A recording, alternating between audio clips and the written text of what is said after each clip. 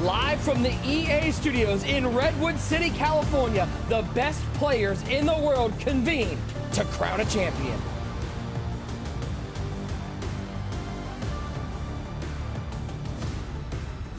Live from the EA studios in Redwood City, California, the best players in the world convene to crown a champion. As they get prepped for the $1 million Ultimate Madden Bowl presented by Lexus.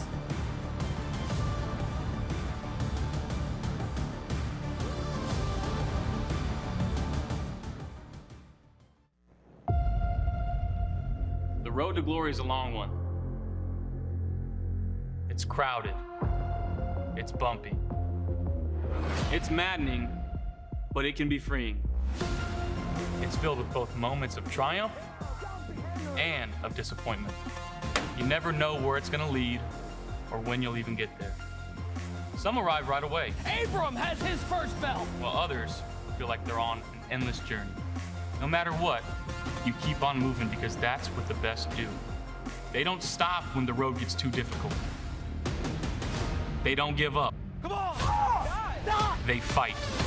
It's time for the Ultimate Madden Bowl. Oh, he's out here going crazy! They work harder. Thousands competed all year long to get to this point. They train longer. This is our Super Bowl, the biggest stage we have in Madden. They stay on that road even while everybody has already turned their back the other way. The biggest Madden tournament of the year with $1 million up on the line. You want to be the best? You cannot stop me! The beast has been on a tear. Then you got to beat the best. Why would you piss me off? He's done it all when it comes to competitive Madden. This is the Ultimate Madden Bowl.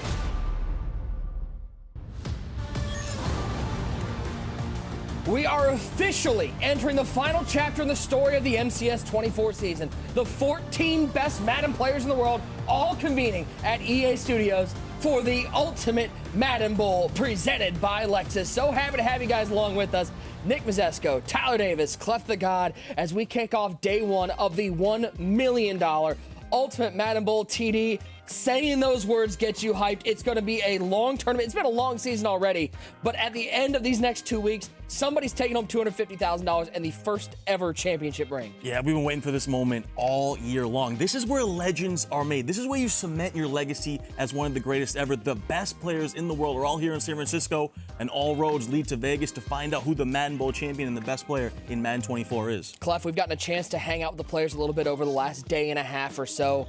You can tell the tension in the room. They know how big this tournament is. They know what's on the line, and they're going to bring it all this week. Yeah, and everybody want that Madden Bowl win, man. Everybody want to end the year off right and win the biggest tournament of the year. This is the best of the best. You can't sneak your way here. You get here by grit, putting the time in, and performing. You know, all these players, they know what's at stake. They understand the pressure of trying to win this tournament, and I just can't wait. And by the way, you know, that pregame intro we just did, that got me wanting to play right now. Yeah, I'm ready to run through a wall right now. If there was a Money in the Bank briefcase, you'd be back there taking somebody's spot. Oh, yeah. This is mine. Yeah, This is mine. I'm playing for it. Let's take a look at our day one schedule, show you what we've got on the line today. We're going to kick things off with a battle between two of the best as Dez takes on Wesley. Then Abram and Fancy, around 8 o'clock Eastern time, will battle it out for a spot in the quarterfinals.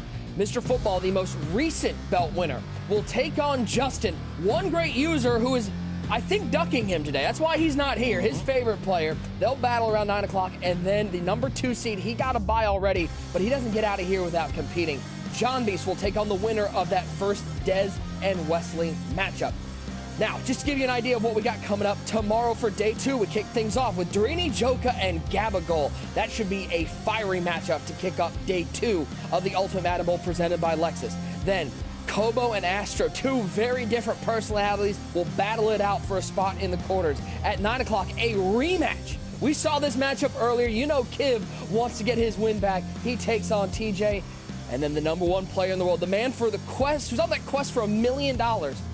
He's still got a long way to go. He's going to take on the winner of Drini and Gabagol. Speaking of money, let's take a look at our prize pool and look at all the bread that is on the line. $250,000 going to the winner of this tournament. $150,000 going to second place. $100,000 if you just make the top 4. You can see they've already earned $30,000. How about, by the way, the benefit that John Beast and Henry get? They've already earned $55K because they got the bye and they're already on to the final 8. A whole lot of money. Let's talk about how we got here. Let's start things off with John Beast. He won the most feared belt. TD has been one of the more consistent players, and he's on a path. Yeah, he really has, and it's been a bounce-back season for John Beast. Really had a down season in Madden 23, but he's looking strong here in Madden 24. This is one of the best out there. Clef, the most recent belt winner, Mr. Football, coming off that win at the playoff challenge. But look at all he's top 32 in every single tournament this year. The consistency. You know, that's what you want a year. You want to be consistent like how he's been, and you want to get hot at the right time. And there's nobody hotter right now than Mr. Football. Now, we know that users ducking this man. Nobody is denying that. How about Justin? TD didn't make a live final, but the consistency is what got him here, and he was able to get through. And now he's got a chance at $250,000. Yeah, and he's been on the brink so many times throughout his career. Finally gets over that hump, gets to a live event, and he has a lot to prove to our very own one great user. How about Fancy Clef the Guy? This is one of the guys, that TDM crew, one of the best offensive minds out there. Can he get over the hump here in the Ultimate Madden Bowl? Yeah, one of the best offensive players every year. The talent is there offensively. It's going to be on him to see how far he can go. He got all the talent in the world. Maybe the Rookie of the Year so far, because he has earned a belt. But this, I call this man the roller coaster, TD. Look at this, a top 4, a belt, and also a top 288. It's been up and down, but still, Abram has that belt, and no one still believes in this young man. So he has that chip on his shoulder, a youngster, but has his first belt, looking to do more damage here in the bowl. CTG, you know this man very well. You've competed against this man in Wesley Gittins. Maybe one of the best to do it without a belt. He's looking for his first one. You know he's hungry. Yeah, nobody got more at stake than Wes. Nobody in the world, man. One win, one belt win, and it changes his whole legacy. Last but not least, we shouldn't leave him out, the defending Madden Bowl champion, Dez. Maybe not the year he has wanted so far after such a phenomenal Madden 23, but if he ends it with a Madden Bowl win, that's all out of the woods. The best player in the world in Madden 23, right? Made the first event in 24, but it's been a struggle since then. He gets into the bowl, he gets in, and he can prove, he was the guy that we thought was going to be, right behind Henry, so he has a lot to prove in this tournament. Those are the 7 players who will be in action today. Let's talk matchups a little bit because we've got, I think, 4 really good games coming. We don't know what one of them is going to be, but we kick things off. I mean, you talk Wesley and Dez. I mean, firepower. That's all I can think of. These are the 2 of the biggest stars of the game, TD. For Wesley, Clef mentioned, this is legacy. He needs that belt, and he's no longer that young kid who is known as Joe Rice early. He's getting into his prime, and this is a guy that needs to get that belt. You know he's hungry for it. Yeah, for sure. And for years, Joke was the guy, right? Gets so close so many times, can't get over the hump, can't get that belt. He finally gets that belt, and Wesley is next on that list, right? He has that team belt, maybe a little bit of asterisk by it, some people want to say. So he doesn't have that individual belt yet. That's what Wesley needs. He's accomplished it all. He's got the money, he's got the live events, he's got all that, but he needs to get that belt and potentially that ring here in this Madden Bowl to really cement himself as one of the greatest ever. Clef, on the flip side for Dez, it's crazy to say the word a disappointing year when you've qualified for the Madden Bowl as the 7 seed and had a top 2 in a tournament, but he's following up a year where he won 2 times. I mean, is this a disappointing year for Dez, and how badly does he need to win this Madden Bowl? For him, he's going to say it is, but that's greatness. That is greatness. That's how you know you're great. When you still make Madden Bowl, you still make an event, you still make a final, and people calling it a disappointing year. It's what you call respect. When you got those expectations on you, you have done a lot in this sport. So I would say, he has put himself in a very rare category of people expect him to win every tournament. And he got a chip on his shoulder this tournament. This is the first time he's been an underdog in a long time, so I can't wait to see how he responds. And remember, everyone kind of said, this is the next guy up. He's going to surpass Henry as the guy. So he has a lot to prove here to get back to that. And remember, Dez is still only 18 years old. That's just so young for the pedestal that we've kind of put him on already. Well, why don't we have a little bit of fun? It's been a crazy year. It's been a fun year. So I think it's time we head to the Dev K. Spade's favorite segment.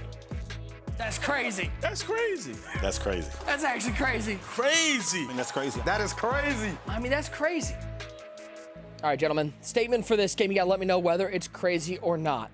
One of these 2 former Madden Bowl finalists, Wesley and Dez, they will represent this side of the bracket in the final on February 9th. Is that crazy? That's not crazy. That's not crazy. These two guys have a great chance to get to the final. You see in their careers. You've seen what Wesley's done and Clef. Wesley's made deep runs in so many tournaments, right? We talked about hasn't got that belt, but he's a guy that we know can make a deep run, and we saw with Dez last year. So that's not crazy to me at all. Yeah, I don't think it's crazy either. I mean, both of these guys, the talent is there and the resume is there. It's one thing to just have the talent, but when you've shown you can get there, I mean, we can see both of those guys win this whole tournament. Well, the reigning Madden Bowl champion will kick things off for us in just a few minutes. But first, let's flash back to the summer when Cowboys fan Dez went inside the film room with Cowboys All-Pro linebacker Micah Parsons. Here with my guy Dez and Michael Parsons himself, man. We're going to get right into it. This is his championship game versus Henry. I'm going to ask you, first off, is there any players in the league that you feel like they have built-in threat detector? They automatically know what's coming before you plan on defense? I would say a guy like Zach Martin, like when I'm going against him in practice, he's like IDing me. He's like telling me where it's coming from. So most of the time, it's the lineman that's actually IDing the blitz and not the quarterback. Yeah, most times. And if they do, they call it out, then the quarterback will say, hey, then we'll go here. Okay. You came up with your first stop. You want to be very dominant. You're respecting the player that you're playing. Henry's coming out here. He's running tight. And as you see, this is the play art that he's running right here, Micah. You see double wheels, inside route, crossing route from the outside guy, and the running back on the streak. It's the same exact play Henry's run, 4th down. He's going to run it, and it seemed like Dez ran the same play, and guess what? He converts it. Big 4th down. Micah, there are plays during the game where you see somebody run offensively, and you're like, you know what? He ran it on 4th down. Put that in the book because he might come back to it because they got a big 4th down conversion. Yeah, of course. I mean, anytime, a person converts or they have a lot of success at it, he's going to come back in later in the game. And remember that something's good, going to keep going to it. And that's exactly what Henry did right here. 3rd and 10, he just converted on 4th and 2. He said, you know what, I'm going to mix this up. I don't think I'm going to run it on 4th down. Let me try to run it again on 3rd down. And Dez, you being key to locked in this time, different, same formation, same everything. Same play call as you can see. Double wheels, running back on the street, in route, crossing route, and vertical. Just a couple plays later. But this time, instead of having that slot guy manned up, you decide to send the pressure. Why'd you do that? Because I like the linebacker's positioning better than the corners when he's manned up. I also shaded outside on the last play so that the in route was more open. Here I liked it more inside because he's running more inside routes with a cross on the end. So I shaded inside here, shaded up, and it played it way better. Same adjustment from the last play. As you can see, Dez's user right here as he's trying to bait in between the running back and right there, and Henry has to step up in the pocket because this time he decided to send pressure instead of having that guy manned up. And that right there was the key changes, like you said, between the player and coach and him going off instincts, trying to make a play. And as you see right here, what happens, he gets a big turnover. Him choosing to shade the guy inside instead of outside. Ted Hendricks comes up with another big stop. Great play, Dez. Listen, Micah, we appreciate you coming through, checking out with the Madden Film Room. I'm your man, one great user, here with my guy, Michael Parsons and Dez. See you next time. I'm not gonna lie, I didn't know user was allowed in the film room. See? Yeah. And somebody had to tell user what to say, because there's no way he knew any football. We're going to give you behind the scenes. They had cue cards behind him. They cued him, because I seen user move athletically, and it's a disrespect. He had Micah tell him everything before they went live. It's good stuff. Hey, user, this is what happens when you don't show up for a day. Yeah, I mean, that's what happens. You don't show up for a day, you get roasted. So I'm sure he won't come back to bite us tomorrow. Let's talk about our next game. After the Dez and Wesley matchup, we got Fancy battling Abram. And on one side with Fancy, 24 years old, TDM.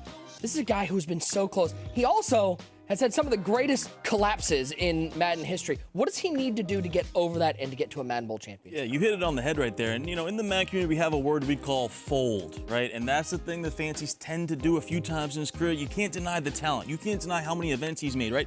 He's almost kind of in that Wesley category where he keeps making these deep runs in these tournaments, but then you said it, these big collapses keep happening, right? We've seen some punt issues, some special teams things that kind of, so if he doesn't fold in these big moments, that's what he needs to work on. It just comes with the experience and being in those hot seat moments. Clef, on the flip side, Abram, 18 years old, might have Rookie of the Year already solidified with that belt. So he's kind of playing with house money considering how well he's already done this year. Yeah, and this man should feel like the most disrespected man in Madden. I mean, his belt has not been respected at all. It just is what it is. People kind of just skipped over it.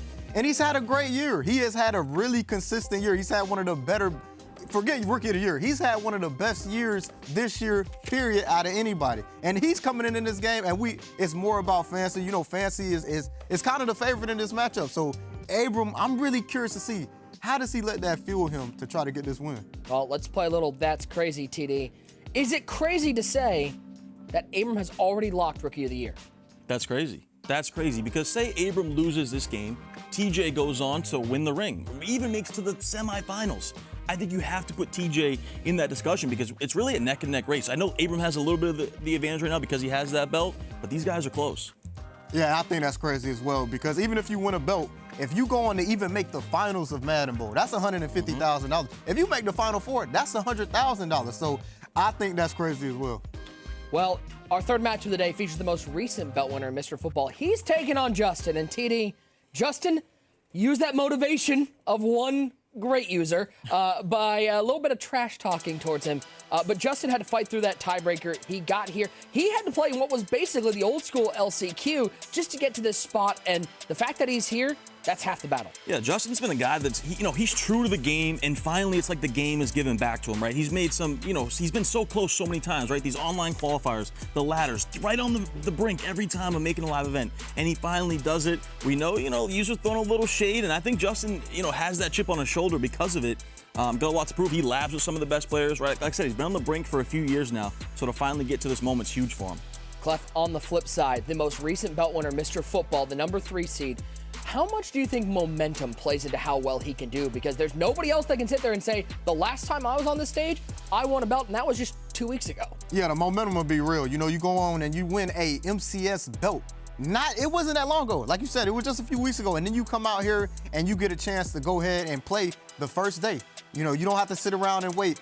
And he can really use it. The game hasn't changed. It hasn't changed, still the same game. And he can really go ahead and use that momentum. And it's going to be key because people haven't played. It's a lot of people who haven't played in months in an MCS game. So he just played a few weeks ago. I think it's going to be key in him trying to secure a victory. Yeah, being able to get a belt so close to the Ultimate Madden Bowl's got to help him do a little That's Crazy. Clef, I'm going to start with you. Mr. Football should be considered the favorite to make it out of this side of the bracket. Ooh, that's crazy. There's a lot of heavy hitters. There is. And whoever come out of that Wesley, Dez, John Beast, they're going to be battle tested. They're going to be battle tested to get to that point. So I'm going to say that's crazy. I'm going to say that's not crazy. I mean, momentum is a real thing when it comes to John Madden football. You see it in the real NFL. I mean, momentum is real. Football's playing the best he's ever played. He's made some deep events, and that confidence, too. Confidence is another thing, is so important in Madden. You get that chip off your shoulder. You finally get that belt. You feel like you're the best in the world. That can do a lot for you. So I'm going to say that's not crazy. I think 88 can make a run. All right, and then we close the night out with our first quarterfinal of the Ultimate Madden Bowl as John Beast will take on that winner of Wesley and Dez. John is going to be locked in and ready to battle these two guys who are going to battle out in our first game. That is coming up as our closing game of day number 1. I got a little reveal for you. How about a little weekly wild card LTD Jamar Chase, 95 speed, 97 jump. This is coming out tomorrow with those weekly wild cards. So this is crazy. I mean, you want to say it's crazy? That is actually crazy. With the Jamar Chase. I'll tell you what, we're feeling generous here on day 1 of the Madden Bowl, so let's give away the 95 overall LTD star wide receiver. We don't give away LTDs that much. This is a big deal. First giveaway in the Madden Bowl, Jamar Chase goes to Lil Jim 0715. Lil Jim, congratulations. We'll be in touch with you shortly. Check your whispers. And speaking of giving away big prizes, in case you haven't heard, this year's Ultimate Madden Bowl will be the first year where a ring will be given out to the champion, and it's a spectacular design. I think it's time to reveal the design, but before we do, our players were able to get a peek and just take a look at some of their reactions. You can see I got the drip. Oh my lord. Oh man. Oh, this is sick. Oh my god, this is fire. Can I open it, touch it, or not? Yeah, I'm not gonna lie. I need this. This is crazy. Yo, this is fire. I mean, that is sparkly as That is awesome. Definitely can see it on my finger soon. Oh yeah, it's got the field on it too. Las Vegas, this is awesome. Is this real? I would prefer this over a belt, definitely. If you have the one ring that they give out a year, It just makes this Madden Bowl mean more. This is something you can definitely put on in person and show, and it actually looks crazy. Like this ring is tough. winning this would mean everything, honestly. Oh my God, yo, I gotta win this. I got you. This is fire.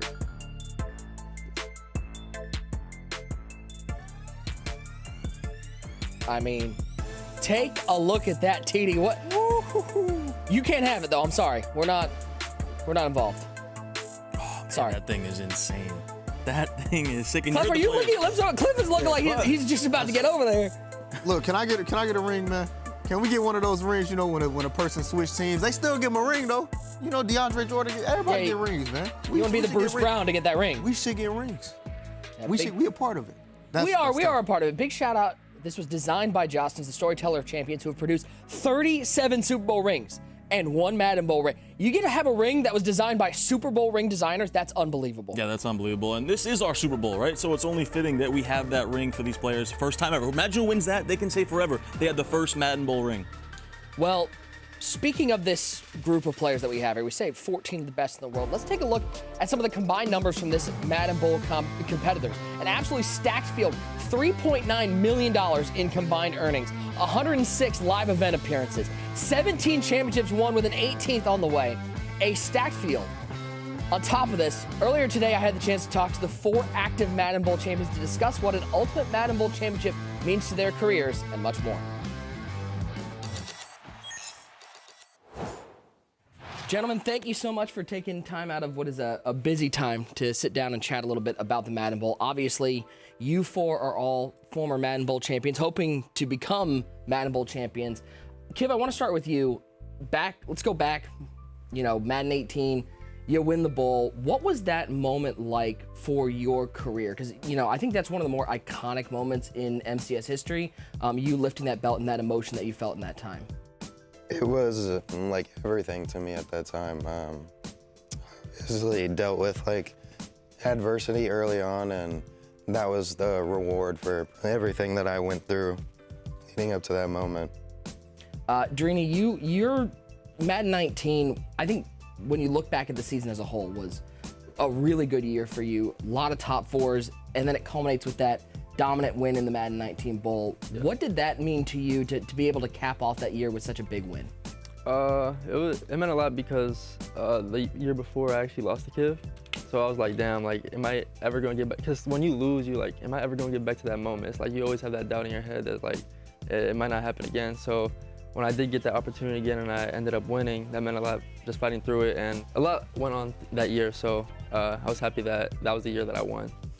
Henry, you had I think the unique distinction of winning a Madden Bowl at home and Tony Gonzalez kicking down your door. Obviously, now you've gotten to experience a little bit of that live event atmosphere, but winning that at home and having Tony G at your door, you probably had the most unique Madden Bowl winning experience.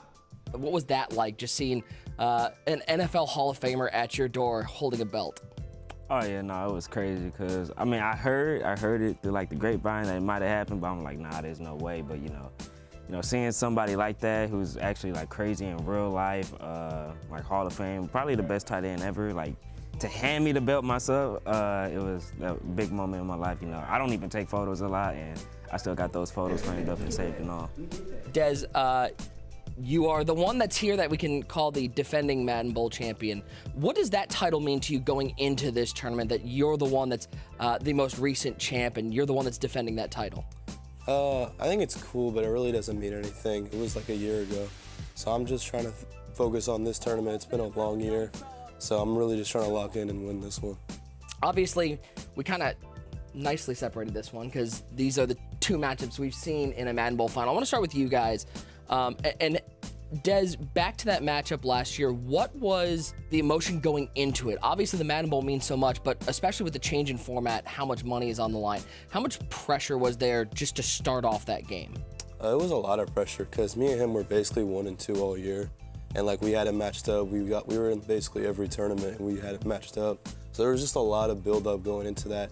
Like I didn't know how I was gonna feel going into the game. There were a lot of nerves, but it ended up working out. Now we look ahead to this year. There's so much on the line, and we're going to get to do this in, maybe the biggest city right now in football, with Las Vegas being the host of the Super Bowl. First time we've been there since Madden 18. What does that mean, Drini, to get to put Madden on the main stage like that in the NFL world? We're getting to be where the center of the NFL world is going to be.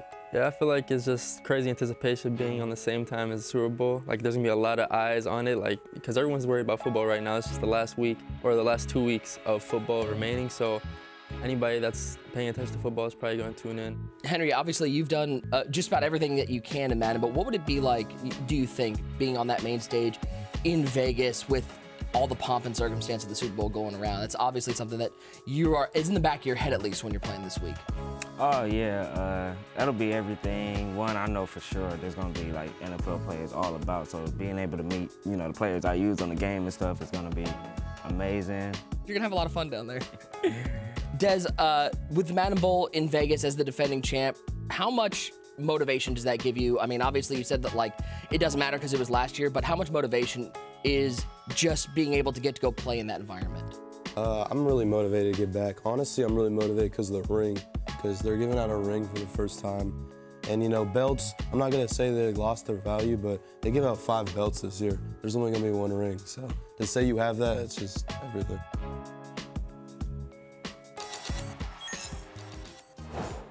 A lot of MCS history in this field, TD. Maybe the most decorated and accomplished field we've ever seen in the Madden tournament. Yeah, it's insane. I mean, $3.9 million earned from this field. That's absurd. That was like a Mount Rushmore right there, Madden, that we just saw. Great stuff right there. All roads lead to Vegas, like we talked about. Who's going to get there?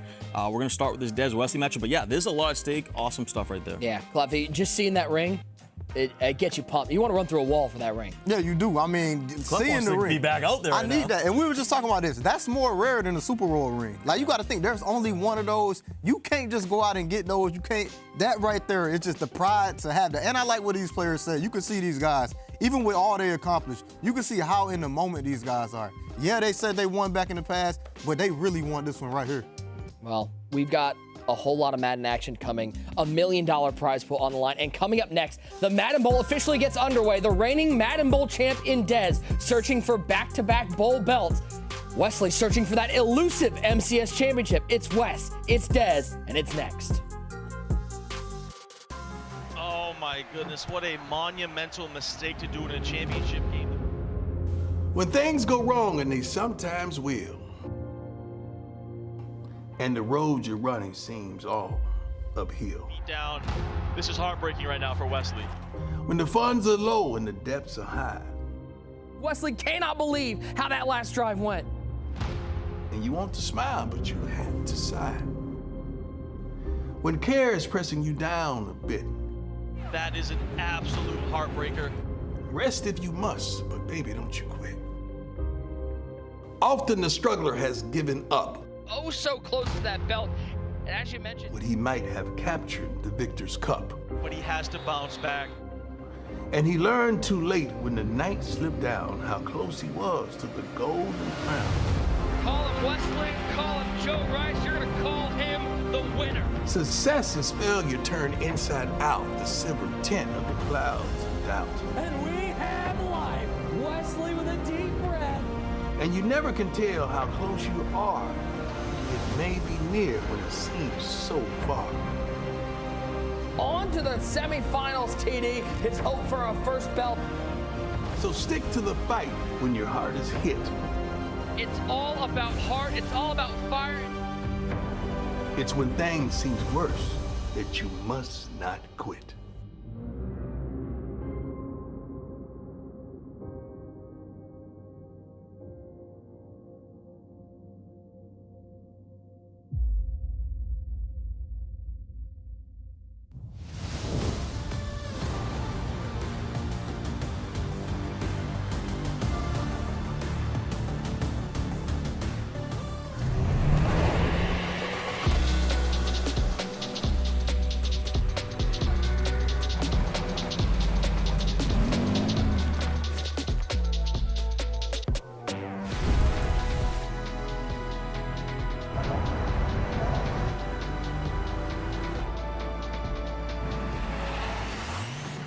Every moment worthy.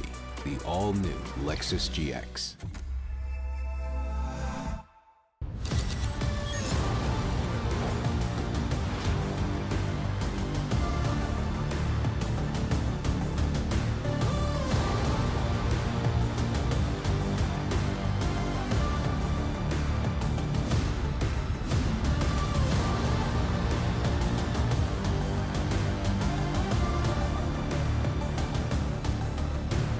first matchup of the Ultimate Madden Bowl presented by Lexus features two of the most talented players in MCS history as Wesley looks to take down the defending Madden Bowl champion in Dez.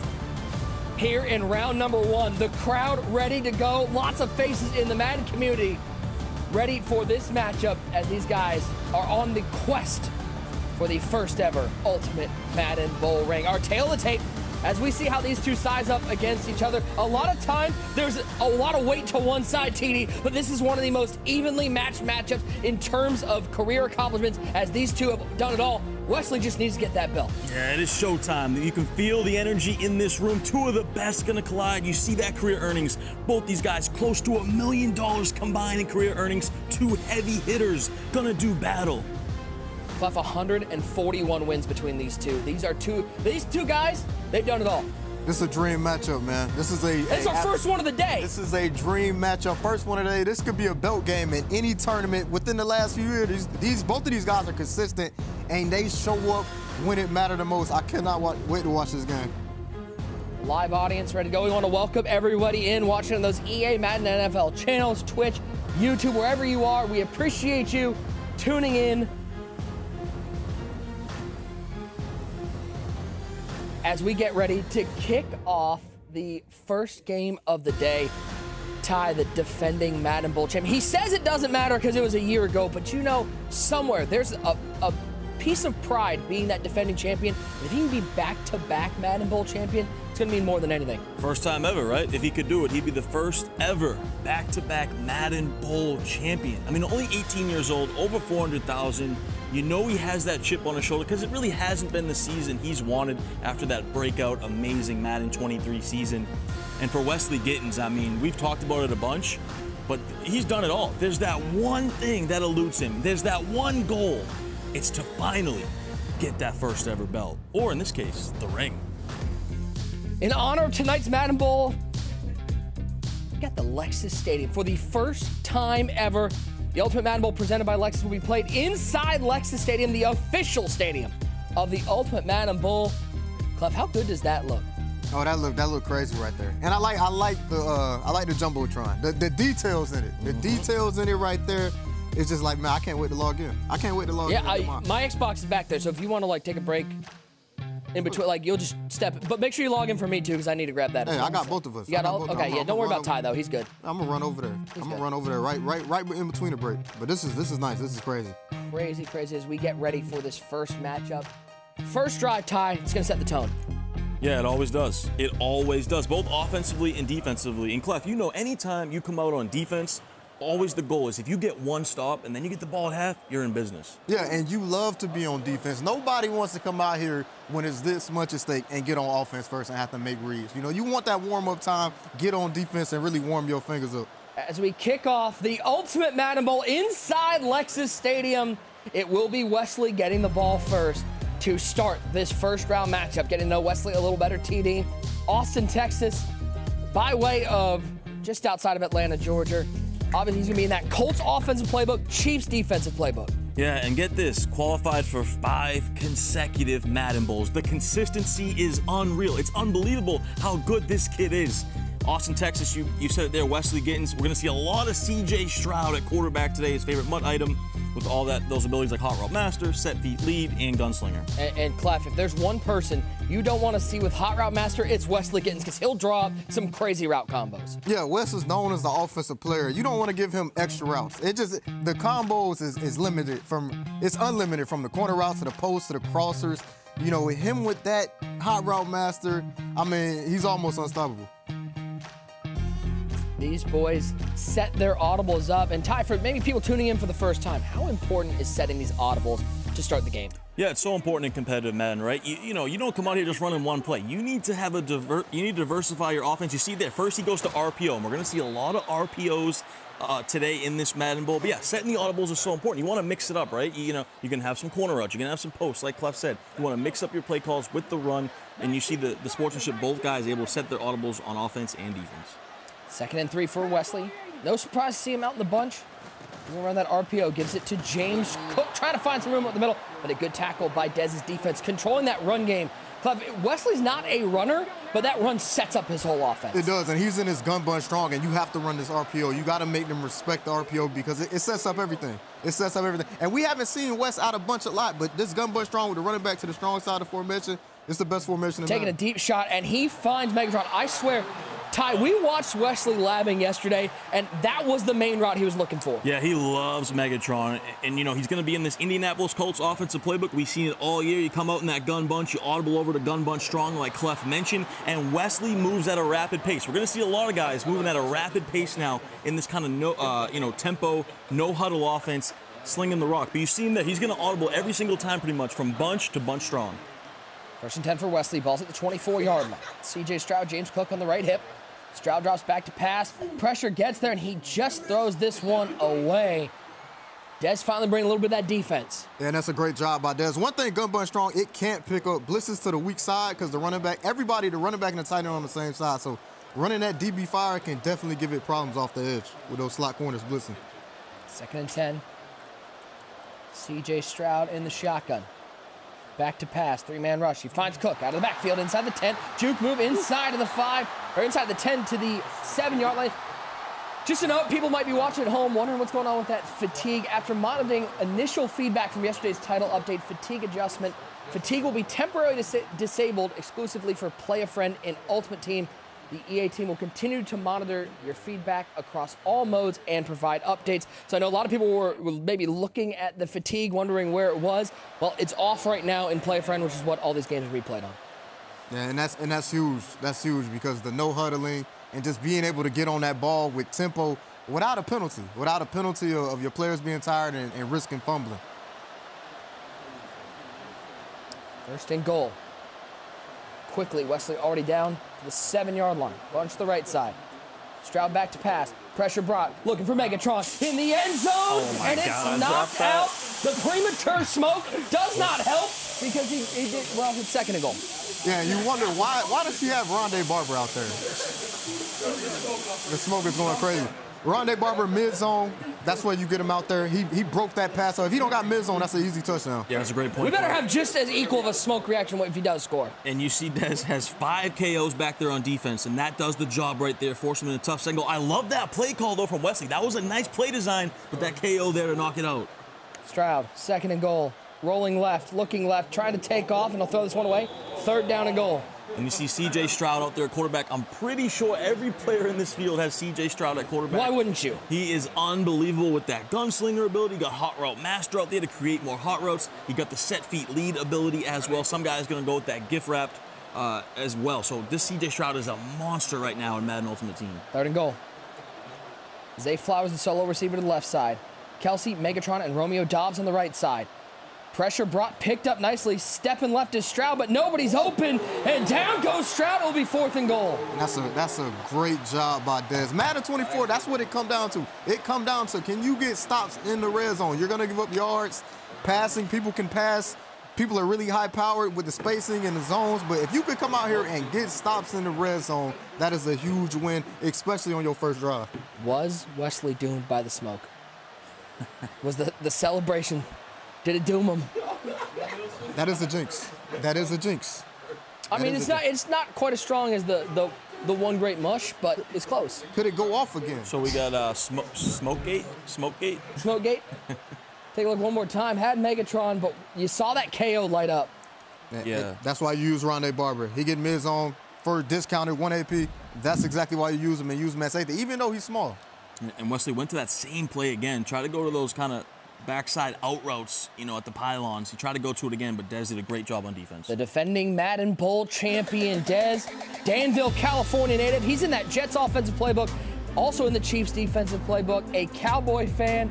And big thing is, he is attending the University of Oklahoma. I know there's a watch party going on for that University of Oklahoma esports team. Really cool to see him representing the Sooners. Yeah, amazing. Scholarship to the University of Oklahoma because of what he's accomplished in Madden. Just so awesome stuff. They got a watch party going right now. Dez, one of the best players in the world. I love that Jets playbook cleft for him because he's able to audible around to a bunch of different good formations. Yeah, Dez is one of the players who you're not going to see him stick in one formation. He run this Jets. He's going to find out what you don't like. what you don't like is what he gonna stick to. He's a real balanced player, and he's one of those players he just figured out. It won't always be pretty, but he figures it out. Yeah, and Dez is a guy, like you said, he'll mix in that run. He kind of resembles a little bit of Dreamy in that regard. Also like Noah. Noah's a guy where if he finds a run he likes, he'll stick to it till you find a way to stop it. So Dez will definitely incorporate that type of style. 2nd down and 9 after the 1-yard gain from the Rutgers University graduate, Isaiah Pacheco. Stroud back to pass, pressure up the middle, looks underneath. Oh my God. That was almost picked. Oh my God. And that is heartbreaking when you Wes. Oh, that's Wesley said yesterday back in the Players Lounge, Clef, he said, my luck's run out. Look at the face on John. He can't believe it. Look at John's face. He said, my luck's run out. I've gotten too old for it. And right there, maybe there's something to it. Thank you. And that's pick artist Ryan Neal. Oh, that's a tough one. That's a tough one. Clef, I don't know if I've ever seen you look this pained. That's a tough one. Hey, think about how he feel. If we feel like this, how does he feel? Now, you see Wes backing off these slot corners. It make this A-gap blitz, the F free safety zone blitz out of Dollar And Springs. Dez hasn't been able to pick it up yet. He finally does. There it is! Thank Picked you. off on 4th Come down. on, man. Harris with the interception. And Wesley looking to get 7 and cash in on the turnover. And that is one of the worst opening drives we've seen from a player. I mean, Dez looked shook right there. I don't know what just happened, but that was really, really bad. And on 4th and 9, he throws the pick. Wesley in business. Stroud back to pass, 1st and 10, stepping up, and I think he took a bulldog. Did he take the old school bulldog? Yeah. Is John Cena about to hit the 5 moves of doom? Looking left side, Romeo Dobbs, juke move outside, but a good tackle from Neal sets up a 3rd and 3. Nice check down right there. You know, in that bunch offset, the flat route to the tight end is always so important. If you don't have any hard flats out there, you don't have your zone drops playing underneath there at, 5 yards or even 0 yards, you can attack those flats. That's what Wesley does there. Motion Flowers, tight of the formation left side, solo receiver, Kelsey Megatron and Dobbs in the bunch right side. James Cook at halfback. As the Ohio State graduate, C.J. Stroud, back to pass all sorts of time. He looks for Megatron, he looks for 6, and he has the first touchdown of the Ultimate Madden Bowl. And what a play call by Wes, and just great patience. It's easy to come off that early thinking you're going to get shedded. Just the patience to throw that, and Dez, he's in trouble. He's in trouble. And this time, Smoke was accurate. Yeah, he did score. And you saw right there, too, with that throw from Wesley. Clef hit it on the head with the patience. Dez was on the route for a second there. Then he got off it to come underneath. Wesley waited and threw an absolute beam, man-to-man coverage to a little bit of a mix-up. Wesley takes advantage. Prime time. We'll take this all the way back out of the end zone to the 19-yard line. Take a look at the pick, setting up this touchdown. 4th and 9, and Harris skies for that interception. And that's a great user by Dez with his lurk artist. Lurking on a D lineman, getting glitchy, and right here, just great patience and a great throw by C.J. Stroud. Drive over the middle. He almost had another one. He is so blind, bro. Like, he is just blind. What is going on right now? 2nd and 6. Stroud looking down the field. There's a good read, but it is knocked out. KO. And you got to throw that later. If he get the out-of-bounds animation, he going to catch that every time. He got to wait 1 second. I think Dez is really panicking right now in the pocket. 3rd and 6. Stroud back to pass, pressure up the middle, but he dumps it off. Travis Kelce, boy, how good. That 95 overall Travis Kelce. Oh, he's so good. And this has been multiple times now. Dez sends out 5. He's not able to pick up that looping linebacker out of this free safety zone blitz. You're going to see this defense a lot here out of the dollar formation. And Dez has had trouble picking it up. And a 1. 10-0 Wesley on top. And Clef, if you're Wesley, you've got to keep the pressure on here because you're feeling good about your situation. Yeah, you got to hold the 3. You don't want him to get this touchdown and get within 3 this quick. You want to hold him to 3 and go get 7. And then you can step on him by then. And you see, this is what makes Dez elite right here, because he gonna figure out he can't move in bunch right now. He's gonna keep audibling and try to find something that works. And he goes to that little RPO out of Trish. Romeo Dobbs, get off me. Yeah, and that RPO out of trips is so good. A lot of times you see the guys running the double Mabel type defense. You see them in dollar. Sometimes they go to the 4-3 even, but their corners are backed off. Sometimes they're in cloud flats at about 25, 30 yards. So that quick smoke screen RPO really does a good job. 1st and 10, Stroud right down the seam looking for Kelsey, and there's the KO. How many knockouts? 3 or 4 KOs already. Yeah, that's why you get 5 knockouts on your defense, right? They are so valuable to have on your squad here in Madden 24. Frenetic pace early in this first round matchup. 2nd down and 10, Stroud back to pass. Pressure up the middle. He finds Pacheco out of the backfield. He'll pick up 6. That's what Dez needs to do. He needs to find those little 5-6 yard gains. Yeah, and he's tried a few times, right underneath those running back routes, and Wesley's kind of been all over him. Goes to bunch here, and you see Clef mentioned all the formations. Now goes once again back to trips. I don't think we'll see RPO here. I think he's going to try to throw the rock. 3rd and 4. Stroud looking over the middle. And that was a great pocket right there. Great pocket by and that's Dez. where Hot Route Master comes into play. He put Kelsey on that post route. Exactly. The combinations you can put out here, you know, to beat exactly what he had right there was a double Mabel, and just to be able to throw that right between the zone, you can't do that without Hot Route Master. And Clef, where are you most vulnerable when you run that double Mabel? Middle of the defense, right? Has that high-low read there with the drag and the post. Did a great job. Empty backfield. First time we've seen that today. As Dez in business inside the red zone. Motions Pacheco over to the right hip. Bunch to the wide side. Double Solo corner. receiver wide left. Double corner that right side. Waiting, looking, throwing, inaccurate pass, those on the run. Tough break. It was good patience from Dez. He rolled out, he waited, and it was open. Just a tough break. 2nd and 10. First game of 4 tonight.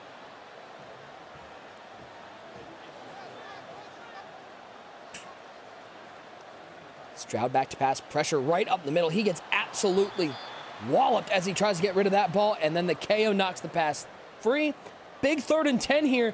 If Wesley can get off the field by holding to 3, he's in firm control. Yeah, and you know, Wesley, not known for his defense, right? And it has been his defense that has shown up here in this opening game. Big 3rd and 10, like you mentioned, for Dez. You want to get 7 in this spot. They're down. Pacheco will split out of the backfield, emptying it out for CJ Stroud. Man, he screamed at him. He screamed at him. One more. 6 of 14 to start the game. And it looks like Dez is going to bring out the field goal unit. Yeah, going to take his 3. You see Dez very frustrated. Just doesn't have an answer for that looping blitzer. Tried to go 5 out again. He motioned his running back out of that trips formation. You got to think about, you know, keeping your running back in the block here. Using some slide protection. Try to pick up that looping linebacker. 10-3. And for Wesley, how much do you want to be in this position as you're able to get this stop on 3rd down, and now you have an opportunity to go up by 2 scores before the half? And you see right there, free up the A-gap. And he was throwing to the tight end, which didn't look open. It was not. He's actually probably lucky he got hit. That would have been scary. If he was throwing the tight end, which I believe he was, that could have been scary. It's James Cook over the left side. Picks up 6 yards. Opportunity maybe to take a breath. This, without the fatigue on, these guys are both, I mean, we might see the most plays ever run in the Madden game. Yeah, it's going to be frantic paces. Tons of up-tempo offense. Take off a seat. Oh, what a late throw, and he finds Kelsey. Always looking downfield. Wesley might change his name to Houdini because he's a magician out there. He really is. And, you know, it's funny, you got the gunslinger ability, but that's who Wesley is. He is a gunslinger. He'll throw some wild ones, right? He'll take some chances, steps up in the pocket, makes a nice throw. Bubble. RPO, Dobbs, juke move inside, 1st down and more. Juke move inside, and Romeo Dobbs has green grass. He's out of here. Touchdown, Wesley. All you need is 1 stop. How about the stick work? The stick skills on display for Wesley Gittins. Quick RPO bubble to the outside, goes back in, couple jukes, Romeo Dobbs to the end zone. I didn't expect this, Nick. I didn't expect this. A lot of time left. 2:01 to go. But take a look one more time, TD. This man felt like a diner in the 50s because we had ourselves a jukebox. Little double juke, and then Romeo Dobbs, too much speed, takes it to the crib. Stroud, quick throw. All these throws, it seems like Wesley's just 1 step away. Every time Dez throws the ball, I'm on the edge of my seat right now. It is scary, He's got to pick up this pressure. Dez got to find a way to pick up the pressure. He does. He really got to figure out a way to pick up that looper. And this right here for me is 7. You got to get 7 if you're Dez. You really can't settle for 3 unless you have to. Look at the coverage downfield. He'll throw this one away. Had a couple corners set up a streak down the field, but that left side was blanketed. Yeah, he was trying to set up, once again, that double Mabel beater, that double corner out to the left side. Had a deep fade. Maybe he was looking at behind the defense. Look at Bosa in the backfield. Tells Isaiah Pacheco this 1st down's closed for business. This is huge. This is absolutely huge here for Dez. 4th and 4. Trips to the right side. Kelsey, the tight end on the left side of the formation. Pacheco in the backfield. Stroud back to pass. Pressure picked up nicely. And Kelsey, feet in bounds. Yes, indeed. A clutch first down from the defending champ. And goes to verticals out of trips. I know how many Madden players out there just love to run verticals. He has that tight end. It's actually the only play in my playbook. He has that tight end on that quick corner, throws it to the sideline, feet in bounds, and he stays alive. Pacheco takes it up, 5-yard gain. Big shout out to PlayStation, the exclusive console provider of the Ultimate Madden Bowl. Down to 5. Trips to the right side. Megatron motions right to left. Stroud back to pass. 4-man rush picked up nicely. Stroud gets outside the pocket. Not a lot of room, and he'll throw this one away. 3rd down. That's phenomenal defense. Phenomenal defense from Wesley. Dez wanted to go dual corner routes on the left and the right out of that trips formation. Wesley had it blanketed. Stroud pressure up the middle. Looks deep my down the God, seam, bro. and he...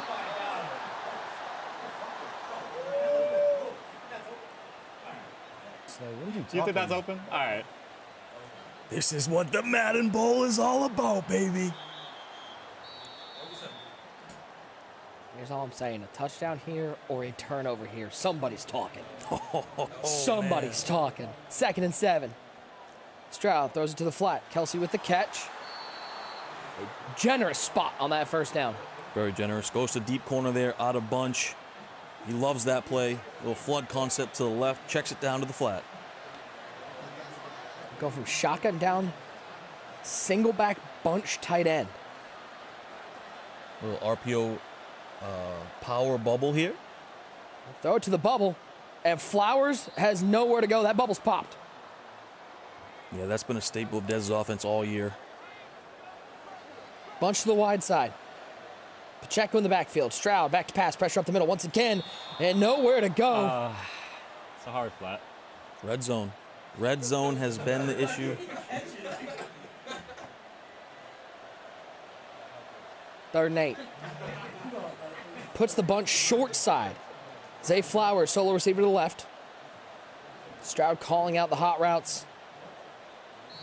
The presumptive rookie of the year at the helm. You mentioned every single player is going to have that CJ Stroud today. Oh, yeah. Oh, yeah. He's an absolute beast. Has a little bit of speed to him, too. We talked about all the abilities. Has a nice release as well on his throwing motion. 3rd and 8. Dobbs splits off the bunch. Kelsey and Megatron still right side of that formation. Stroud back to pass. Pressure. Flushes Stroud out. Late throw to Dobbs. On the run. Inaccurate. 4th down decision time. I don't think Dez is bringing out the kicking unit. I think you got to go for it. You have to. You cannot be down 11 at half. You can't take this 3. You got to go for 7, make this a 1-possession game. Dez trying to pull out all the stops to stay in this 1st round matchup and defend his Madden Bowl title. He would go for the first time to tight. Pacheco offset behind the right hip of CJ Stroud. It's Kelsey and Dobbs to the right side, Megatron and Flowers to the left side. 4th and 8. He's thinking about it. He might not run this. Wow. I don't know about that, Nick. Does he just kick now? You can see he's frustrated. Wow. Ball is down, kick is up, he takes his 3. And I'm not saying it's a lot of time, but Wesley still has 2 timeouts in his pocket and 19 seconds left, and we've seen how easily he's moved the ball. And we know Wesley. We know he's not going to say. He's not just going to take the knee. He is going to take a chance here. He's going to take at least one shot and see how it goes, and then he'll play it from there. Is this as good of a first half as Wesley could hope for? He looks phenomenal. I mean, and we know how good he is on offense every single year, every single tournament. But what he's doing on defense right now, Dez looks like he's in a pickle. He doesn't know what to do. So underneath, he finds Kelsey to the 40-yard line, 45, and he'll go out of bounds. Still keeps those 2 timeouts in his pocket, but just a little bit closer to scoring range. Yeah, and I love that play from Wesley. Audibles over to that bunch strong to play dagger. You got like a high-low read and a deep crosser with that hot route master. He's going to go to it again here, back-to-back plays. Stroud back to pass. Might have him. Looking deep. Does he have Megatron? Feet in bounds. 1st down, 7 seconds left, and Wesley at the 21-yard line. Yeah, just a masterclass, and he calls that timeout so quickly, so you have one more shot at the end zone here. 7 seconds remain. You know he's going to be looking deep down the field. 6 seconds, Dobbs. 5 seconds, steps up. 3 seconds, 2 seconds, he'll throw this one away. And so he answers the field goal by Dez. He's gonna bring out the field goal unit himself and end the half, assuming nothing crazy happens here, but it doesn't. As the kick is up, it is good with a full 14-point lead. What a masterful end of half drive. A master class right now from Wesley. I mean, you couldn't have planned for a better first half. Offensively, defensively, he is playing phenomenal. As we kick off the second half. Kick is away. And Dez will take this out to the 25-yard line. That is where we will end the first half of a wild first game of action. It is Wesley in firm control, up 14, but Dez with the ball to start the second half, and we know the defending Madden Bowl champion, he'll be thinking all about this drive and ready to respond. 20-6, your halftime score. All right, ladies and gentlemen, make sure you have your EA account linked with your Twitch account so you are earning those Twitch drops. Let's clear things up. I know everybody's talking about that Kyle Pitts. I've seen a couple people post that. Kyle Pitts, you will earn next week at the finale. Today, you're earning those Madden Bowl tokens. And what you can take with those tokens, one token will get you that standard drop pack, but for 3 of those tokens, you can get a MUT Super Bowl program pack. That set's gonna be available on the 2nd. Or if you missed any of the MCS drops from earlier this year, available on 2.9 will be that MCS drop player fantasy pack where you'll be able to select any of those MCS drop players you might have missed from earlier this season. All those goes into that final item that you'll be able to earn. So again, no Kyle Pitts Day, but these are all important Madden Bowl token packs. If you already have all the players from this year, make sure you're getting those Super Bowl program packs. That set available on the 2nd. It's giveaway time here at the Madden Bowl. How about we do a little baby dump truck with Icky Woods and Dante Whitner Sr. A couple AK items for you from the Bengals and the Niners. The winner of the first baby dump truck of the night goes to Sea Breeze 2005. Congratulations to you, Sea Breeze 2005. We'll be reaching out to you on Twitch shortly. A wild first half of action. Couldn't ask for much more from the first game of the Ultimate Madden Bowl. For a little bit of a breakdown, let's throw it over to T. Davison. You know, he's Clef the God, but today I'm calling him one better user. I am better than you. That's a great name. But, Ty, let's talk about this first half, man. That was a dominant performance by Wes. I don't know if he could have played much better. You know, besides taking 3, could he have done anything better? He couldn't. Everything went perfectly. He probably couldn't even plan for that to go so well. Yeah, just an amazing game plan by him. Let's go ahead and break down these plays and really show y'all what was happening in that first half. Right, you can see Wes right here. Now he's backing off this corner. He's backing off this corner because it makes the blitz screen better. You can't ID this guy. You know, you can't ID this guy and pick up this A-gap blitz right here. And Wes he dialed it up every play. He was relentless with this. Let's go ahead and roll this. And you see Savage just come right through, walk through. And what does this do? This makes him speed up his progressions. He throws this blind read right here. You see this guy just come in free. And TD, he gets bailed. And it's happened multiple times throughout this first half. We keep seeing it over and over. He can't pick up this looping defender. He's forced to throw it quickly. And right there, he's very fortunate. If he would have had a little bit more time, might have had the route behind it, but he doesn't because of that looping linebacker. And let's get to this next play. And it's multiple plays like this. As you can see, the A-gap it's giving him fits. You can see both of these corners are backed off again, the slot corners. So he can't ID these guys to pick this blitz up. And we go ahead and just roll this play again. And this time he pays. And right here, you can see him lurking on Christian Harris right here. That's a D lineman, but he has lurk artists. Dez panics. He panics again right here. And TD, just an amazing play. Yeah, and you said it. And this time he actually picks up that looper, but he's so nervous that it's going to come because it's been giving him problems all first half. He's forced to throw it quickly and into the mistake. You see that lurk artist right there, Harris, with the big-time pick for Wesley. Yeah, and like Sam Darnold said, he's seeing ghosts. He is. He really is right now. He's seeing ghosts out there. He really is. And let's get to this next play. This right here, this is a great play by Wes right here. This is why you don't play on conservative in Madden 24. It's no point. This is the best move in Madden. It's the best I've ever seen the juke personally. You see Wes right here in this gun bunch strong offset, the RPO read. You see Julius Peppers crash down, and TD, just look at him get busy. Yeah, the double juke right here, that Romeo Dobbs is an absolute beast right now in MUT. And these RPO read bubbles, Clef, have been good all year long, right? You can get it out there quickly. If you don't have any hard flats or you don't have it manned up, you can do exactly what Wesley did here, take it to the house. Yeah, man. And I'm excited to see how will Dez respond in this second half. What will he do? What adjustments will he make, TD? He needs to make a lot. He needs to make a lot. He needs to figure out how to pick up that looping linebacker, and he needs to be able to get the ball moving down on offense a little bit better, right? He's trying to check it down too much to the run back. Got to pick up that looping linebacker and try to go deep down the field. And that's it for the halftime. Back to you, Nick.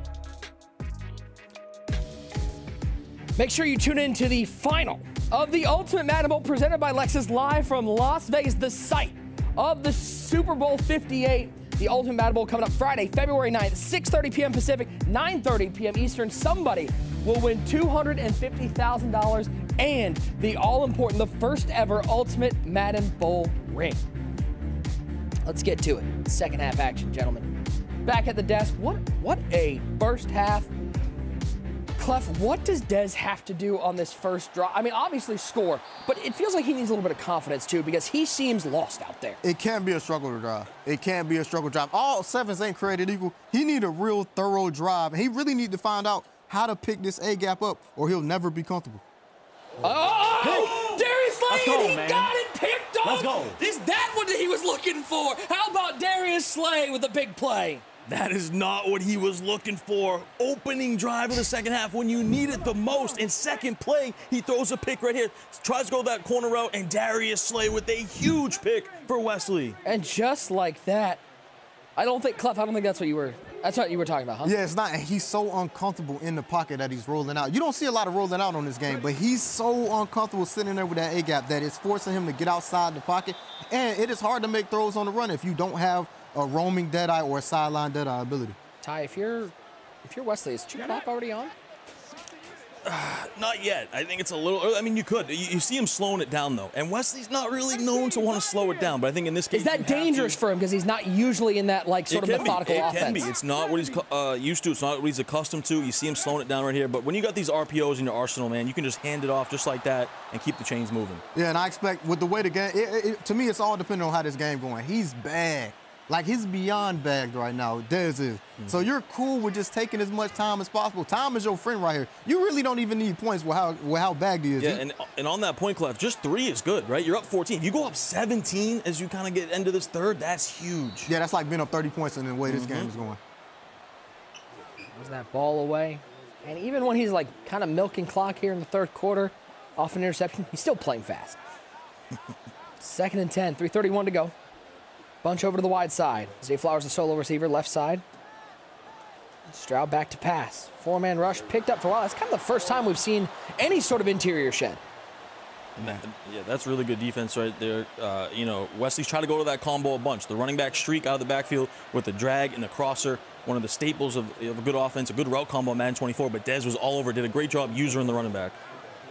Stroud, quick throw right side. He finds Romeo Dobbs. Juke move inside, back outside, and he'll pick up a first down. Yeah, and he's gave up that play so many times. Just Durham, it's a hard play to stop. The spacing of this play out of Gun Bun Strong is so tough to stop. But if you Dez, you can't let him dink and dunk you right here. You know, the worst thing you can do is give up points and let him take all of this third quarter. You got to get aggressive on defense. It's James Cook. How about the Cook family? Dalvin and James. Pretty good running backs in that family. Oh, yeah. And we're going to see a lot of James Cook in this tournament. The 2 main running backs right now, James Cook, Isaiah Pacheco. Of course, Pacheco going to be in Las Super Vegas? Bowl. Yeah, okay. Yes, he will. Stroud. He's got him. Oh my God. Gronk was there too. Oh my God, bro. And that's a lurk artist. That is a lurk artist. Very fortunate for West that Gronk did not pick that off. Well, we know Gronk struggles on defense sometimes. Miami, that angle. We just watched that play. That's the only reason. Why you gotta do that to me, man? Stroud. That's on me. That's on me. Okay, so Dan Campbell would go for this one. Looks like Wes is going to take his 3 and go up by 17. Yeah, you got to take 3 there. That was a great play design, too, from Wesley. He had the streak there that brought back that deep zone defender. The corner route was open. He just rolled out and threw an errant pass. 23-6, so now the start Dez was hoping for. 17-point game, Clef. And you got to think, obviously there's pressure being in the Ultimate Madden Bowl. But now being down by 3 scores in the second half, that pressure is ramped up on the defending champ. Yeah, it's rough, and it's not 3 scores where things aren't going your way. It's 3 scores where I'm getting dominated. Everything is going wrong. Yeah, I'm getting dominated. I didn't fumble or anything. It's just he's getting dominated right now. So he really got to just pick up the pace. 8-yard gain on first down out to the sideline. Clock running. And that 2-minute mark in the third quarter. Nick Mazesco, Tyler Davis, one great. Clef the God is here. User got time off right now. He took time off. Well, you know, listen, User's a fragile human being. He needs that, you know, I heard he's just sleeping right now, but he might be at the spa, maybe getting a little manicure. Yeah, We're here doing the work for the people at home who are watching. He just didn't want to deal with Justin. He didn't want that pressure. You know, he's ducking. That's okay. He's ducking for sure. Yeah, he's not going to watch no game, but I'm telling you right now, that Justin game, he watching that. He going to treat that like a sporting event. He not going to miss. He not going to miss nothing. He's going to remove the cucumbers from his eyes at the spa just to watch that game. That's why he's sleeping right now. He getting well rested. Hollywood User. 4th and 2. Stroud rolling right. He can pick up this first down if he wants to, and he will indeed. Picks up a couple extra yards. Like the modern day Madden version of the fake slide. I'm going to step out of bounds. Nope, still going. You see that mobility of Stroud. That's why he is just one of the best cards in the game. Picks up the first on a crucial 4th down. Dez taking a lot of time here trying to pick his play. Yeah, and if you Dez right here, you got to think if this reached the 4th quarter, it's onside kick time. It's onside kick time once I get points here. Right up the seam. Dangerous throw, but Megatron hits him with the too little. The Georgia Tech product with the first down. Now, Clef, have we seen like more than 5 good reads from Dez? I mean, like this is how many open receivers has he thrown to? This is uncharacteristic of him. This pressure is getting to him. It's getting to him. You see right there, Wes does a great job of putting his safety in a purple and having them zone drops on to take away that corner route. Yeah, it's a little bit of a giveaway. When Dez goes to that tight formation, you know he wants to go to those double corners, so Wesley able to take it away. Over the... Good Lord. And you see that stat line, 13 of 30 with 2 picks. It's very un-Dez-like. That is un-Dez-like. We haven't seen that a lot this year. I know he completed that one, but that felt like a really good user from Wes. He shows the user on Megatron, splits up, and you're just hoping that he makes the wrong read. Yeah, and the big thing about having a good user, it goes hand in hand. If you can get pressure on somebody and have blitzes, it allows you to be more aggressive with your user. Just gonna hand this one off to Pacheco, and Isaiah Pacheco into the end zone for the first time today. Dez finds a touchdown, and he cuts it back to a 2-score lead. See if he goes for 2 here. Probably. You know, it really doesn't matter because you're down 11. I don't love the going for 2. Yeah. I don't, but 9 versus 10. Yeah, if you get 7, you know, if you come out here and get 7, then you down 2. Now a field goal can win you the game. It does put a little bit more pressure on your opponent. Gets the 2-point conversion. Makes it a 9-point game. And more importantly, Clef, he does this without getting into the 4th quarter. Yeah, and he's saving all the clock he can right now, and it's not his friend right now, so he got to really, really be very smart and cautious of what that time is like. And he got to come out here. He has to be aggressive on defense. He got to force a turnover. Here's the touchdown one more time. Gives it to Isaiah Pacheco. The best quote I heard was Isaiah Pacheco runs like a little kid trying on shoes. Yeah, he really does. Runs hard. I like the play call there. A little fake jet sweep zone play. And now, you know, puts a little bit of pressure here on Wesley. It's weird to say this. Hey, Clef, call me crazy. It feels like Wesley is more comfortable in the close games than he is with a big lead. Like this doesn't feel like a Wesley game because he has to slow everything down. Yeah, and sometimes it happens like that because you don't. And when it's a close game, it feels like you're not blowing the game. When you got that big lead, it's like, especially when you've blown a lead before, that type of stuff creeps into your head. Oh, I can't lose this game again.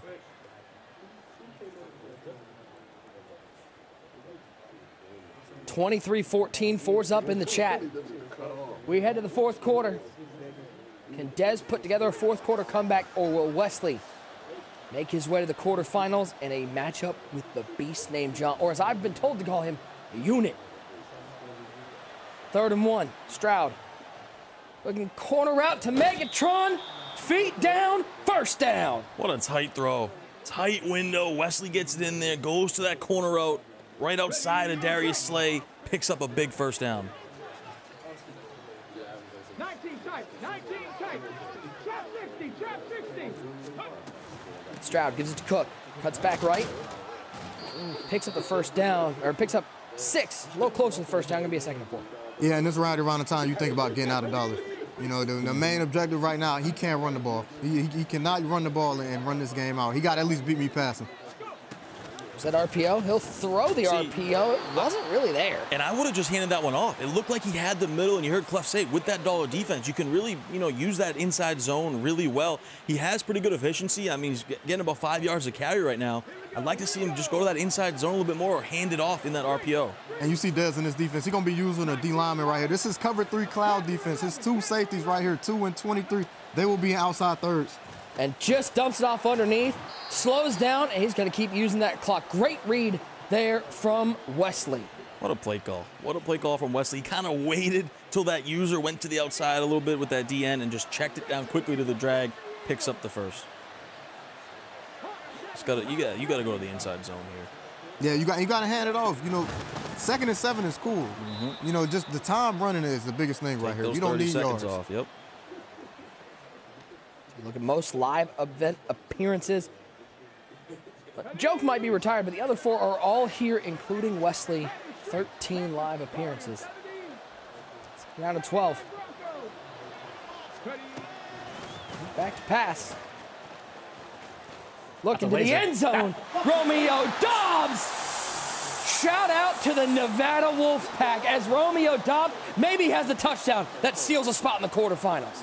That might do it right there. And you see creeping into Dez a little bit. Wesley going to go for 2 here, try to make this a 17-point game. I do like the decision. Make it 3-possession game. Stroud back to pass. He throws a pick in the end zone. Got to make a tackle here. Ooh, tried to journal his way out of there. Harold Carmichael. It's going to stay a 15-point game. Still a 2-score game. So not over yet, but that felt like one of those drives. Just pin him to the mat. Count the 1, 2, 3. Yeah, and West just played a good game. He played a very solid game. One of his better games of Madden I've seen him play, especially defensively. Mm-hmm. And I will say, Dez holding that 2-point conversion does give him a little bit, as our guy user would say, life. One stop. But he's still in this thing technically with all 3 timeouts. Yeah, that's a great dot by West. Rolling out, bringing that cloud flat down and just throwing right over the top of. Stroud under pressure, rolling right, throwing back across his body. Save Flowers. I mean, throwing him into traffic. Always dangerous. Under 50% completion percentage for Dez. Just so uncharacteristic. Stroud, nowhere to go. Here's one thing that's scary, Clef. If there's one thing that's scary about Wesley, we all know how good he is on offense. We can see how good he is on defense, but right now you're seeing a confident Wesley out there. Oh yeah, he's confident because when you come out here and do something that you aren't accustomed, he's not used to coming out here and just bagging somebody out. The KO knocks it free.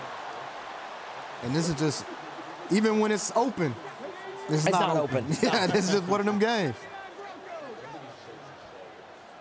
4th and 4.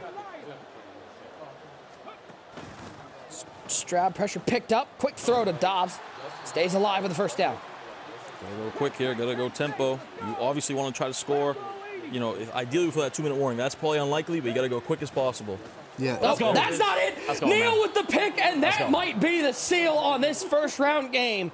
Wesley's offense was great, TD, but his defense set everything up. So impressive. So impressive for Wesley. We talk about the offense ad nauseum. We've done it every year, every tournament. It's been the defense in years past that's held him back. But in this game against Dez, his defense is what's going to get him to advance here against John Beast.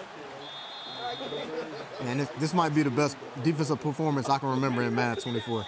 This is impressive. In a game that is difficult to find defense. This is impressive. You haven't seen somebody this uncomfortable. He is uncomfortable. These are uncomfortable throws, and I'm panicking because I think I'm getting screamed at. I mean, let's be clear. This game, not easy to find defense that works. But Wesley looked like a UPS store out there with all the boxes he had him in. Oh, he just bagged him. He bagged him. And the score won't tell justice of how bad he really bagged him and how much he really dominated this game. 4th down. And Clef, what do you think he should have did differently there to slow down that loop? Because it seemed like he blocked it here and there a few times, but really overall had no answers for it. Yeah, just sending 5 out. He could have blocked his running back more. He did a good job. He picked it up with the play action, but he was going to the same combos from the play action instead of using his hot route master. and just running the ball. I think he just, after that first stop, after he got stopped that first drive, and he threw basically 2 picks on 1 drive, I think he just panicked the rest of the game. Boy, and Clef, you got to think if you're Wesley.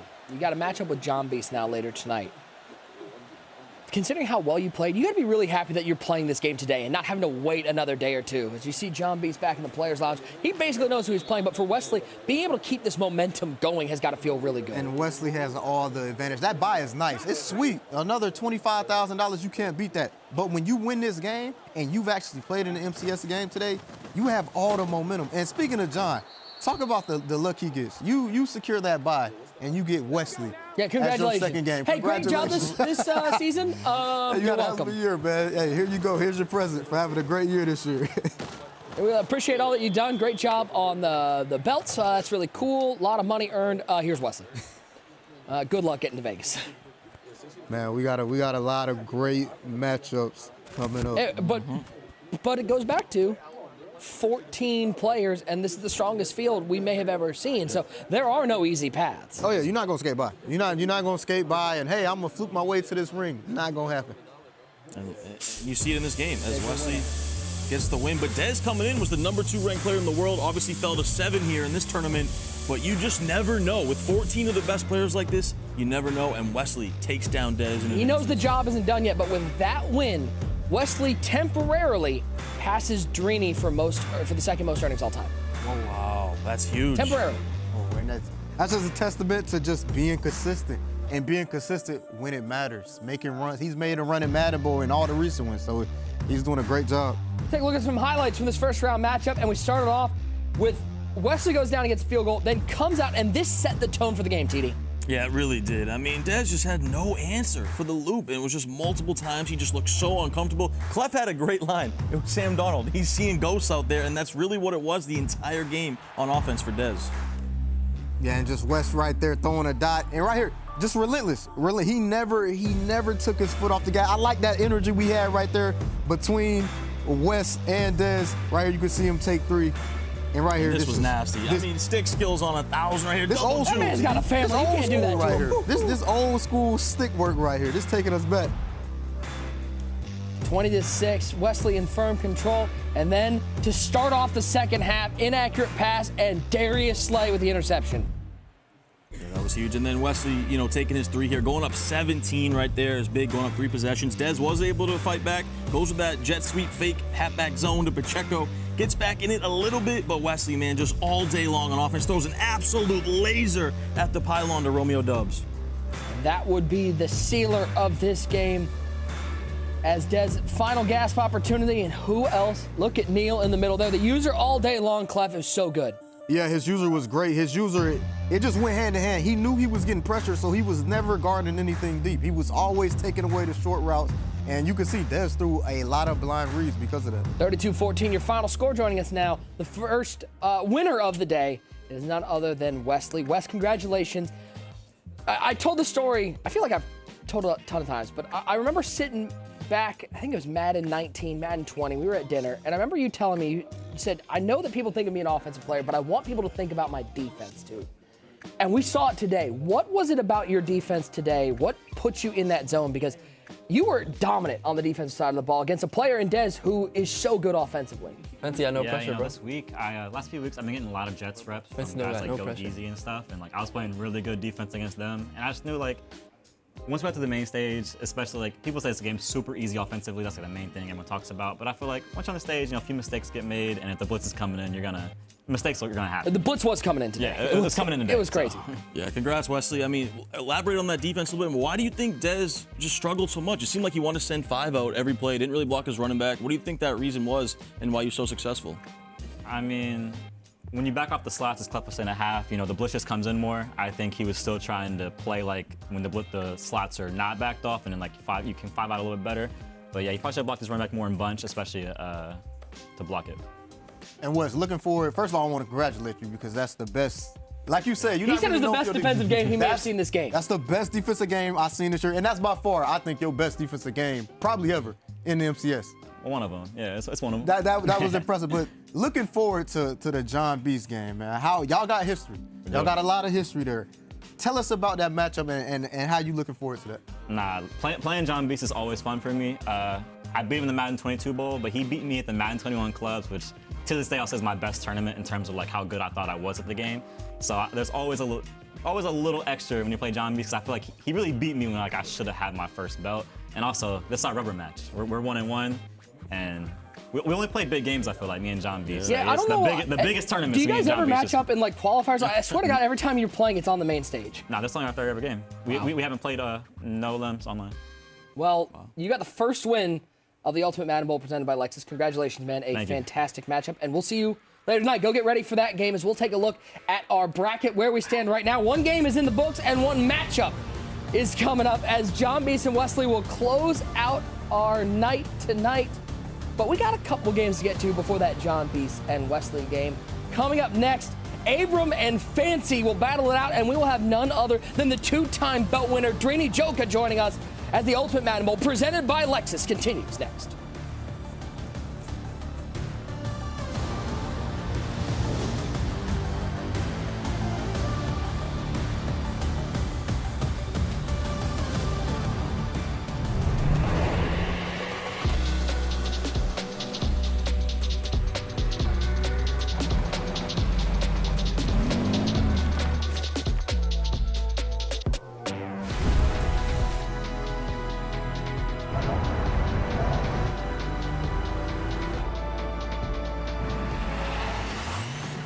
Every moment worthy. The all-new Lexus GX.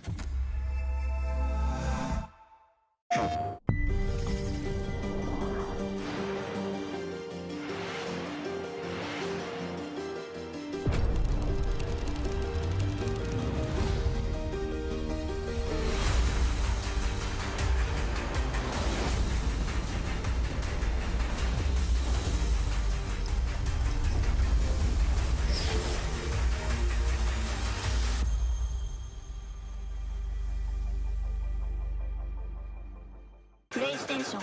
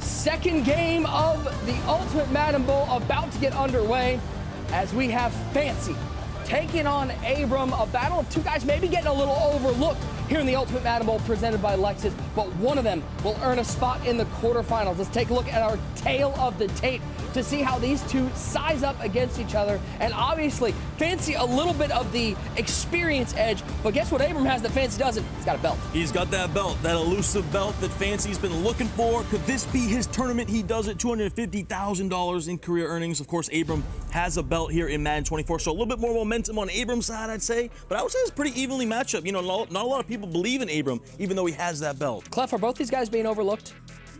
I would say Abram definitely. I don't think Fancy really being overlooked, but I think Abram, when you won a tournament this year and you come in and nobody's talking about you and you got one of those belts and there's just no respect, nobody's respecting him. Nobody's respecting him. Nobody's saying he can win a tournament. So I think he's definitely getting overlooked. All right, so we've got a pretty big gap at the desk, okay? You know, we're having fun, the three of us, but we need to bring in another voice to fill the one great user size voice gap. So joining us at the desk, another two-time belt winner, Drini Joka. Drini, welcome to the desk. Do you feel retired yet, or you still want to play tomorrow?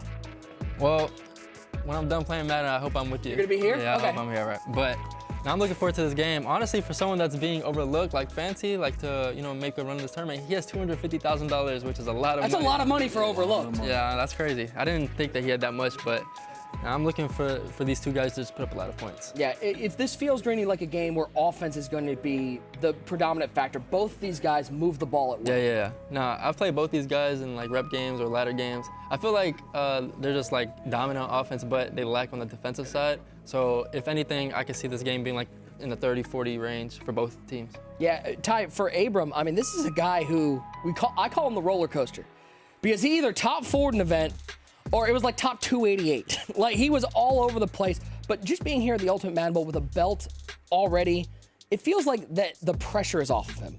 Yeah, it really does, right? When you reach that mountaintop, and Drini can talk about this more, but when you finally get that first belt, it takes a lot of pressure off you, right? And you feel like you can compete with anyone now on this live stage. No, 100%. Like when you get that belt, but here's the thing though, like sometimes when you get that belt, you kind of start comparing yourself to others now, and like you want to like be better and be better. Like so you still get added pressure, you know what I'm saying? I think it adds more, it might even add more motivation to you, right? 100%. Where like you want to get another one now and you want to keep going. Remember, he's only 18 years old too, right? He still has his whole career in front of him. Don't we all remember when we were 18?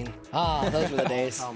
Hey, I know today reminded you of how long that is. Happy birthday, man.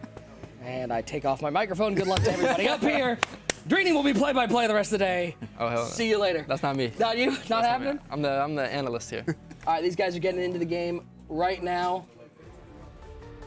The legend RG comes to the audience. Oh, you know the energy's about to pick up now. RG in the building. These guys get ready. Second game of the Ultimate Madden Bowl, and we head inside the brand new. You can earn this right now. Log in to Madden Ultimate Team, and you will get this. We head inside the all-new Lexus Stadium inside of Madden NFL 24 as we kick off this first round matchup, Fancy and Abram for a spot in the quarterfinals. It will be Fancy with the ball first, as Primetime will take this past the 25. Some good blocking out there to the 35-40. Are we going to start this off with a fire play to the 40? What a kick return for Fancy. I don't know if I've ever seen a kick return that good to kick off a game. That was amazing. Fancy with a little bit of smirk. He knows that's huge for him to start this game. And we got Fancy's bio, Frisco, Texas. Drini kind of knows about Frisco, Texas a little bit. Jets offensive playbook, Chiefs defensive playbook. Drini, you know Fancy pretty well. What are we going to see offensively out of that Jets playbook? Yeah, he's just going to run bunch strong all game. He runs a lot of corner routes, and then like from the corner routes, he's going to set you up from those corner routes, and then he's going to attack you with Durham with the running back streak and post route from RB. So that's pretty much all you're going to see from him in offense. Seems pretty basic, but it's really hard to stop. It's effective, yeah. Yes, yeah. Yeah. By the way, his favorite NFL player? Tony Romo. Oh, no, that's not a good player to be a favorite of. I mean, he chokes in the playoffs all the time, don't he? Yeah, don't kick any extra points. What a Dak love that, man.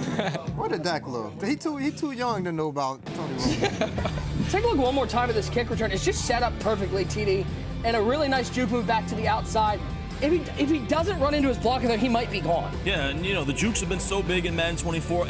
You gotta have Deion Sanders at kick returner, right? You just have to. Makes a big play to start it. Fancy locked in right there, but you gotta think he feels a little bit of stress relief, right? You never really want to get the ball first either, Drini. You always want to get the ball second, get the ball to start the second half, but to get a big kick return is huge for his confidence. 100%. Getting ball first is a lot more stressful because getting stopped in Madden is much more impactful than scoring 7 on Madden. So like getting the stop, like if you're on defense first, that can really change the game. Which does give you context for Wesley gets the ball first in that last game, gets stopped for a field goal, and then goes on to a dominant performance. Like that, there had to be a lot of nerves when he didn't get in the end zone on that first drive. Oh yeah, you're nervous because if somebody come out there and get 7 on you, you're down. Now you're behind the sticks. Now it's so much pressure on you. You know, just getting ball first, it just feels like it's a setup. First and 10, good field position at the 34-yard line. C.J. Stroud rolling right, and he'll throw this one away. So good defense early from Abram. Yeah, he has the scouting report. He knows Fancy likes to do corner out, so he double flatted the safety side, put him in a purple, and then had a hard flat for the flat. Yeah, and Abram's really good at that. He's going to come out here and he's going to double Mabel a lot. Oh, looking over the top. That's a dangerous throw. Right there, Fancy was just being greedy. He had the corner out wide open. He didn't double flat that time, but yeah, he got greedy. Is that the chess match we're going to see with Abram defensively, whether he double flats on that side or not? Well, that's what Fancy's trying to do. He tries to make people double flat so he can attack the middle. So that's his game plan, for sure. Chess match of Madden, 3rd and 10. Abram is actually a chess fan.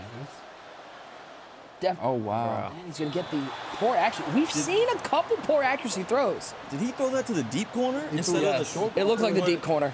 That was interesting. That was crazy. So a great kick return sets up good field position. Incomplete pass, incomplete pass, incomplete pass. And we go to 4th and 10, and it looks like Fancy's going to send the offense out. Oh, he's sending the offense out. Yep, he's coming out in a bunch. Okay.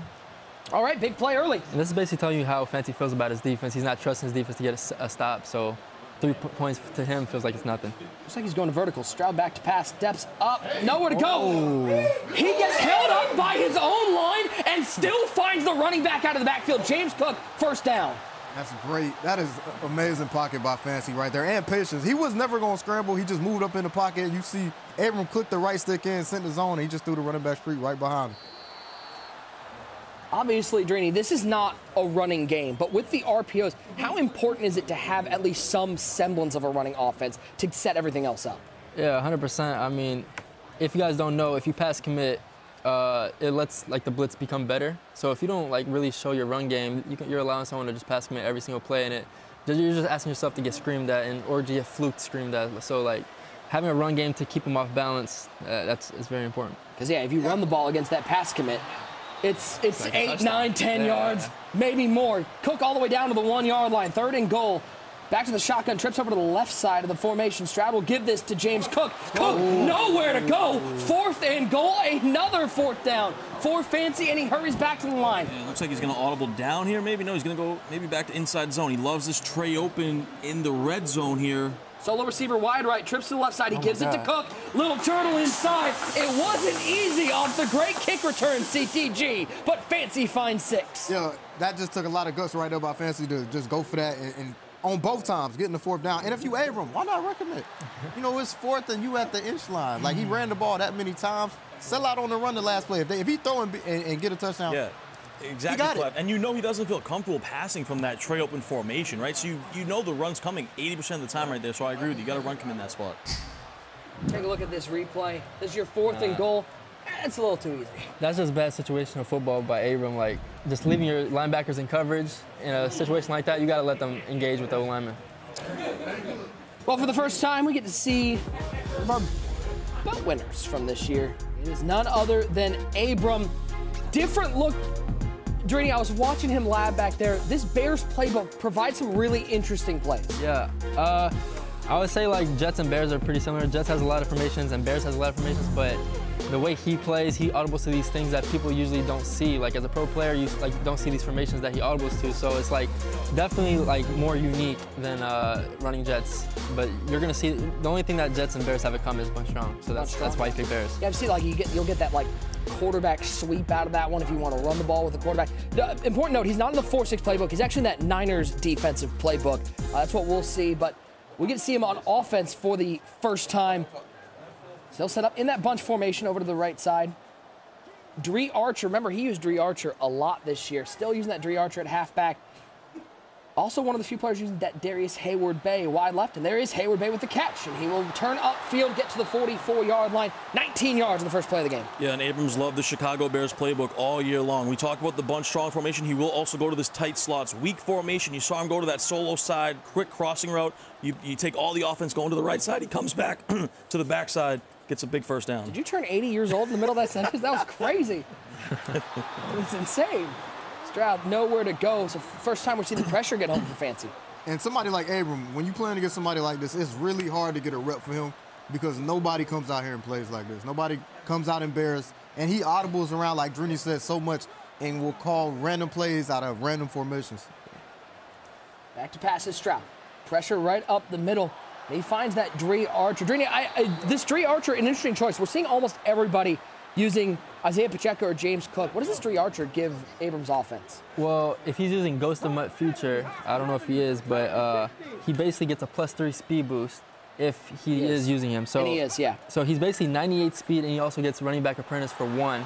So that's basically, but he's using C.J. Stroud, which is pretty confusing. Which is using up all your AP if you're using what, set feed and hot route master. He already has hot route master, so you don't need running back apprentice. So it's kind of confusing. But that speed is insane. The one downfall why people aren't using him is he has like 60 carrying, so he can fumble if he gets stripped.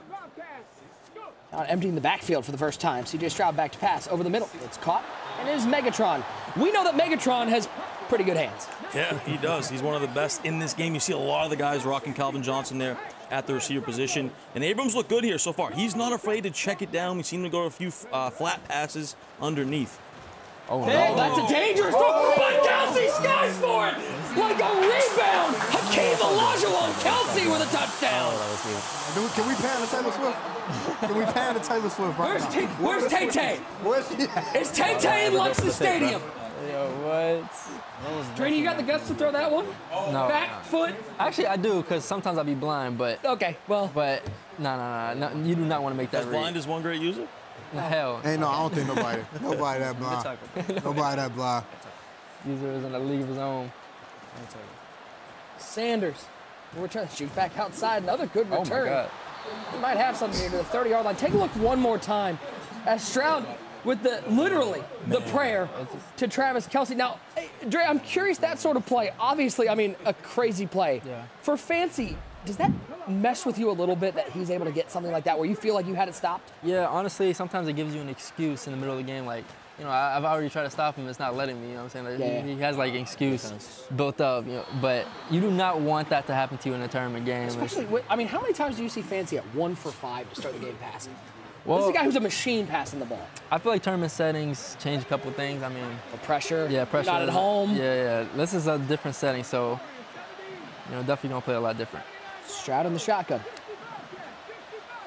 Zay Flowers, solo receiver. Stroud back to pass. Stepping right, throwing right, and there is Romeo Dot for a first down. Dot to the right side, get the offense moving. I love that play there. Goes to that bunch try and get that quick, sharp-cutting corner out. Kind of resembles, Stick from the West Coast playbook. He's able to get out there for a big completion. Stroud back to pass. He's going to look once again, this time to the left side. It is Megatron with the catch. So, 2 plays, ho-hum, all the way down to the 22-yard line. And much like we saw in the first game, CTG, he's going to hurry up this offense and try to keep him on the heels. Yeah, with the way the stamina is, no penalty come out here and just no huddle. And keep him in the same defense. Keep his zone drops the same, which is key. So you know exactly what shell he has to give you. And Drini knows this as well. This gun bunch strong. It's really hard to stop just coming out here and running strictly zone. You got to mix in some man to really counter these corner routes. Yeah, absolutely. Or you have to double flat every play on that bunch strong. Because Fancy, it's all about like tendencies. Fancy's like a big corner route guy, so you really have to force him out of it. And Fancy's really adapted well to Madden 24. In years past, he's always a trips guy, right? And then he started to incorporate bunch a little bit. But now you see him, in bunch strong. You see a little bit of trips. He's really adapted to the game well. There's the shed, the minister of defense, Reggie White, with the sack. And we get to the end of the first quarter. 7 apiece, your score. 3rd and 15. I think you got T because you went to 80 years old. I turned into a robot. You got T and like 7 cop. What's going on over here? It's game 2. You can't be like this already. Thank you, Jen. I appreciate it. Right, we got a long night. It's all right. Drini's going to take his spot. Hey, you had a good run, man. Enjoy your flight. We got a long week. Yeah, 3 days and we got to go to Vegas. First game, the second game. 3rd and 15. Stroud back to pass. 3-man rush. Oh, no. Right up the seam. He's looking for Cook. I don't think it was open. I'm not gonna lie, that poor actually blessed him. That could have been a pick if that's on target. Absolutely. Like, his user was really over that. It was Harold Carmichael, too. If you guys don't know Harold Carmichael, he's 6'8". And if he gets in the vicinity of catching the ball, he's going to catch it because he's just that much bigger than the receivers. As we take a look at our crowd here in Redwood Shores, California, a lot of names you're going to see tomorrow. Kobo and Henry in the front row. If you could just get that jib camera right up into their nose next time, that'd be really cool. Just one time. Wham! Good luck tomorrow. I might need that. Trini's calling out hits from the jib camera. Hey, I know who to get next. All right, 1st and 10 for Abram. Very different offenses right now. Fancy struggling a little bit to find some rhythm. Whereas Abram, he got blessed a little bit on that Travis Kelce, but moved the ball easily. Goes to that tight formation. Stroud back to pass, pressure on the middle, dangerous, but DHB makes the catch, and Fancy can't believe he didn't get the click on. And guys, we've seen a lot of risky passes in this game. A couple from both guys. Another one there for Abram. And it's all the pressure. The pressure is just speeding these guys up. They're throwing the ball when they really don't want to, but you don't want to take a sack on this game. I don't know if it's just me, but I'm seeing that they cannot pick up this pressure. It was last game, now this game too. Seems like this dollar blitz is giving a lot of people problems. 1st and 10. Already in opposing territory at the 39-yard line. Back to pass. Stroud's going to take off. Miguelito. Good user. It was a tough situation for his user right there. He had to go to the drag and the post. He had to leak out at the right time. It's got to be frustrating when you know that you had a good user and he still picked up 9 yards with C.J. Stroud. 2nd and 1. Loves that flat. That quick flat route. To who else? Prime time. Yeah, and he goes to that a lot. He goes to that trips tight end flex formation, just puts his slot receiver on a flat. If there's no flat defender over there, he'll just check it down for an easy completion. And the one thing about Abram that I'm looking at is he likes to, start off compressed, and then he has other formations that are compressed, and then he has other formations that are spread out, so he's giving you multiple looks. Yeah, and it's hard to set your zone drops for somebody like this because you never know what formation he's going to come out in. It's like, and he's hurrying up every play, so you don't even have that opportunity. And he's hurrying up, so you don't have the opportunity to even set him pre-play. I actually like this play. Attacks multiple levels. On the right side, he'll throw to the flat, Dree Archer. Boy, you're seeing that speed that Dree Archer has in play. That juke move seems just a little quicker. Yeah, that's at 98 speed. He's 5'10", I believe, or 5'9".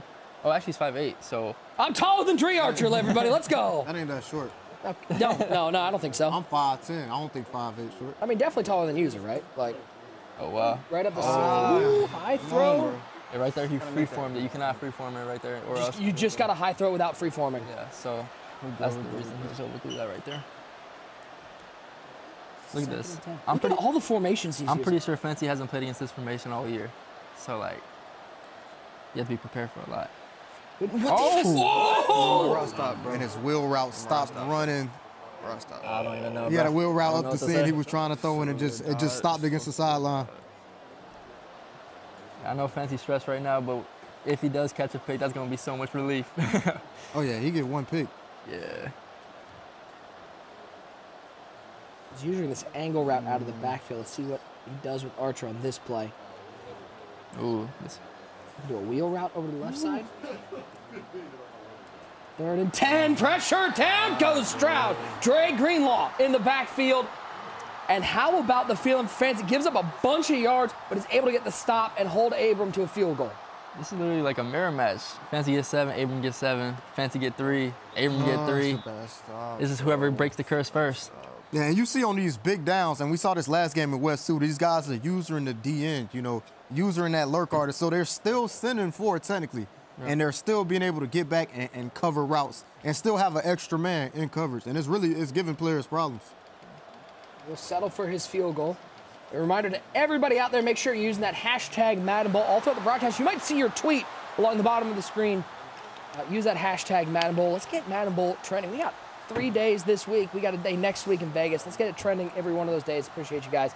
And let us know who you think is coming home with the first ever Madden Bowl ring. How was that? I mean, that ring is kind of nice. No, that's one of the craziest things. Like, a belt has never given me that feeling that I had when I held that ring. So, that's belts are cool, but the ring. Imagine like having 3 of them things in your hand. Like, no. No, that would just be ridiculous. Imagine going out in public. That's what I'm saying. Like 3 of them on your Imagine hand. winning that and getting to go out in Vegas and just. With the ring? The only one. The only one right now. In the world. A lot of Super Bowl rings out there. The only one Madden Bowl ring. They said the person who was making it was making Super Bowl rings too. Jostens. Yeah, Jostens designed 37 different Super Bowl rings. I mean, and 1 Madden Bowl ring. Yeah. So, I mean, to get that, that's insane. It shows you, I mean, you've now been playing this game for a long time. Clef, you've been playing this game for a long time. How far this game has come to where we are now? Yeah. Actually insane. Romeo Dobbs the catch of the flat and pick up the first. That animation gets me every time. I mean, that's a spine buster. I saw Triple H at that. This game has came a long way when it comes to the MCS. I ain't gonna lie. Like, before in the Madden Bowl, you wasn't making like you're making you're making life-changing money, but this is like life-changing money. Like Fancy is at 250K, and I feel like he hasn't even made the finals. So you were not as 250K unless you won multiple belts. I just remember back in like, I think it was 19. Yeah, it was 19. I remember looking at the end of the year and being like, who won like the second most money this year? And it was IB Strafen. He finished second in the clubs. Yeah, and he had like 80,000. It was 80,000, but like the clubs was the big one. And now we got, the Madden Bowl, end of the year. We're crowning the best Madden player of the year. Yeah. It just shows you where the game has gone. And a credit to those, not just those who are pushing it now, but those before. Having a guy like RG around. Yeah. RG was playing back when Madden was played, I think, they were drawing it on stone tablets or something. I've been playing a long time. Gee, a legend. I'm glad he can't hear me. That's what's important. 3rd and 3, 40 seconds left in the first half. Stroud back to pass for Fancy. Oh, throws it left side. Nice throw. Travis Kelce with the catch. Fights through a couple tackles. I don't know about you guys. Supposed to be a curl too. Broken tackles are cool until you take that second hit, and then you get really scared. 100%. That's where I feel like most fumbles come from, where you break the first tackle and then someone else is coming with, and they're just holding the RB button. They look like they're just loading up for a strip. That's scary. That little peanut punch animation. Yeah. You be locked in. Every time you get tackled in this game, you be locked into what animation about to happen. You be like, please don't give me no strip animation. 34 seconds left. Stroud back to pass on 1st down. He'll look left side and find Zay Flowers out of bounds. Pick up 7. Keep that drive moving as we head under 30 seconds to go in the first half. Yeah, although Fancy has scored on both drives, they weren't like the best drives. They were not. So I like how he's mixing it up now, mixing up a little tight offset, just give it different looks to. This feels like his best drive so far. Oh yeah. It feels at least like, I don't know, feels calmer. That's great defense. Really good defense. Nowhere to go, and a good throw away from Fancy. 10-10. I mean, talk about identical drives so far. Yeah, the biggest thing right here is Fancy wants 7. Like, he needs 7 because Abram's going to get the ball right out of half, and you do not want to give him a lead at all. He's looking right up the seam to Cook, but the KO knocks it out. 4th and 3, decision time. Do you kick your 3 here or you bring out the offense? You have to kick 3. You have to kick 3 here because the odds of you getting 7 with 18 seconds left, and it's going to be less than 18 once this ball is now. And it just, the Ricks don't outweigh the rule. I got bad news for you. And he's going. He's looking like Dan Campbell right now. I'm lost for it. I can't even speak. Dan Gamble going for it. 4th and 3. This is a crazy play for a 4th and 3. I ain't gonna lie. He used a rush up the middle, and it was picked up, but it's picked off by Jackson. Bo Jackson out of position the other way. Jackson up to the 25. They'll call it the 27-yard line. I don't like that play at all for a 4th and short distance. I feel like that play is like a 1st and 10, 2nd and 10 type of thing where you have more chances, and this is just a chance of bombing. Like, it's like a one-play touchdown kind of thing. And he had nothing but short routes besides, the post. And the thing is, say if he catches that ball, now it's 9 seconds left. Yeah. Like, what are you still going to end up probably taking 3 anyways. Just take your points. The worst part about the interception is Abram might take the lead right now. So he really could. This could be game He can use the whole field as he's got 3 timeouts in his pocket, but only 9 seconds on the clock. He'll motion Sanders out of that trips to the wide right. Stroud pressure up the middle. That pressure is home every play right now. It's coming in. This is consistent. He's just gonna take a knee? Oh, I don't know. Oh, he actually is. No, you can't do that, Abram. You never know. If you have gift wrap, which they do, CJ Stroud gets gift wrap for free, I would throw up a Hail Mary every single time. You got to. It's how many Hail Marys we've seen this year, you have to at least give it a try. How many quarterback kneels have we seen in the MCS at halftime? It can't be that many. No, I've never seen it. Never seen it. 10-10 your score. We head to the second half. And you mentioned this, Drini. Abram's getting the ball here. This seems like, especially in a game that ends up tied at halftime, this drive right here could change the entire complexion of the game. Oh, absolutely. Whatever Abram does right here is going to change how Fancy attacks the game. If he scores 7, Fancy's going to be on his, he's going to be scared. So, yeah, he's going to have to get a stop. Crazy first half, little bit of defense shown by both players. But this 20-minute game has turned to a 10-minute game. As we head to the second half, it is all tied up. Fancy and Abram spot in the quarterfinals on the line. It is 10 apiece as they look to make their way on to the quarterfinals. 10-10. Your score here from the Ultimate Madden Bowl, presented by Lexus. Let's make sure you got your EA account linked to your Twitch account so that you are earning Twitch drops. You're earning those Madden Bowl token packs this week. Not that Kyle Pitts, you're earning the Madden Bowl token packs. 3 of those tokens will go towards a Mutt Super Bowl pack, program pack. That set will be available on the 2nd. But if you happen to miss any of the MCS drops throughout the season, you're looking to grab that to go into that final set. We will have an MCS drop player fantasy pack where you'll be able to choose any of those MCS drop rewards from the year. Those will become available on the 9th. So if you missed any of those, maybe you're sitting there without that Isaiah Polamau, maybe you're sitting there with one of those other items, make sure you are having your Twitch account linked to your EA account. That Kyle Pitts, that's going to be coming up during the finale. Speaking of that finale, Friday, February 9th, 6:30 p.m. Pacific, 9:30 p.m. Eastern, from the site of Super Bowl 58, Las Vegas, Nevada. It's the Ultimate Madden Bowl final. Somebody will win $250,000 and the very first Ultimate Madden Bowl ring. What a first half, little bit of defense, little bit of offense. For the breakdown, let's throw it over to TD and Clef. Thank you, Nick. Clef, interesting first half there. A lot of questionable decisions, a lot of questionable throws. We're going to break down a few plays here that really were important in this first half. If we can roll this first one here. We saw Fancy, and Clef, you know about pocket presence really well because you're one of the best players we have when it comes to pocket presence. But Fancy did a great play here when he steps up into the pocket. And as you'll see here, as we roll it here, in this bunch formation, steps up in the pocket. And if we can pause it right here, Clef, you see nothing's really open, right? Everything's pretty covered, but he has that pocket presence to step up to kind of bait the defense. He waits for this linebacker to leave, and then if we run it here, he throws an absolute beam, Clef, to that running back on the streak route. Yeah, this is a high level play. You got to be a high-level offensive player to make this play. And just to set that up, really, Abram, it was nothing he could do about that. He was going to either scramble for the first down. It was good defense. I mean, it really was. There's nothing you could do. It's just a Fancy making a play. Good defense. It's going to get beat by better offense every time. 100%. Ain't nothing you can do about that. And then we got a second play here. And this really, Clef, there's not a lot to talk about in this play. Just one of the wildest plays we've seen pretty much all year. Abram might have angels on his side, has the luck. I don't know what to say here, but if we run the play here, you'll see he's in that bunch formation as well. C.J. Stroud kind of rolls out, and he just chucks this, Clef. And if we pause it right here, I mean, what is this? That's just, man, Travis Kelce down there somewhere.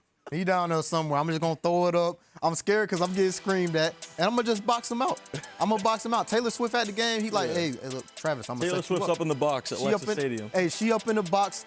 He wanted to set Travis Kelce up, and he just made it. That's just a crazy play right there. You see Darius Slay light up with pick artist and deep out, but he just got boxed out. And your heart breaks right there for Fancy. Super fortunate play for Abram. Clef. It's been a, kind of a tough first half for both guys.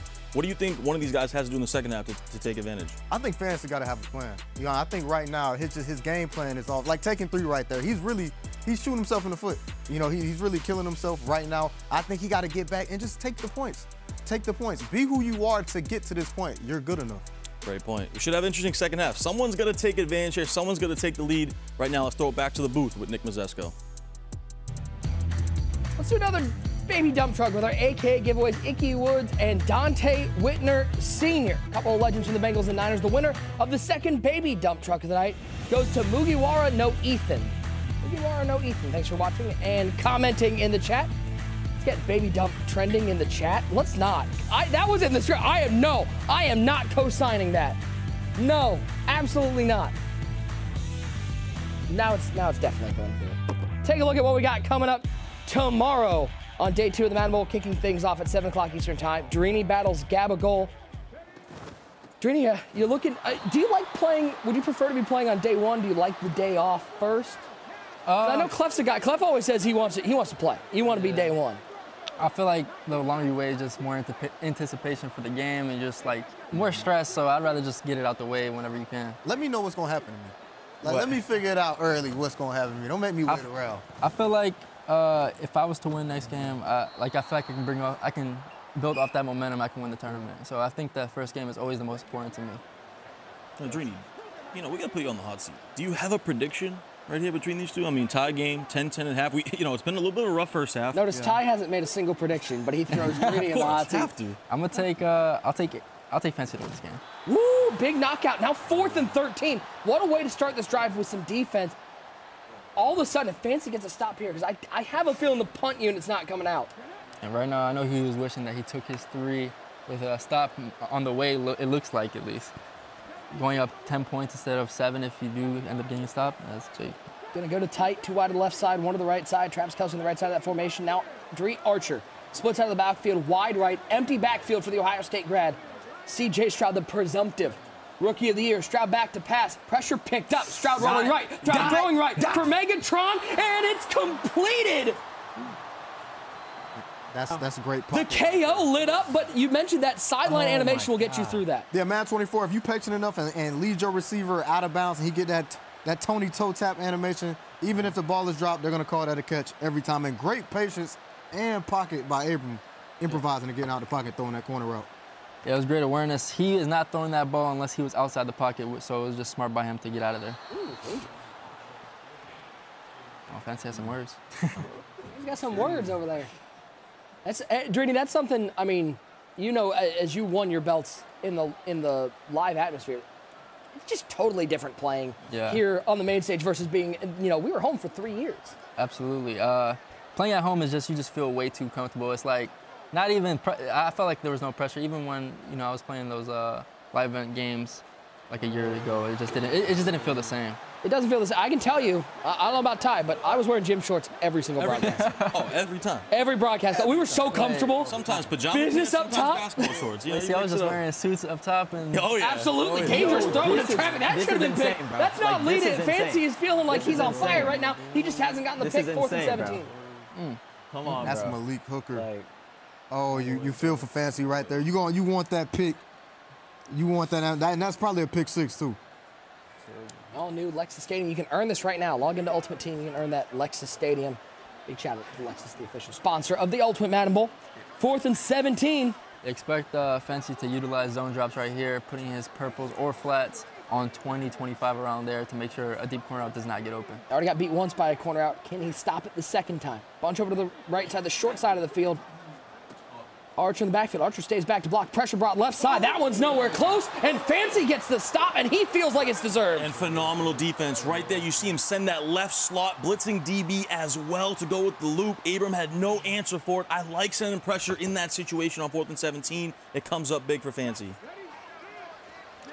Yeah, that's a good mix-up because a lot of people like to drop back and make sure that, they have the right zones out there. Fancy was out here, he puts aggressive pressure on him. What's going on, corner out, but that's poor accuracy. That happens a lot when you step back or step to the left or right. So there's this thing, I guess you can blue passes and all of that is just It's how long you hold the button. Like you see that, you'll see the little meter pop up for the quarterback. We're just so used to hammering on that button for a bullet pass, but you can't do that as much this year. Oh, man. Oh, no. That was not open, and that one is picked off. So stop one way, stop the other way. Abram getting the interception. You mentioned him. You've mentioned him a couple times. That Peppers out there out of position is so tough to play against. How could you not have Julius Peppers out there? 6'7" at corner? Are you kidding me? Comes up big play for Abram. And a lot of people have moved on for him because of the playoff promo that's came out. A lot of people, he's the only one I've seen out here with, looking at these rosters, with still Peppers out there playing. What was?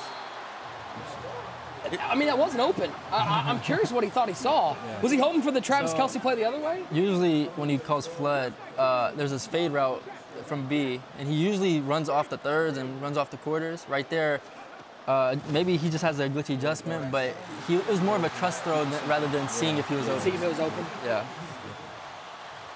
10-10 our score. Coming up next, Justin and Mr. Football. Hey, man. Hey, John. What's up, Wes? You're looking comfortable out there. You see those competitors. They're coming up next. Could y'all sit with y'all opponent in the same lounge before y'all about to play? I don't know if I can do it. I can't do that. I don't know. I'm gone. If I lose, y'all won't see me again. I'm Justin in 88 right there.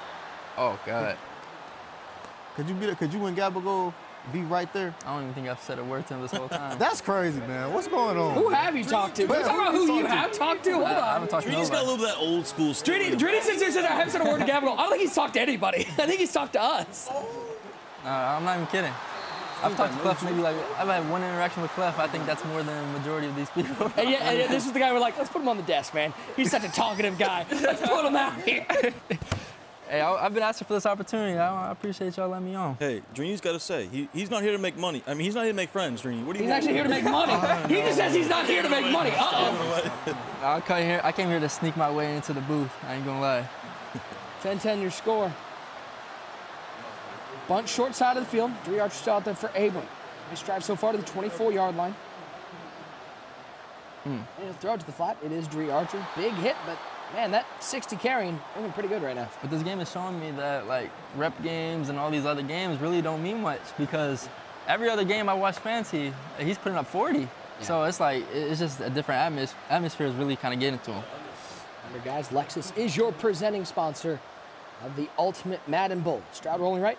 Nice click. Little playmaker. Those are the plays. That play's not going to show up as a big play. It's not going to show up as a turnover. That was elite defense. That was elite defense. Great stick work right there, clicking onto the user, because Abram was thinking about throwing that, and Fancy clicking on right there took that away. Phenomenal user. And it almost in a way took away the run because all of a sudden he's drifted to the sideline. He just throws that one away. 3rd and 5. As we near the fourth quarter, we've got no scoring here in the third. See if Fancy can't get another stop. Looking up the seam. Kelce completes it through the contact. A very underrated ability right there is mid-zone. A lot of people don't like putting that on the outside cornerbacks, but a lot of people who run 6-1 do. And it's super annoying because stuff like that would be knocked out from the outside cornerbacks. A lot of people like the deep outs, but it's just kind of useless when... So you see that in the 6-1, you'll see those outside corners play the yeah. Like when they try to throw in between zones, they'll try to knock it out. Well, if there's somebody who's really good at finding gaps in the zones, it's big number 87, Stroud rolling left. Is it back right? Kittle? All right, Greeny, is that in your playbook? No, I don't got Not running that one? I wish I did. Roll out left tight end screen? I didn't think he was going to hike that. I thought he was going to take it down. He actually ran the tight end screen right there. Was that jailbreak tight end screen? This dude has ran every play in Bears, I promise you. He's ran every play. There's nothing else to run. There's nothing he hasn't ran. He might have ran that play playbooks. before. I promise. He probably ran that play 100 times. He plays the game, and he's been running Bears all year. But that is a crazy. That's a crazy play. That's one of the pros of just staying in one book the whole year. You can find everything. You just find everything. It's like you've tried every play at least once, and then some of them you're like, I'm gonna keep. I mean, look at this. Rolls out left, throws it back across his body, sets up the screen. I mean, he almost scores here. Yeah. And screens are so good down here inside this because they let you roll out easier. You know, the protection just lets you get outside the pocket. Go back. What is this? Really tight? Vita Vey. If you guys don't know about that Vita Vey. He's Vita Vey is tough. 0 AP red zone stopper. I forgot what that name was. It's like something about red zone stuff. Red zone stuff. Yeah. It literally got Kittle out there wide. Try this corner route. R1. He runs it inside and it's dropped. What's a corner route? What? He was a corner. I saw the play art. It was a corner route to Tony G. He almost ran it like a streak. Corner route. Yeah, that was very interesting. It looks like the route, the depth of the route, he hit the back line of the end zone and just sort of. It's like, no, I'm not going to run that. I'll stay inside. He's up. It's good. Abram settles for 3. This is one of the most entertaining low-scoring games. What is this? Like, what is going on? Yeah, it's a lot going on. It's because they're driving and they're just not ending up getting points. So it seems like a high-scoring game, but it isn't. And Fancy's in a real weird spot here. This is territory where do I want to make this the last drive, or do I just want to push and go get 7? Doesn't it feel like if he's able to get 7, that might be game? These guys are not scoring touchdowns. Yeah, they're playing great red zone defense. When they need stops, look at this. Watch this. It's supposed to be a corner route. He gets bumped off the corner route early. It almost worked out for him. It almost did. But Abram was like, I thought that was going outside. It went inside. That was about the deepest sigh of relief. 1st and 10 for Fancy. Back with the ball, down by 3. He throws that corner. That's been open a couple times. He's 8 of 20 past the ball with 2 picks. Yeah, that's unlike him. That's unlike Fancy, right? But he's in this game. He's thrown 2 picks in this game. He's right in it. You just got to figure out. This is those moments, too, that we talk about Fancy, right? We use that word fold, but these are the moments where Fancy can change, you know, his perception that people think of him, and he throws a beam right on cue.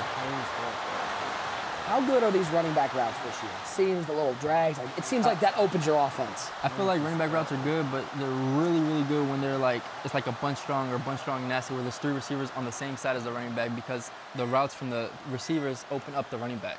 They pull everything. Yeah, they pull everything. Stroud stepping up. He can take off if he wants it, but he's going to throw it. He throws it to Dobbs. It's not open, and it gets knocked out. Good knockout like this. Good knockout. That seemed like Clef a moment. He probably should have just scrambled with C.J. Stroud and picked up 8. Yeah, just take what's there. Take what's there. You know, you're in a good spot right here. You only down 3. You got the ball. You in control of your own destiny. You really don't need 7 that quick. That wasn't worth the reward. Go to the left side. Kelsey makes the catch in tight coverage, 3rd and 5. Abram's just making him work. He's taking away his favorite attribute. Making him work is the right word. These drives, they do not feel smooth at all. And Fancy's almost in, I need to get 7 territory. You don't want to get this ball back. Right at the seam, he's got Cook. Good possession catch there for 1st and goal. Do you find these games, TD, more stressful when like no offense is working versus like a shootout that's 35-35? I don't like to be in shootouts. That's just my You'd preference. prefer this game? I prefer this, right? Slow it down a little bit. But that's a nice dot right there from Fancy. And the possession catch was critical. That's a tough throw to Kelsey. See, right there, that was almost completed because the height of these players. This is one of the reasons why I use Ghost and Mutt Future, just because I get to use the 6'8", 6'7", you know, Randy Moss, you know, like the tall guys that would animate height, those. and Greeny, you know, height has been important in Madden forever, right? Yeah. Height is always so important with these receivers and tight ends. Yeah. One of the greatest users ever was Anthony Barr, mainly because of his height, so height is a big difference when it comes to animating. Post routes over the middle. Stroud back to pass, 3-man rush. Good defense. Nothing really. Oh, late break from Cook. Little juke move inside, and Fancy finds the end zone. Fancy takes out his do-it-yourself kit. A little freestyle right there. The patience goes to the running back, and that's a massive touchdown. And that was 3rd down, so.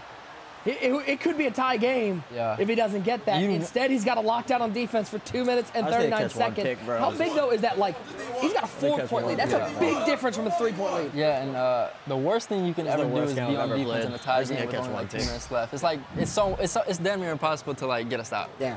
And it's great pocket right here by Fancy. This little playmaker inside, and then that little sidestep juke move. James Cook for 6. The playmaker was huge right there. A little freestyle action. And now all the pressure in the world here shifts to Abram. $25,000 game right here. And he's going to this clocking mode. He's trying to make this the last possession. Wants to get 7 to win. Ooh, shakes off the tackle. There goes Henry. Henry's got green grass. Little inside. 30, 25, 20, 15, 10, 5, ring, house call. Now, I know he just gave up a long run, but I don't know if that's the worst thing that can happen for Fancy. I'm not going to lie. And Drina, you got competition. That might be better than the You said that everybody. That might be better. In that Rojo Madden Millionaire, you said everybody does juke moves on you. You just said it right there on Fancy. With these stakes. That's crazy. I wanted to say play of the year, but the King run, I don't know. It's close. It's close. It's fine. We don't bring it up. It's fine. We want him to hang out. Bro, the King did like 5 jukes and 2 journals in one. That was crazy. That was crazy. Shout out to the King. I mean, that doesn't feel like, though, it's that bad of an outcome for Fancy, right? No, 100%. Because now he gets 225 as we take a look one more time. Little stretch run. Boom. Get off. We got truck 2. Shoot. And then here it comes. This man's got a family. Put him on a poster and see you later. Nasty stick work. The truck, then the jurtle. And it's the timing of the jurtle. He jurtled before he actually got to him. Great point. Perfect. It was smart by him. It was just a crazy timing. Here we go. I mean, talk about guap drive. This is it. Needs a field goal to send it to overtime. Touchdown to possibly win. Looks right up the seam. That's been his money play so far. Even though that got knocked out, that's what Abram's going to have to key in on, because when he's needed a big play, it's been James Cook and that running back streak. Yeah, and for Fancy, if you were to ask him a question before the game, game on the line, do you want to be on offense or do you want to be on defense? He would say, I would be on offense 100% of the time. So I think he'd rather have this situation than be on defense. What if we find a corner out here? Ooh. Takes him over the top. It's Megatron. It's the first time we've seen that second level corner route be open. He'll be able to take this to the 2-minute warning.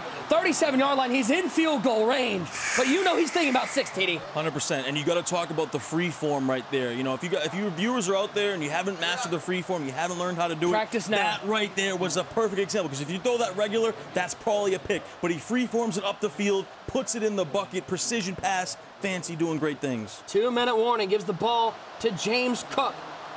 And James Cook, not quite Derrick Henry. And you see Fancy already thinking that this is the last drive. You know, even if I take 3 right here, I want this to be the last drive, Yeah, I want this to be the last drive. So he's kind of putting himself in a good position where he can take this to overtime still.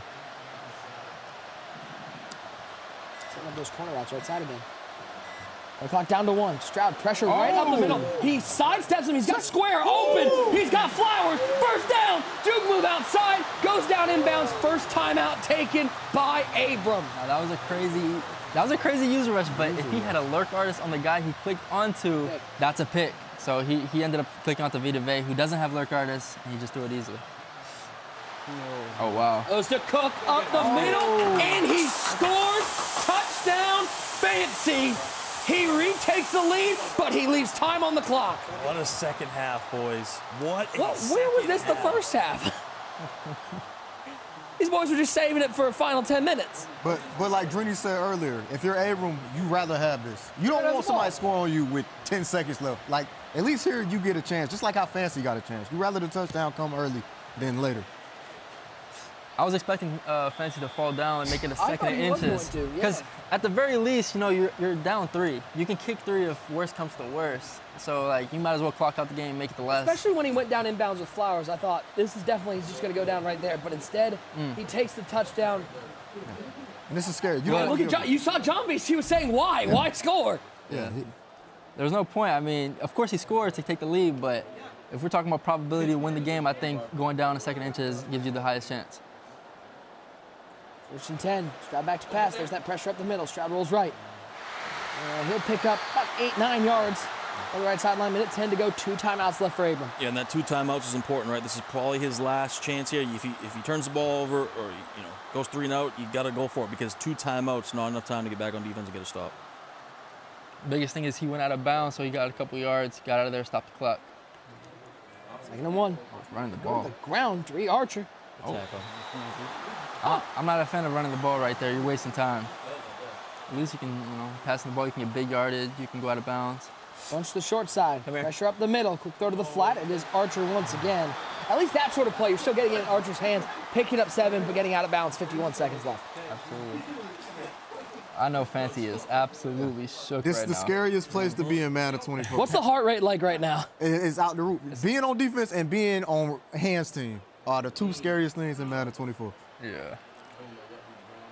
Corner out got but he threw it late, and Kelsey makes another big catch. Madden 09 rocket catch? Is he rocket catching out here, TD? He's Madden 09 rocket catching. He throws it across his body. Cross body, cross field. Always a no-no. Clicks on, gets the animation, the user catch. Wow. Oh my Looking up God. the save, he's got him! Prime time, touchdown, but still 40 seconds on the clock. This is the longest 2 minutes in Madden history. What is this game? This is actually nuts. Only the 2nd game of the Madden Bowl, and it's a barn burner. It's a classic. It's funny because you think these are like just knockout blows, but actually it just ends up. He actually just gets up at the count of 8 and keeps fighting. Yeah. Here's all I'm saying. If Abram comes away with a win today, he must go buy a Travis Kelsey jersey and root for the Chiefs in the Super Bowl, right? Yeah, this is wild.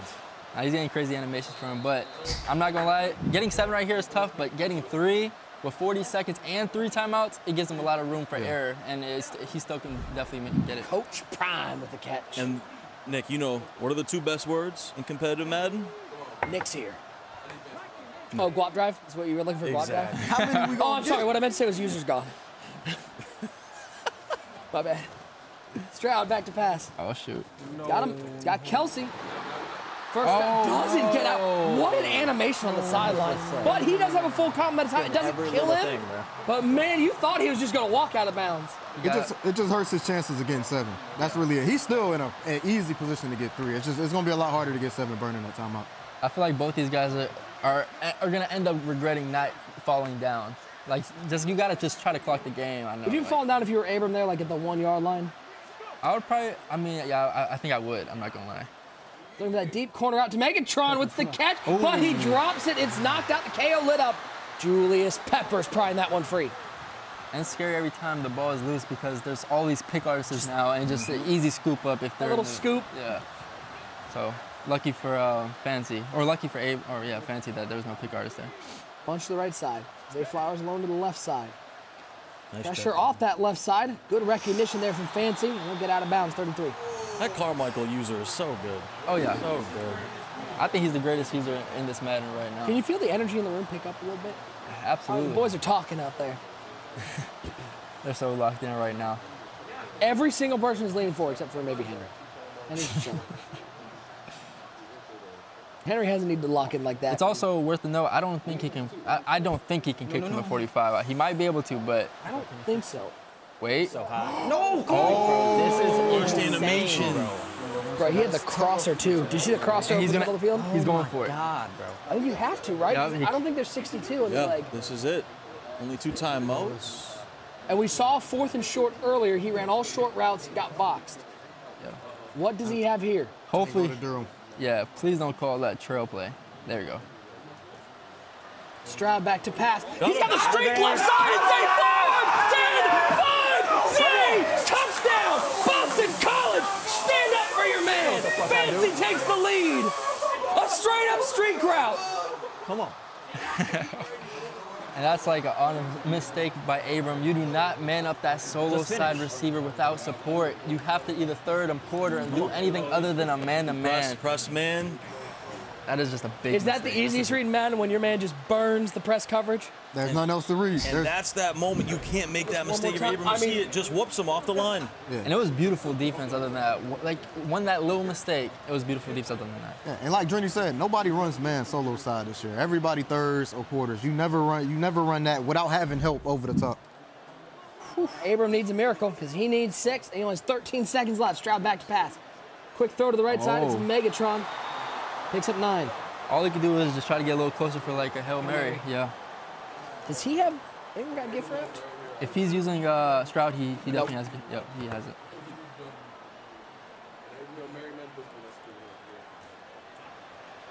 Oh, right up the seam. It's Megatron. I mean, that's scary. I lost all words for a second there. There's a Jurtle and a broken tackle that made them not like this. Is it possible to get 2 chances at a Hail Mary with 6 seconds? I don't think so. I think he got 1 chance. That's it. 1 chance. And it's like Fancy probably going to chance, 1 shot. He's going Hail Mary too, it looks like. It's like you're going to blitz him, which is scary. RB. Get out. Archer with the catch. 2 seconds. 1 second. 1 second. 1 play for 1 spot in the quarterfinal. Do you Hail Mary here? I think you could call it. I think you can call a regular play, right? You're 35 yards. If you could roll out, you could definitely throw a deep corner over a 30. Yeah. This is what the Madden Bowl is What are you all using? about. What's your user plan here? He's going Hail Mary. He's going Hail Mary, but if there's a deep corner, I'm definitely going to blitzing him too. Pressure off the edge. Wait. It's Megatron, Jurtle, and he's taken down to the 14-yard line, and that wraps up. What a first-round game from these two. Fancy is on to the quarterfinals.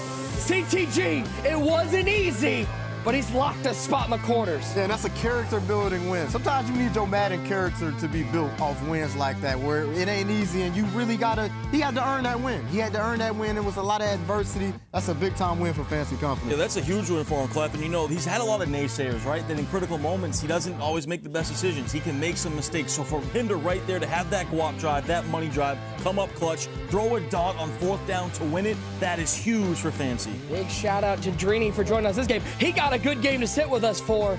Can't wait to watch him tomorrow. But these two put on a show for the guest commentator as we take a look at some highlights. 4th and 10, early runs into his own lineman, but picks up a first down to Cook. Yeah, you saw that pocket presence right there, absolutely nasty. He did that a few times too, you know, stepping up, throwing that halfback streak, was able to punch it in here. The Jurtle too, Clef, one of the stories of the game. You saw it there from Fancy, and of course, Abram had a bunch of them. This play just absolutely wild. Yeah, this play right here, Travis Kelce just boxing out. Abram was great with his user today on offense. Just his offensive user to make these certain catches was crazy. And Fancy's timing on these running back streaks, he dropped that one, was just perfect. Right here, this is just this great defense by Abram to get that stop before half, but he wasn't able to capitalize on it. He just, great defense. Fancy really did a great job in the second half, and he still got stops. I know that last 4th quarter was high scoring, but he buckled down and he got stops. It was Peppers with the interception on the sideline. It was 10-10. Going to the 4th quarter. It was 10-10 going to the 4th, TD. 2 completely different halves. I mean, you couldn't, just absolutely different. And you see here, goes up 13-10 in this spot, but I mean, what a game between these two. Definitely, Clef, I think one of the game of the year. And this was awesome. This was a great freestyle play. You saw that playmaker get that running back inside and able to punch it in for a touchdown. And then very next play, Derrick Henry, get off me. Derrick Henry puts him on a Jurtle. Whoop. And Derrick Henry's to the house. 2 touchdowns in 14 seconds. Yeah, that was absolutely filthy. One of the plays of the year by far. I think it's got to be that or the run we saw from the King earlier on in the season against Drini. Fancy able to punch that one in here, Clef. And just a lot of scoring, a lot of questionable decisions. Hey, do I score? Do I go down? Do I try to make this a last drive? Great dot right there by Abram right press here. Too, the man 5 press. touchdowns in the last 2.5 minutes. You can man press right there because he's not going to guard. And you know how that gun bunch strong. That receiver is always, he's on a streak or a drag. So just manning him up right there. Didn't make much. Great tackle right here by Fancy, and you got to. And that was a good play call, though, right there. I mean, the little slant right there, try to get the Jurtle, get your blockers on those streaks. I mean, that was a pretty good play call in that situation there for Abram. Megatron makes the tackle and sends Fancy to the quarterfinals. We are joined now by our winner, Fancy. Congrats. I don't know what the first 3 quarters were, but that 4th quarter was wild, man. Talk to me just on that last play, your last scoring play. When you see Zay Flowers, man press, beat that press, and he's open. Is that the easiest throw to make in Madden? Oh, absolutely. I mean, I saw that. I knew what I wanted. Like, I saw him in, and I just saw him. I don't know, he didn't get pressed or something. Or he just straight up beat him. He just whooped him. He actually just whooped him. And yeah, I just saw him wide open. Knew it was a free touchdown, so that's the best feeling in the world. Talk to me for just a second about how it was to stay mentally in this game when you had that big Travis Kelce catch in coverage. Kelce had another one later all the way across the field. Like, how tough is it to overcome those and stay locked in? Honestly, like, it was tough because there was a lot of passes that I thought that I should have picked. But, I mean, honestly, I wasn't playing my best game at all. That was probably one of the worst games I've ever played in terms of me just making bad reads and stuff. So I wasn't really worried about it. I knew I was in the game no matter what. I was playing good defense. I usually don't play good defense, but I was getting some stops, so I felt good. Yeah, Fancy, congrats. Do you feel like this game, big stage here, Madden Bowl, we got all this money on the line, and, you've had some critics in the past say maybe you make some mistakes in big moments, you've had some unlucky things go your way. Do you think that right there, that game-winning touchdown with only, 20 seconds left, that does a lot for your career? Honestly, I mean, a round one win isn't enough for me. Like, I need to make a run in this tournament. I mean, I was Final Four last year, and I'm trying to get there again, and I'm trying to get the ring, honestly, so just gotta take it one game at a time, though, so. Yeah, Fancy, congrats. And just talk to us about a win like that, an adversity win when you got to win in the clutch, with mistakes, things going against you. What does that do for your mental? Does that help you more than blowing somebody up? I mean, yeah, no, I mean, games like that where it's just like things are happening, and you're trying to stay level-headed. For me to pull out that win, those are usually games I don't win. And I mean, I feel like that means something, that I was able to, fight back and win that game. Well, listen, it might not have been pretty at times, but at the end of the day, it doesn't matter because you've locked yourself a spot in the quarterfinals. Congratulations, my friend. We'll see you in a couple days. You got a little bit of time off now. We'll see you in the quarterfinals here from the Ultimate Madden Bowl. Let's take a look at our updated bracket, show you where we stand right now. We've got a couple people already on to the quarterfinals. Henry and John Beast, they earned the buys.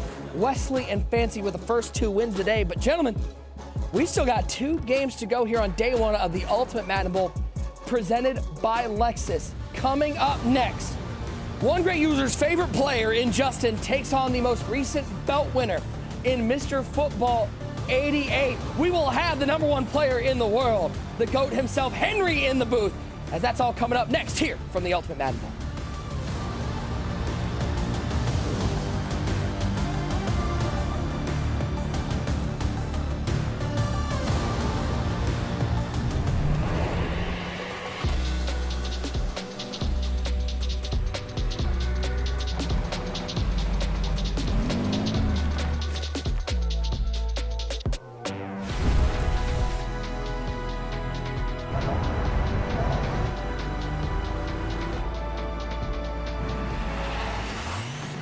Every moment worthy. The all-new Lexus GX. It's time. The $1 million Madden Ball is here. And so are the final MCS Twitch drops of the season. First up, viewers can earn 2 MCS Madden Ball tokens per stream during the broadcast on January 30th, January 31st, and February 1st. That's 6 Madden Ball tokens in total that can be earned over the first 3 Madden Ball broadcasts. Madden Ball tokens can then be redeemed for Super Bowl program packs starting on February 2nd. Or redeem your tokens for an MCS player fantasy pack that will let you choose one of the 6 MCS program players from this season. This is a good opportunity for anyone who might be missing a player that they need for the MCS champion set. Speaking of MCS program players, the playoffs champion Mr. Football 88 decided to design none other than 94 overall Kyle Pitts as the Madden Ball drop player reward. Boom. Viewers can earn this Kyle Pitts by linking their EA and Twitch accounts. Then watch the Madden Ball finale on February 9th for at least 45 minutes. This Kyle Pitts has a focus on his speed, deep route running, and pass block ratings.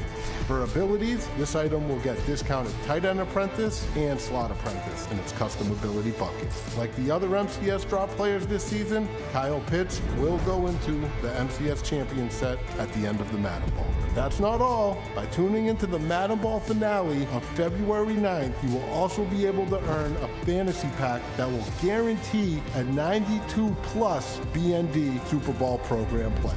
So go ahead and join us so we can find out who is winning the Madden Bowl.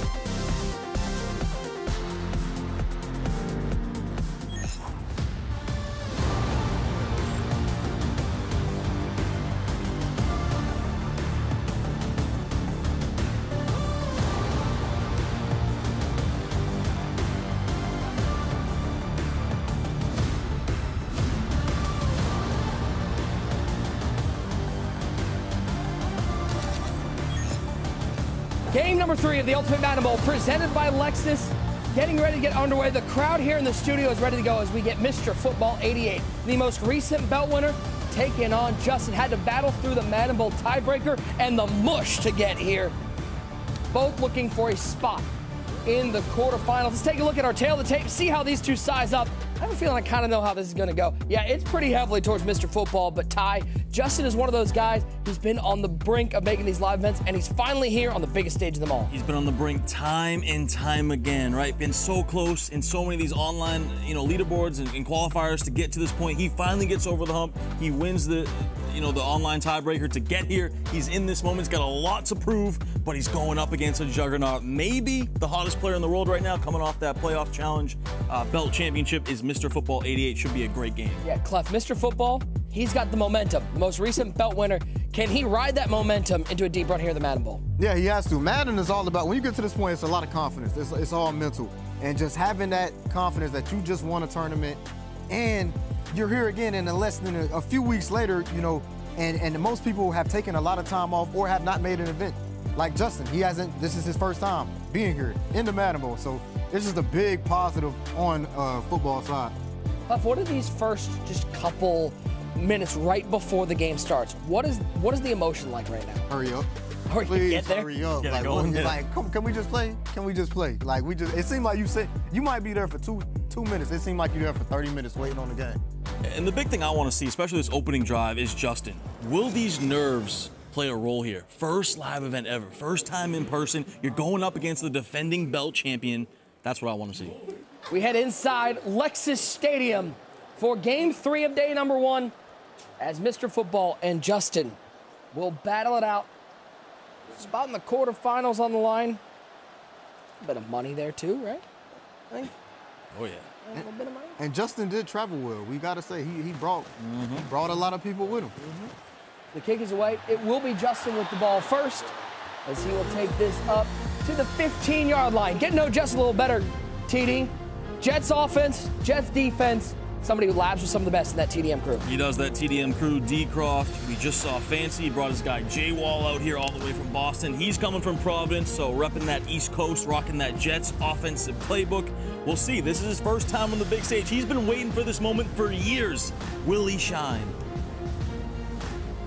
Got an opportunity here to knock off most recent belt winner. Speaking of winning belts, we got somebody who's won a belt or two here at the desk. Joining us now, none other than the number 1 seed in the Ultimate Madden Bowl. 6 belts to his name is none other than Henry. Henry, welcome to the desk. I don't think you're quite ready to be here, though. I'm not gonna lie, you got a little bit of winning to do, I think.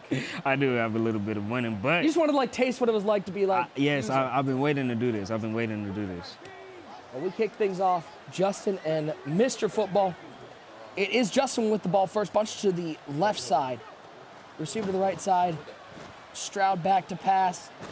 And he'll lucky to get that one away. Henry, have you gotten a chance to play Justin in the past? What can we expect to see from his offense? I actually have played Justin the most, and I feel like he's actually pretty good on offense.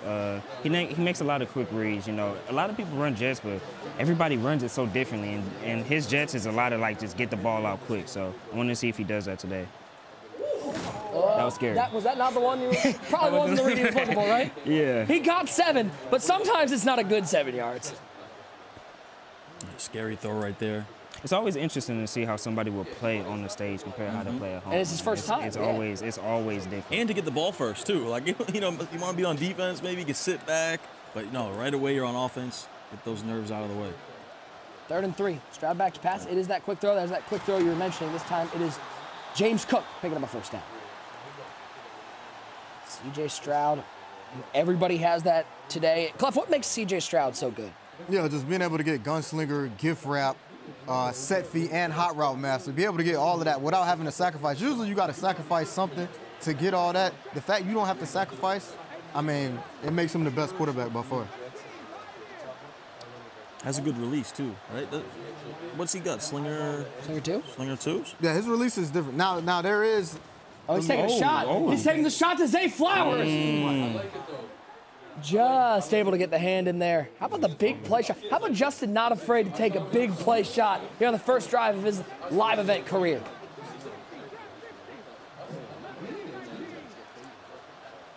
See him, it looked like he double-teamed the D tackle. Trying to create a little time here on 2nd and 10. I mean, great offense right now. How good is that Travis Kelce? That's a card that's only been out for a couple weeks, but it seems to be elite. Oh, yeah, nah. 0AP tight end apprentice, 98 speed if you get that 60 playoffs. And Justin has like he has a little cheat code going on. He has them in the Chiefs jerseys too, so, you know, he gets those. He gets the even extra. Yeah. Quick throw to the flat. There's that Zay Flowers, playoff program, Boston College graduate. Picking up 9.5, brings up a 2nd and short. Yeah, and Justin by far, I know it's only the first drive, he's by far the best we've seen at picking up this A-gap. Like, it hasn't really affected him at all so far. He's doing a good job of getting the ball out and double teaming the D tackle, which we haven't really seen anybody have any success slowing down that linebacker coming through the A-gap. Henry, you've been sitting out here in the audience. What's the energy like out there? You got kind of a mix of like guests and some of the players. What's the energy in the studio? A lot of it is everybody in the crowd trying to guess a play, and everybody end up being wrong. Being wrong? Everybody's wrong. Got it. That's pretty much what's going on the whole time. Inside zone. Oops, I got a good verticals. energy, though. Did you give Slim Ghost your chair? I mean, he took that quick. Yeah, nah, he was ready. He was quick for that. Slim went and took that front row seat right away. He's like, oh, it's open. Oh, it's picked off. It's Neal the other way. He's got green grass in front of him. He's past midfield. You might be able to wave goodbye to him. There goes Keanu Neal. Switch the ball left to right all you want. He's got 6 on the board. Just a bad read. Bad read right there, Henry, from Justin. You can't make that. Looked like he had the running back. He had the running back. That's exactly who I was looking at. Swing route going to the left, and he just, I don't know, saw a ghost, I guess. Pressure. That man through the A-gap is just making people throw stuff that you would not expect. And that's what we talk about with that first live event, right? But he looked good right there, right? Moving down the field methodically, looked great, dinking and dunking, and then boom, throws the blind one. Well, that's what I was just thinking about this. Henry said, your first Madden Bowl, you mentioned, he's starting with the ball on offense. Like, the worst you can do if you start on defense is give up a touchdown. The worst you can do if you start on offense is to give up a touchdown, and he did that. Yeah, but I swear sometimes being in this situation, throwing a pick, sometimes the best thing to happen to you. So it really is. That's what I was going to say. I was going to bring that up. Once you get that, then your nerves are like completely gone. It's like I've already made my mistake. You got the one out the way. Now from here you can just like straight up hoop.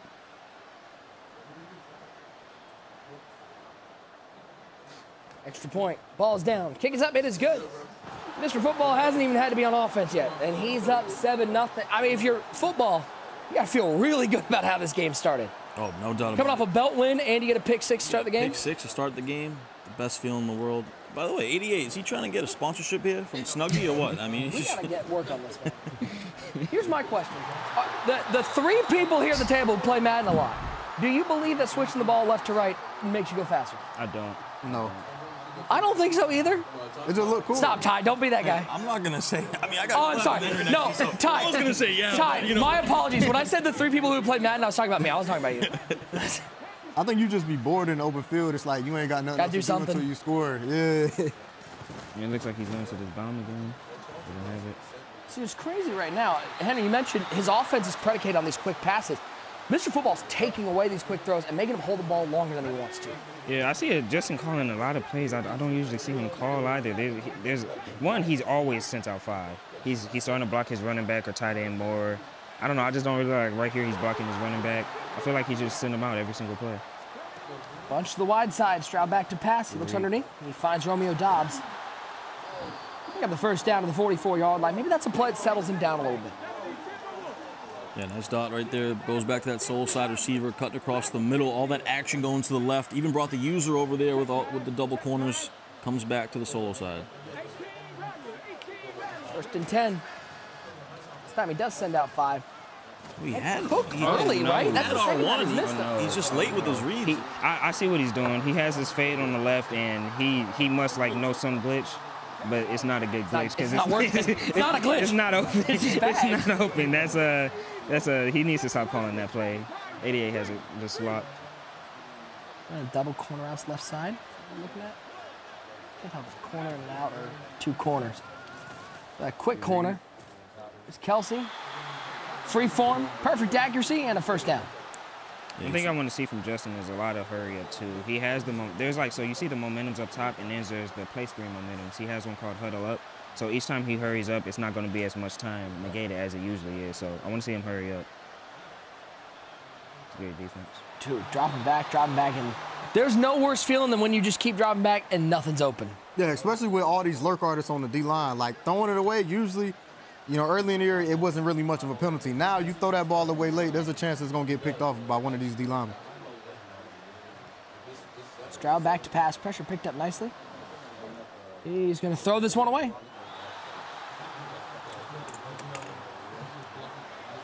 It's good defense right there. Took away everything to the sidelines. Nothing was open. Justin forced to throw it away. See if he goes back to the double corner routes. He did have that, you know, the short tight end corner and kind of got over that 5-yard flat. That quick throw to the flat. What a tackle. If he doesn't juke move inside, I think he might still be running. Yeah, didn't need to juke there. Great click on Clef. You said it. Great user. Yeah, that's a great tackle by 88 right there. That's a real high-level tackle. A lot of people miss that tackle. A lot of people get juked out right there and just dive at the turf. 4th and 3. Boy, opportunity for Mr. Football to take firm control of the game if he's able to get a stop. Bunch to the wide side. Stroud back to pass. Quick throw to the flat. It's not open, but Zay Flowers makes the toughest catch he might have ever seen. Somehow, some way, he hung on. Oh, my goodness. What do they say? If it's completed, it's a dot. That might have been one of those. There's one more time. I mean, it is not open. It's not open. And Zay Flowers is not a big receiver, but he came up with a big catch.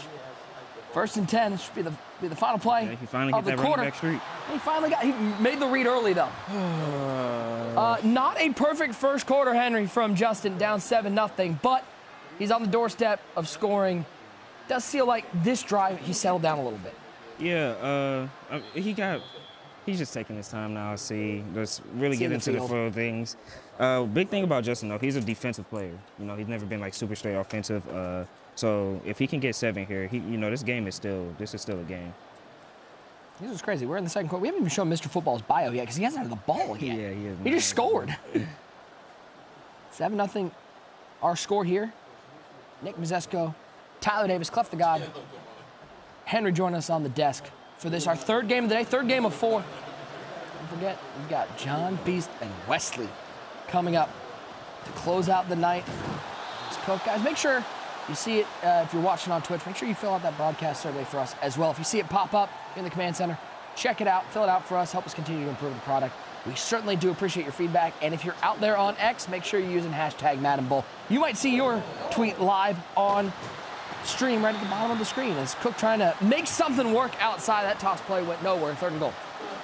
Might have been the first toss play I've seen this year. You don't But really yeah, see how many those. toss plays have you seen in MCSA? I have not seen one. No crack tosses? I'd like to see another tight end screen here. How wild was that? The like fading back, crazy throwback left. tight end screen. Yeah. Stretch run. Come on! It seemed like he had a gap for a second. Yeah. I'm not gonna lie, I would have lost 6 yards there. Anybody knows I can't run the ball. He's kicking? Kicking right here is, ooh. That's I don't know about kicking what right here. What does K-Spade say? That's crazy. That's crazy. I don't know about kicking right there. After 3, yeah, you can't kick. And you already down a possession. Like, Down in possession. I just don't, you haven't seen him on offense. And worst comes to worst, let's say you don't get it, they got to go 99 yards pretty much. This isn't like he went forward on the 30-yard line. We're on the 3. Good return here from Megatron. And Mr. Football. Mr. Football, look, hey, let's talk about Mr. Football. We haven't got a chance to talk about him yet. The most recent belt winner. Colts offensive playbook, Patriots defensive playbook. In the Falcons unis tie because he's a big old Falcons fan. Yeah, he's a huge Falcons fan. John Britt, 24 years old from San Diego, California. Not too far from here. Gonna rock that Indianapolis Colts offensive playbook. Loves that bunch offset formation. Snaps quickly, finds Romeo Dobbs. Juke move inside. Shakes off a hit and picks up a 1st down. And we know that Mr. Football, he loves to play double post, right? He loves this play. He will go to it a lot. Justin doing a great job defending it there. I will say one thing. You're not going to be able to do a lot of quick hiking versus the way Justin plays defense. You're going to have to set up protection. You can't just try to go out there immediately. 2nd and 10. He screamed that again. He threw that. He threw it. It's not open, but man. Kelsey makes a big play. Justin shaking his head. I would say big thing right there. I think he's using Drake Greenlaw. Yeah. Drake Greenlaw's what, like 6 foot? Yeah. That height matters, man. Yeah. That height matters. I was going to say the same thing. Wasn't able to activate to get a jump there. It was 6 foot, 6'1" maybe, but Yeah, that's tough. Let's drop back to pass. Boy, the story of this tournament so far, Henry, you've been able to watch it. This pressure up the middle has been insane so far. Nobody's picking it up. Yeah, nobody. I mean, this blitz is crazy. It's been a known thing in the Madden community now, and nobody really has an answer for it. Everybody's just kind of like freestyling, trying to just dot up the field. 2nd and 10. Look over the middle. That's a dangerous throw. Good click on, though. Good user skills right there. Do you find, Ty, you think, Justin is really good defensively. It feels like there's a little bit of nerves with the click-ons early, just like a half-second late. Yeah, and I think that's just natural, part of being your first live event, right? You're not up to par on what you need to be doing as far as the clicks, the speed of it, all those things go into play. 2-minute warning. Maybe my sense of time is messed up because that last game, second half took about an hour and 45 minutes. Well, maybe and we're already in the 2-minute warning here. Second half, though, might be crazy again. You never know. He goes to quick hike. Doesn't get screamed at this time. That's not open, Over the though. middle. Oh, my Was God. that a free ball? No. So let me tell y'all what that was. That was an under pressure pass. That ball was not going where it was supposed to go. It actually And he just clicked what on happened and was, went for it. What happened was Justin assumed the ball was going to go straight to the outside. So he got ready to click on that outside defensive back. Ended up getting clicked on the So safety. that might be the greatest under pressure animation pass ever. Extremely fortunate for football right there. Extremely fortunate. That's unbelievable. It's funny because you never want to under pressure. Never. Right there, he's like, thank God for under pressure. Although, hold on. He's got room. Prime up the right side to midfield. Can Harrison Butker make a play? He cannot. It's Isaiah Pacheco with the tackle. Great return once again. Take a look at this one more time. Yep, there's the poor accuracy. You see the arrow? There's the poor accuracy. Straight away. And Romeo Dobbs adjusts. And you go back to Henry, the choice to take 3 on that last drive. He gives up 7 on the next one. The whole game is different right now. Okay, yeah. So, honestly, after seeing 88's drive, he went and scored pretty fast, but I like the way Justin was playing defense. Yeah. I feel like he can get a stop this game. That kick return was one of the biggest things. Like, if he can get 7 here, it's going to be so important. He's using this whole clock. You can see no panic on the face of Justin. Came in through that ultimate tiebreaker. It's Kelsey with the catch. Tried to go down, got that weird pop-up animation. And there's no worse feeling when you're like, I'm about to go down, and then you see him pop up into the tackle. Because I feel like it's a fumble about 80% of the time. Oh, yeah. It's like you're just leaving yourself vulnerable to a hit stick or a strip every single time. 53 seconds and counting. It'll be interesting to see when 88 decides to use those timeouts. Audible's down. A wide zone handoff. It is Cook.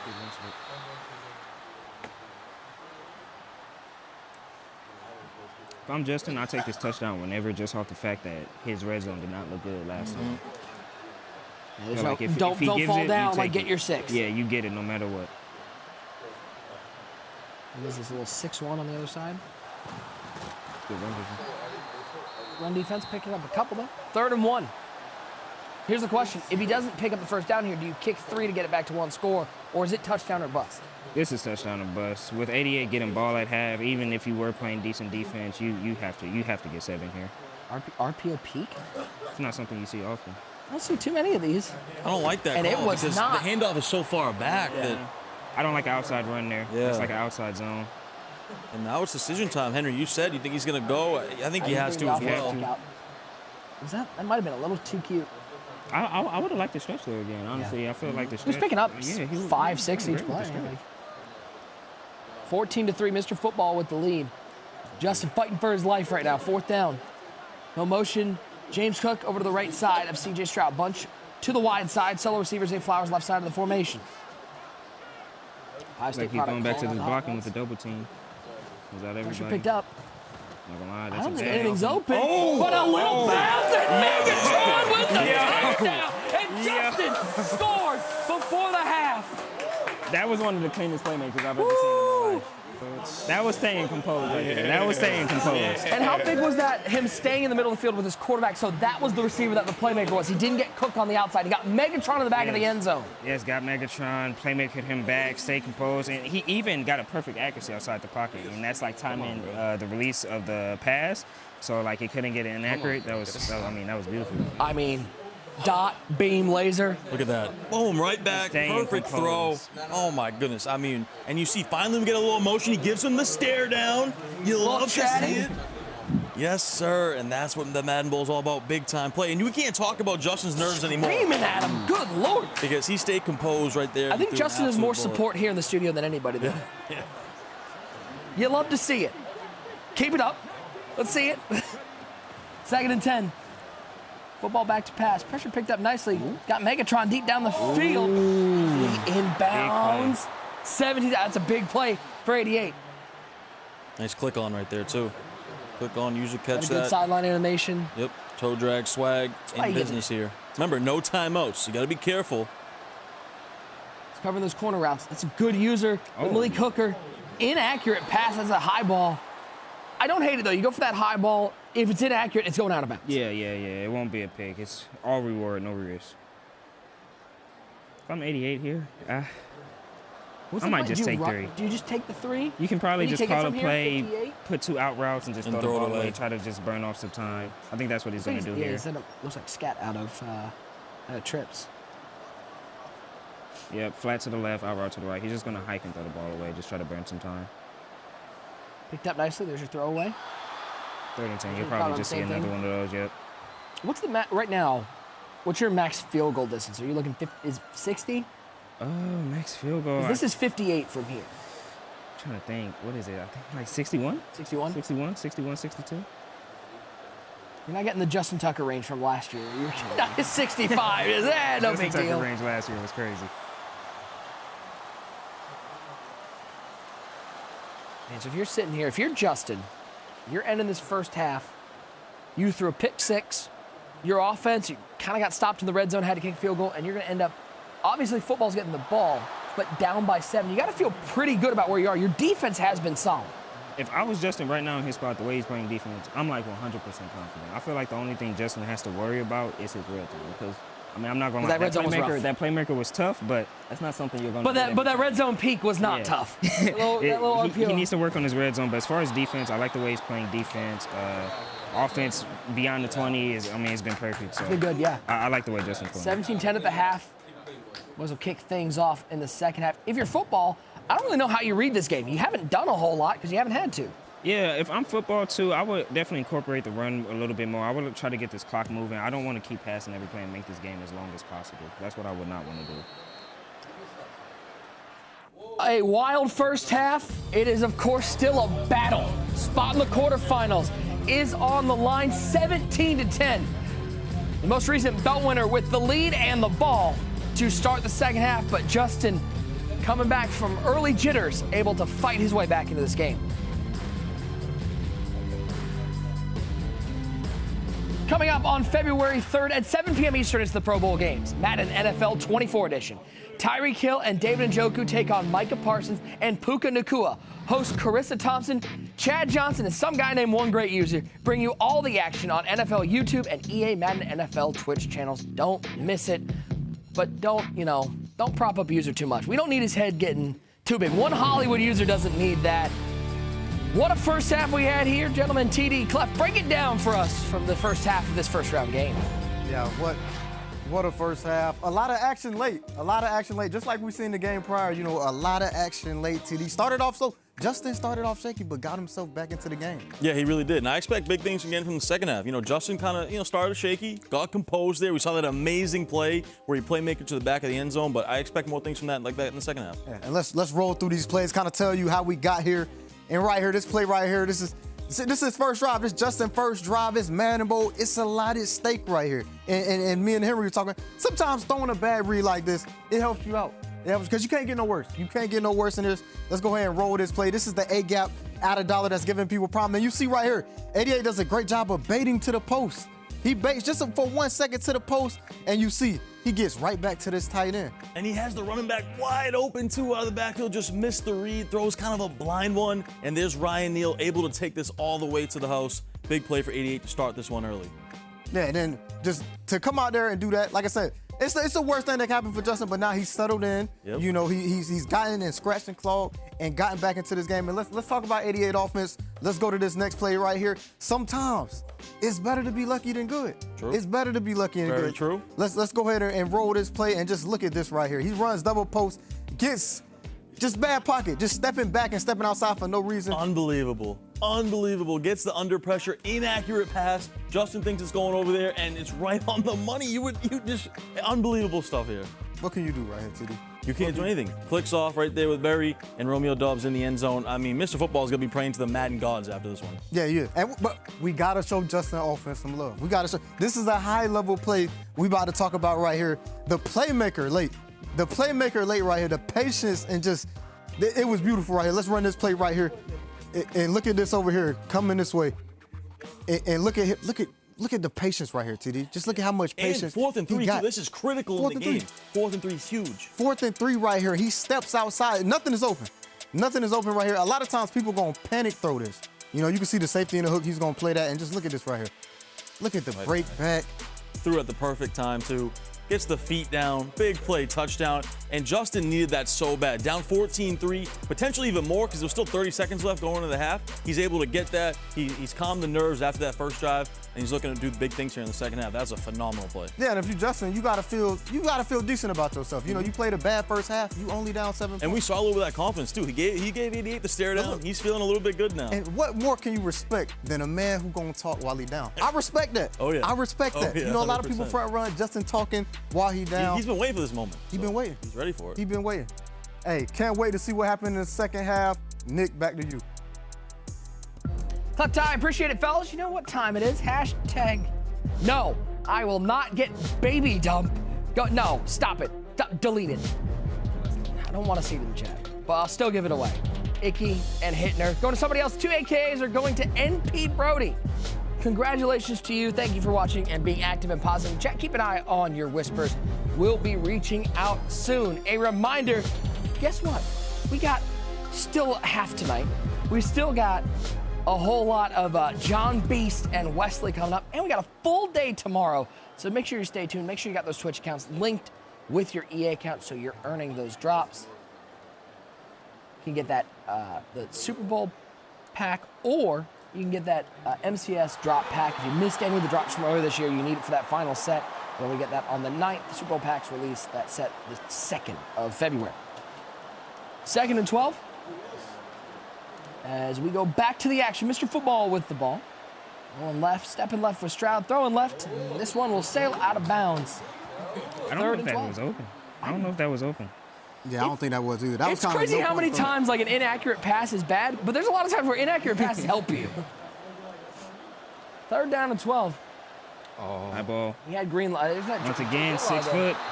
Travis Kelce, 6'5", 5 inches. I mean, that's a jump ball almost every single time. Who would you have there instead of Greenlaw? Me, I would have Gronk or Carmichael. I feel like you got to have them at your user. You got one 6'8", one 6'6". Both actually played offense, so you know they're going to be crazy for the jump balls. Stroud in trouble, gets hit as he throws. Just missed a touchdown. Just missed him. I think what 88 did right there, I think he led his freeform too far. Gets screamed at. Gets the And jag. still gets it off. Finds Dobbs. It's a first down.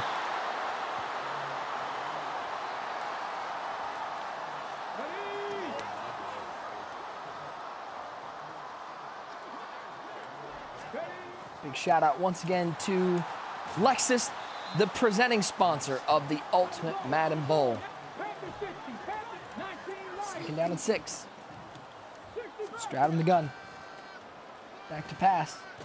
He might look for him again. Oh, Greenlaw back there again. Oh my gosh, he finally gets there. Greenlaw got the pick at the 3-yard line, and Justin gets the stop man. and a little stare down with the That's most big. recent belt winner. Man, right there. I mean, 88 had to choose. He had the touchdown play. He finally got it open. But Justin used it the whole way. He should have hit the angle route underneath. Yeah, and that's one of them predetermined reads where I just want to throw this no matter what. Oh, yeah, 100%. Yeah, you know how that goes. Yeah, you know how that goes. You just see it. It's like the cookie jar. You got to put your hand in it. Second down and 3. Man, Justin's like the biggest fan favorite we've seen out here too. He's got support. You know, one great user's cheering for him somewhere at the spa. Justin has traveled better than I've seen anybody. Yeah. He brought a crowd with him. He got a little crowd with him. They 5 deep? Like 5. It got to be My like 5. question, you think user still remembers our names, or you think he's just gonna he's too Hollywood for us now? User, he probably changed his number by now. Mm-hmm. His number It was green text bubbles when I texted him. Like, come on, let's be honest. Green down, 4th down. User could beat up, but putting him on the graphic like that. That was unnecessary. Those 2, 3 You could have just put text on there. You didn't need to put his picture up there. That was unnecessary. Why they did that to user though? How you gonna put user picture up there with all the people, good? This is huge right here. If he doesn't get this, he's in a really tough spot. I don't like the angle route. Corner? Kelsey. No matter what I like though. High-low read. Make him defend one of them. What a game so far. Nick Mazesco, Tyler Davis, Clef the God, Henry joining us on the desk. Look, he's going back to the streak ball. There's a quick look to Cook off of this. There it is. There's your quick look. Doesn't quite get over there with Neal. Takes it the first down. I like John. I want Justin to hurry up. I want him to move faster. And he needs to make this game as long as possible. Yeah, he don't want to clock himself right here because he can easily clock this out and score after the 4th quarter. Now you give it, and somebody like 88 will run the ball. Oh, yeah, 100%. If you're out there on X, use that hashtag Madden Bowl. Let us know who you think is going to win this game. The whole tournament as a whole, you might see your tweet live on stream. Let's get Madden Bowl trending across the world. Hashtag Madden Bowl on X. Second down and 10. Flowers, Megatron, and Kelsey in that bunch. On the left side, Stroud looks that corner out. He's got Megatron. First down and more to the 23-yard line. But this is where things get scary for Justin. This is exactly where it's been rough. So you got to see if he's thought of anything out of half. And to your point, that's usually when you know huddle when you get down here, especially you've seen him just play cloud flats. You know his zone drops aren't on deep. Oh yeah, 100%. That's elite stuff. That's elite stuff right there.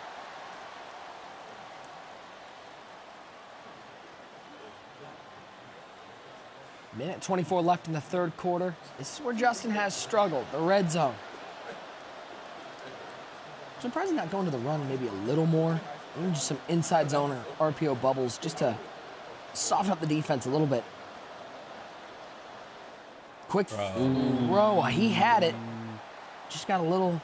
Right there, he was just a little too early and a little too late. Like, he threw it in, like, the window where, like, you're never going to catch that. Qualified through that ultimate tiebreaker. Won the win and get in game. And now is here looking to earn a spot in the quarterfinals. Stroud back to pass. Tough throw. It's Flowers, 4th and 2. He's not bringing out the field goal unit this time. He's going for it. You got to go. I mean, you're going to need it regardless. Calling the play. He hasn't called this the whole game. Bringing out something new. Zig. 4th and 2. That's covered. Pressure picked up. There's the zig. Kelsey. That's a tough throw. You saw the D lineman. It's just right over his head. Yeah. Could have been batted down, but he picks up the first down. Yeah, and 88 did a good job taking away the halfback streak too, but the tight end whip route wide open. He's going to a little RPO. He's going to hit the smoke screen right here. Yep. Yeah, that's like a look. Bad block animation there. Tough break. I mean, that's a walk-in touchdown. If he doesn't bump into him. It was the right play call, too. Audible's over. I think this time he's going to call the bubble. I don't know if I like the bubble call right here, though. Gives it to Cook. Huh? I love the handoff, though. Again, another great animation for 88 on the tackle. And just like that, the 3rd quarter is over. Same score. 4's up in the chat. 5 minutes from determining another quarterfinal spot. Mr. Football with the lead, but Justin's knocking on the door. And the red zone has been so critical for everyone, especially Justin right here. And it's tough. I thought he was down to the 1 there, but they mark it at the 2. And Henry, you pointed out you liked the stretch calls earlier. I think it's a good decision. No, he's going to go inside zone. Oh, hold on. Is he on aggressive blocking? What's going on? Aggressive blocking. That's hellacious. Aggressive blocking. You can't do turn on that. aggressive blocking No, it's you have not turned that on? You cannot do that, man. You And even cannot Mr. do Football can't believe it. He's like, what? that. Cannot do that right there. Red zone has been tough sledding for the 22-year-old from Providence, Rhode Island. In his first live event, he does get a little more room to work now. But I think you'd rather have, 88's probably going to flood this left side with zones and then use the right.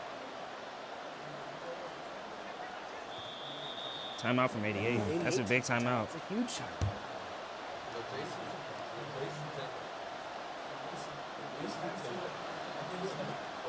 If you're 88 here, you have to play. The best way to go about this is all-out coverage. And if you're Justin, you have to send out 5. And if you don't have deep, you just got to get something short. You got to get closer because this is 4 downs right here. Yeah, go utilize the running back here, maybe angle route, halfback streak. I like a streak and corner route on the tight end. That's what he's going to. And the backside post, I like that. I would have put the. Hold on. Oh, we got. He had the touchdown. He had the touchdown and picked off. He had the touchdown to Cook. He throws it over the middle.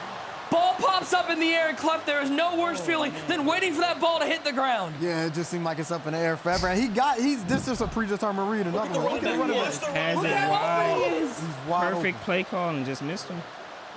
And those type of mistakes, they haunt you. They haunt you for a long And that's, I'm not going to lie, that hurts. When you throw that pick on the goal line, they're stuck on that goal line, and their first play, they immediately get out of it. And remember, we went from 3rd and goal on the 1. The aggressive blocking drops him back to the 10, and then he throws the pick. Yes. He's been inside the 5 twice and has gotten 3 points to show for it. Once again, a big shout out to PlayStation, the exclusive console provider of the Ultimate Madden Bowl. 17-10, 2nd and 12.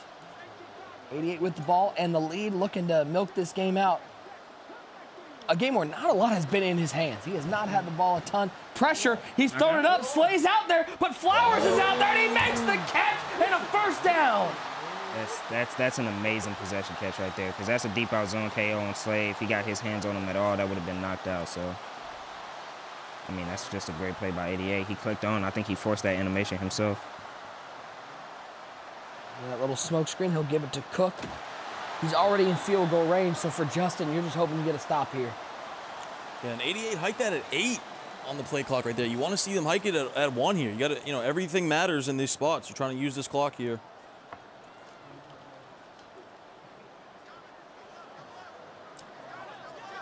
Clock running. This ball will be snapped near the 3-minute mark. 3:12. Okay. Scream that up the middle.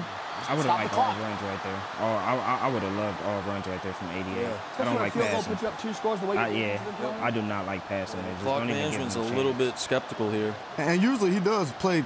He doesn't play this aggressive. Usually he does run the ball. Maybe he thinks there's too much time, but up 7, I mean. Oh, what a that's dive. a great find right there. Inbounds and another clutch throw. C.J. Stroud dialing it up for 88. It's out of bounds and it's on the goal. This one still has a chance. Can't count yourself out. This is, I mean, honestly, that's not bad for you at all. Yeah, him going out of bounds saved you a lot of time. And I'm surprised that we haven't seen Justin run this defense at all. This is the defense I've seen him run the most. This wide 9 double A gap. Best thing about this defense, you're not running out of dome versus this. You're Yeah. going to get shot in the backfield almost every time, so he'll never have to worry about the run. And it's hard to throw RPOs. Yep. It's really hard to RPO it with the 4 down lineman.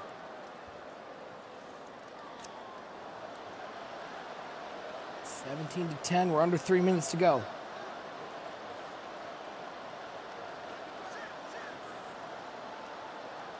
To the left side. The clock ticking away. I still like the run here, honestly. I don't even like passing. Get it down to the 2-minute warning, yep. But he's not gonna. Throw it. Good pocket. I like taking the sack. You got to take the sack. Take the sack, don't throw it away, and he'll be able to take this down to the 2. You do get worried when you Justin take might the sack, hold though. on to his timeouts. You can fumble in the pocket, just taking the sack, so that it's a little scary. Could have conceded and just went down himself, but $25,000 on the line in this game. So we see these 2 competitors in the heat of battle.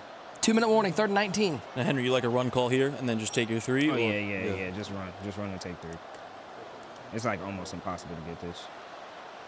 What if instead he throws a touchdown? Romeo Dobbs, wherefore art thou? Touchdown, 88. 88 going aggressive. That's good. Another streak touchdown.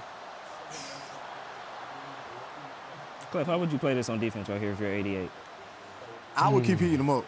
You would keep blitzing? I keep heating them up. I would keep heating them up. Because with the onside kicks and everything, I'm really trying to get a stop. You don't want to come down. I don't like playing conservative right here or anything like that. I like just playing regular defense. Prevent defense prevents wins. Yeah. Yeah, I come out here. He got 10 points. So obviously what you're doing is it's working, especially when he get in the red zone. That's a dot. I mean, that's a laser. Stays outside of Slay. Justin can't believe it. And not the worst thing for Justin, because at least he didn't get a first down. And then just get clocked. And then just get clocked out. You So got at least 3 timeouts. you got 3 timeouts. You got a chance. You got a chance you can score this quick. As long as you don't Dan Campbell it. You come out here and run the ball. Jeez, Lions fan. That's not it. That's not it. Allen, pick 6. That's a $25,000 defensive stop if I've ever seen one. 88, firm control, close the curtain, ball game. GG's in the chat. Cliff, how do those D-line picks, are those the worst? Those hurt you. Those hurt you. But they're preventable, though. That's the one thing about it. It's usually you being greedy trying to throw the ball away super late. You always can prevent it from happening. But when they happen, it kills you. It kills you. It's nothing worse than this. Drag open, Allen with the pick. And Justin going to go back and watch this game, and he going to think about, I was inside the 10 twice, and I got 3 points. You're just going to kneel it out. And sometimes you just want to get out of these ones. I don't hate it, man. I don't blame him. I mean, here's what's crazy. You think about this, Hen, like, he gave up 14 points with pick 6s.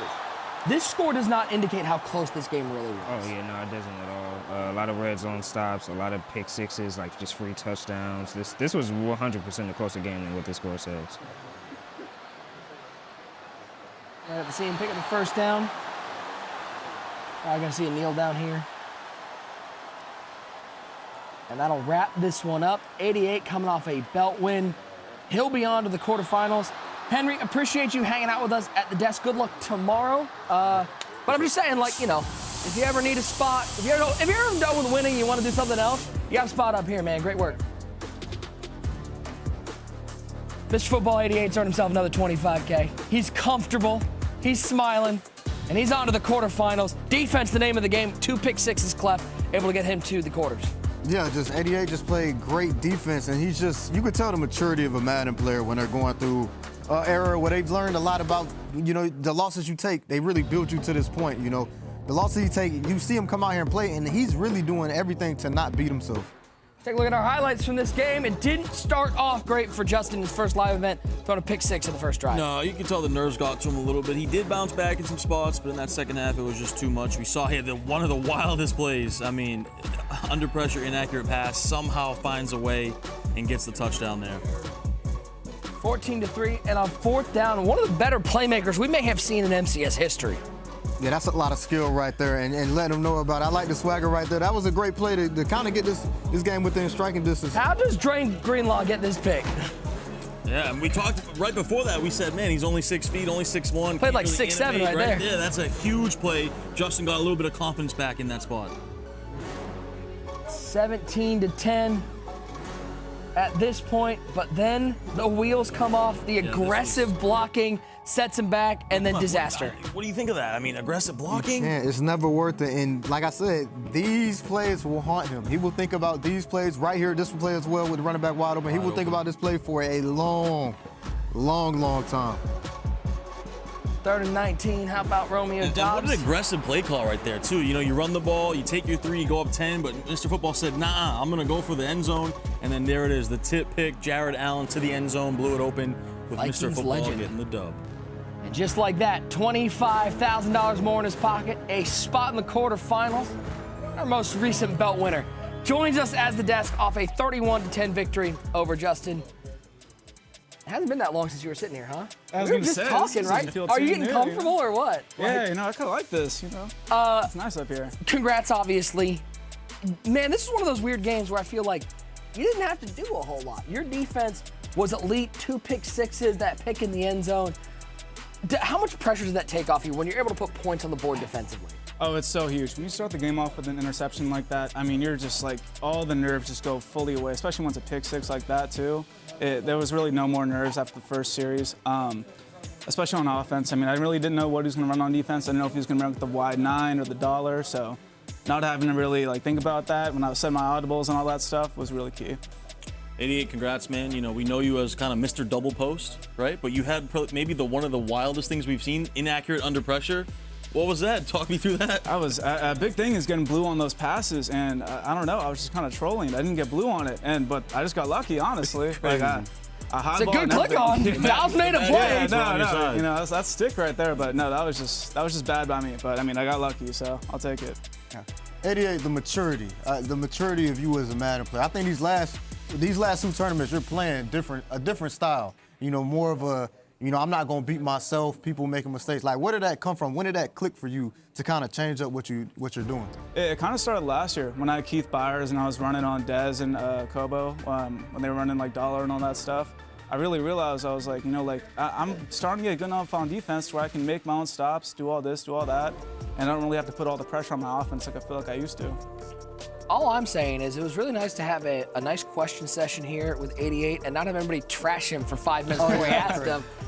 Yeah, it's really nice. He was going crazy last year. It's going insane. You're holding a belt. He's like, you're really bad. I mean, you were horrible. I mean, awful. But congrats, man, on the way. Congratulations. You get a little bit of time off here. Get a little hangout tomorrow. But you're on to the quarterfinals. $25,000 more in your pocket. That's got to feel nice. It's nice. You know, it's nice. My first Madden Bowl win. You know, like I was saying. How's that ring look, though? The ring is amazing. Yeah. I was looking at that yesterday. That's something special. Thoughts right on your matchup versus Fancy too tomorrow? Versus Fancy. I mean, me and him going back and forth for forever. You know, I mean, I feel like every time you guys play, it's a big money game too. Yeah. You guys don't play in like meaningless games. Yeah. Like he's always been very good on offense. He didn't really play the best last game, honestly. I was kind of watching, but I mean that is Fancy. You know, he's always going to prep well. You know, the next 2 days are going to be big for him, and you know, big for me as well. Well, congratulations. You're on to the corners. A great win.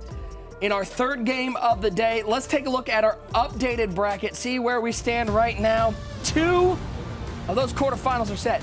John Beast and Wesley, Mr. Football and Fancy. Here's the thing, though.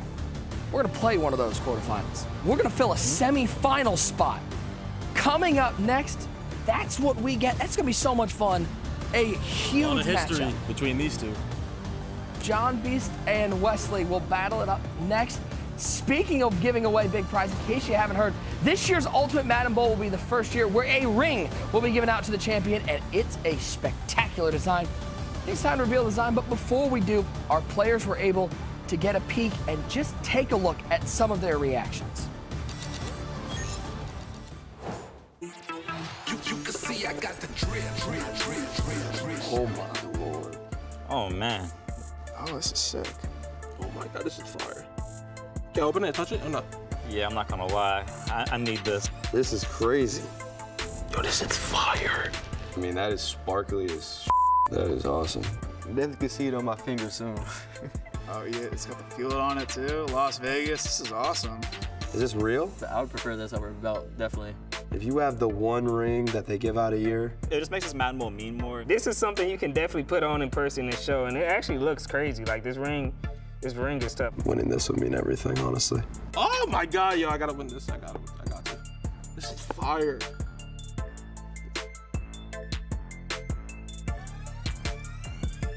This beautiful ring designed by Jostens, the storyteller of champions. They produced 37 Super Bowl rings, cleft to God, but guess what? There's only one of these out there, and you're gonna get this period where nobody else is gonna have something like this. This is as beautiful as it gets, and it's as rare as it gets. You can't buy it. Some things can't be bought. Some things can't be bought. You gotta earn it. You gotta earn it with what you accomplish, and this right here, man, it's just the epitome of that. Ty, you coming out of retirement for that one? You see that I ring? might I have. saw you. I saw you back there. Like, maybe I should You see hop the on the bling, the PlayStation. diamonds on that thing Diamonds lighting are up. Oh man, that thing's crazy. And to be the first ever to say you got this ring, I mean, that's And to have a ring designed by a company in Johnson just designed 37 Super Bowls. I would have an indent on my ring finger. I'd never take it off. Like my whole No, ring it would finger. never. I'd be like- Are you hopping in the shower? No, staying on. They think we were crazy with ring pops back in the day? Oh, yeah. Oh, what? How would I be with that? Oh, come on now. Come on now. That'd be crazy. Well, we've got a quarterfinal matchup coming up. John B's battling Wesley. I mean, you talk about history, Clef. These guys have played each other in the biggest games. You heard Wesley say it. This is the rubber match. These guys are 1-1 in big games. Yeah, and when you play this much, as a Madden player, you develop a strong, I don't like this person. As a Madden player, when it comes to the field, you want to beat them more than anything. And Wes told me out his mouth, he don't lose to John Beast. This game mean a lot to both of them. It's the Madden Bowl, and you got history there on top of that. So it's going to be a great matchup with a lot of passion and two guys who have shown their passion in the past. I know they're all thinking about winning this whole tournament tie. $45,000 on the line. And for John Beast, he's gotten this weird thing where he's had to sit back and wait. Wesley, he came off maybe his best defensive performance all time and can ride that momentum. And John B's giving Wesley a little look right there. Oh, this is going to be good. And I think these guys, especially John, might do a little talking. We've seen. Has John ever talked before in a matchup? Once or twice? A few times. So this might be some fireworks in this matchup. Personalities come out. I think this game, Clef, I don't know if you agree, but I think this game, it's all about Wesley, right? He needs this one. He needs to take down John Beast, get himself into another semifinal, and get closer to that first ever belt. Yeah, if you West, this means more. Like I said, I think West, this tournament means the most to him. Oh, yeah. You know, because one tournament win, he understands where he's going to be at. When you're talking all-time greats of Madden, he's going to leap a lot of people with just one ring. You know, you combine the money, the live events, this means everything to him. And think about this. Winner of this game will be one win away from making it to Vegas. That's a lot of pressure off. You can just get one win away. And we've got that matchup coming up next. Two rivals battle it out. The rubber match in big games. It is John Beast and Wesley one-on-one for a spot in the semifinals. It's all coming up here from the Ultimate Madden Bowl, presented by Lexus.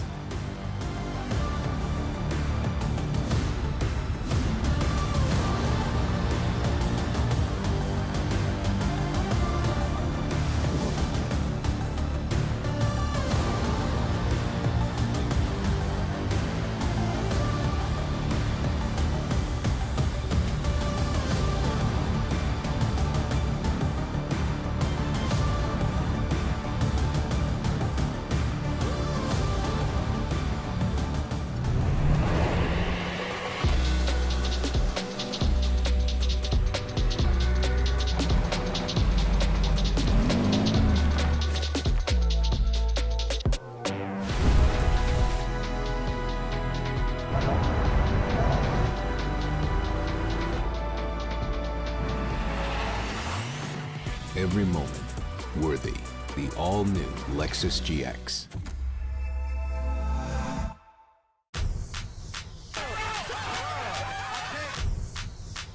It's a new world record cycle.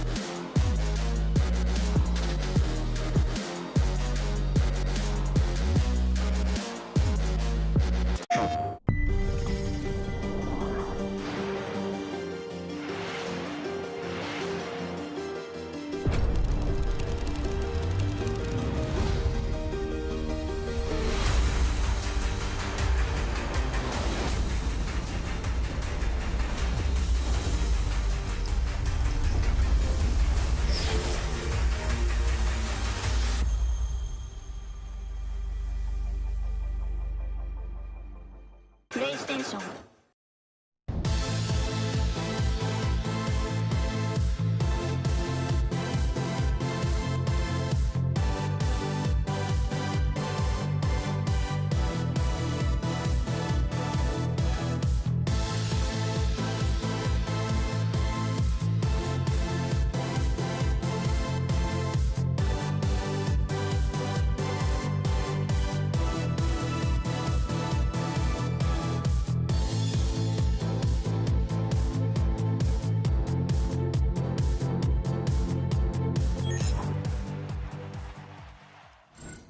his first ever live final. How can you not root for this kid, the run he's on? Wesley Gittins, he's been oh so close to that belt. Wesley, this is his game, his style. He's looking to make a run. He's got him! Young fella putting on another performance. Stop, man, come on! He is trying to put this game away now. Oh, he got sticky! Cinderella, it's not midnight yet! John Beast into the end zone! Try again next year, man. Try again next year. Here we go again. Spot in the finals is on the line here in this battle. Wesley taking on John Beast. That's a dot, baby. Right down the middle and right into the end zone. Wesley Gittins already thinking about that Madden Bowl final. Open up the floodgates. John Beast, he got flooded here. It was all Wesley. Let's go!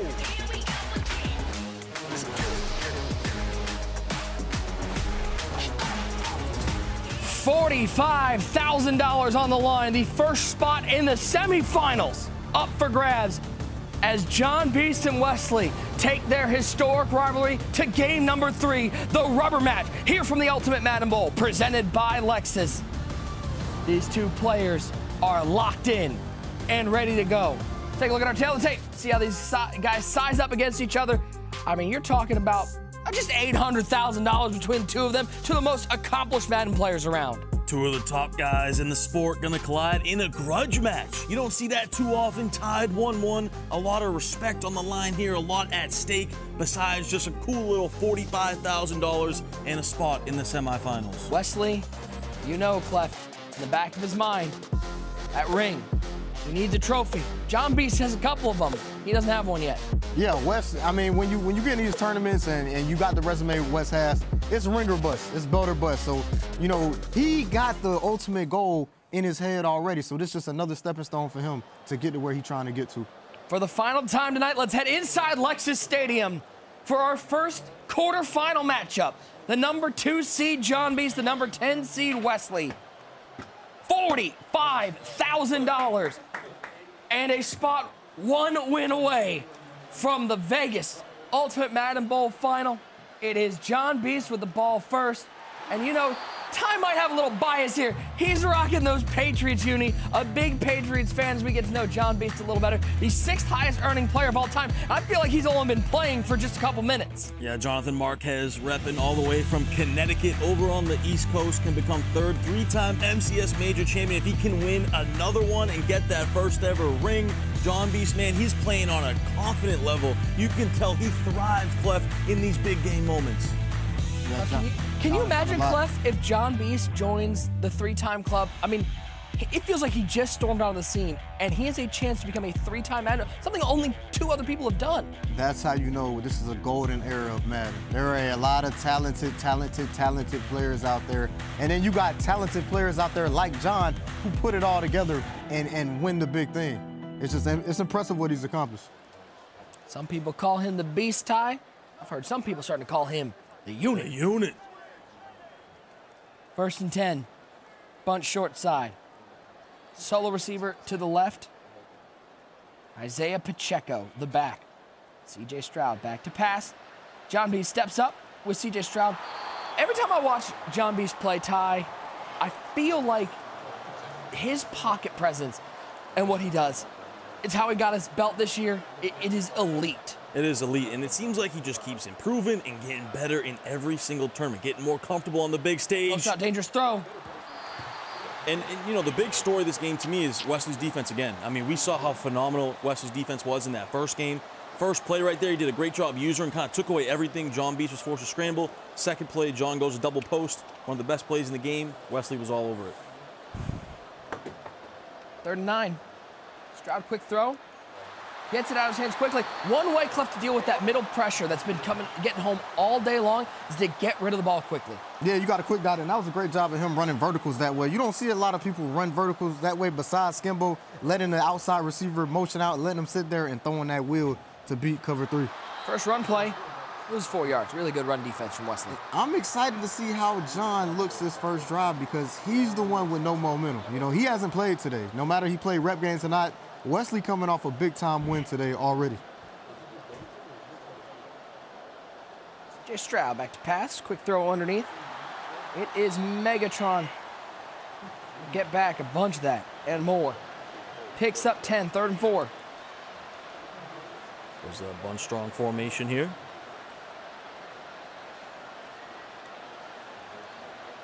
Third down and 4. Looks like that dagger play. Gonna have a lot of crossing routes here. Throws it back across his body. Good click on feet. Inbounds. First down for the Beast. And that Zay Flowers, Clef, has been huge all day long. John, you see him rocking him here in that slot receiver position.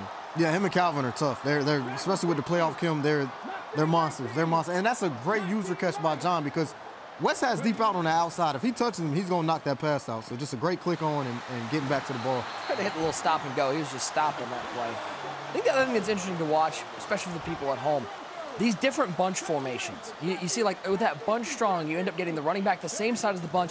And I think what's interesting is that wide receiver. Blue pass! Blue pass! Finds Romeo Dobbs. You see that wide receiver step all the way from that wide side tight to the formation, so you can get some really interesting mesh concepts. Yeah, you really can. You know, rocking that C.J. Stroud at quarterback with that hot route master. We've pretty much seen everyone out here rocking Zay Flowers, Megatron, and Romeo Dobbs at receiver. John B's using that hot route master right there, too. Threw in a C route of the trips formation, then goes back to the corner route here for a big play. Remember back that in like 18, 19, those C routes were man beaters. Oh, yeah. Now they're all zone beaters. Yeah, and there's so many of them that you can put out there, especially with hot route master. The outside apprentice C route, the slot one, the tight end one. So there's so many ways to just attack the defense, especially attacking the sidelines. Why not get simple? Looks like we're going to see stretch here. Pacheco outside, juke move inside. Really good edge contain there, not letting Pacheco get anything. And this is where it's been so tough.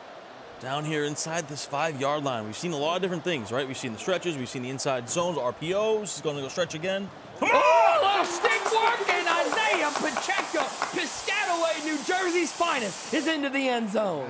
That's a great vision by John. Great patience to cut that back instead of just running outside. And then the juke move, just utilizing that juke move and getting in the end zone. That's a big touchdown. We see Justin lose the game pretty much like that by not scoring touchdowns down there. That's a great drive by John. The red zone, by far, the toughest place to score right now, and we're seeing it decide games.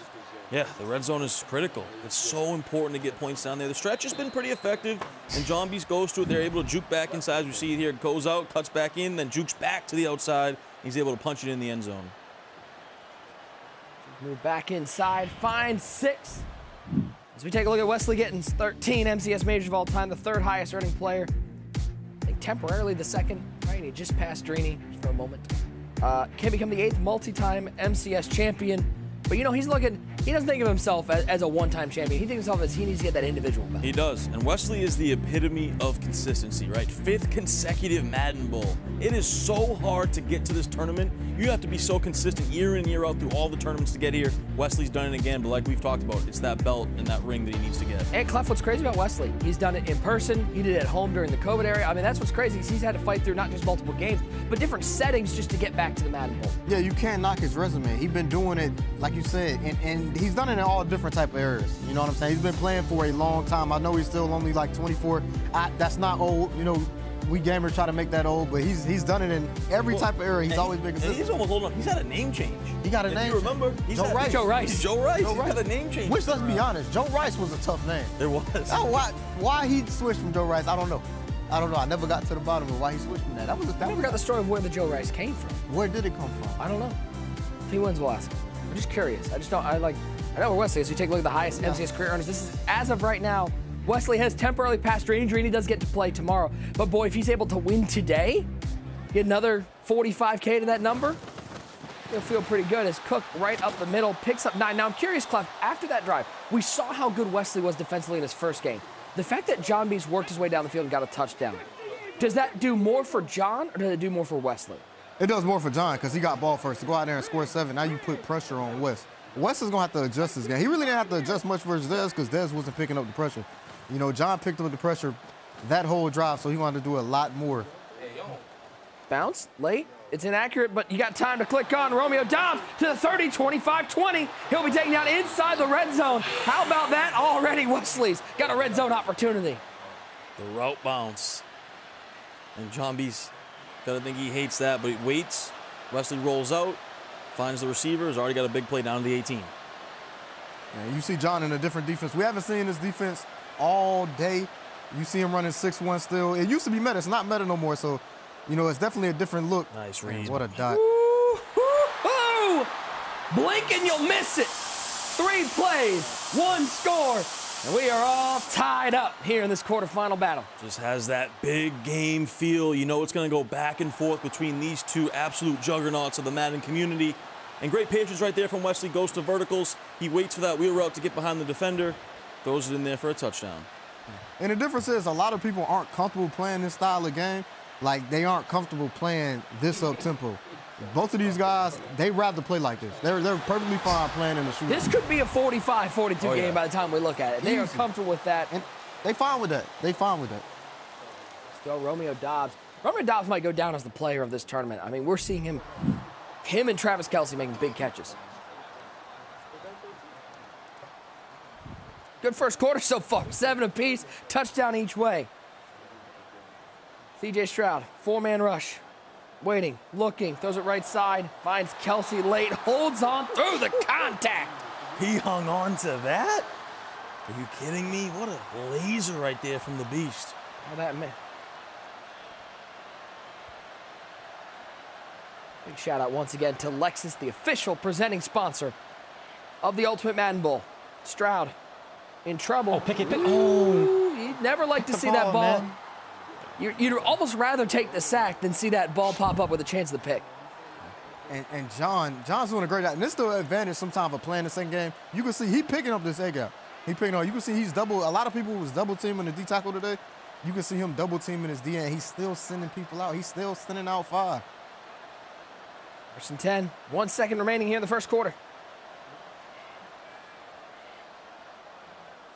Let's throw just a little smoke screen over there. Romeo Doubs first down. Take us to the end of the first quarter. 7 apiece. A reminder to everybody out there in the chat. We appreciate you guys hanging out with us. Make sure you're using that hashtag Madden Bowl on Twitter. Let us know who you think's coming home with the win in this one. Let us know if you're Team Wesley or your Team John Beast. Here in this, our first quarterfinal matchup. And Ty, we got a full day of action tomorrow. A lot of first-round matches. We get to see Henry in action in a quarterfinal. And then day 3, we get to find out who's going to Sin City. Who's going to Vegas? Me, I mean, I'll be there, but we'll be there. Irrelevant. I don't think anybody's excited to see me there. That corner route, Megatron, beautiful. And there's where that hot route master comes into play, right? You audible over that trips formation. You put the outside wide receiver on a C route there. Creates great spacing. And we've seen a lot of great spacing concepts from John here. The previous play, he had the little smoke screen with the angle route. Checked it down to the smoke. Love the offense John's playing. Stroud, left side. Kelce, first down. Little juke move to stay in. From the beat.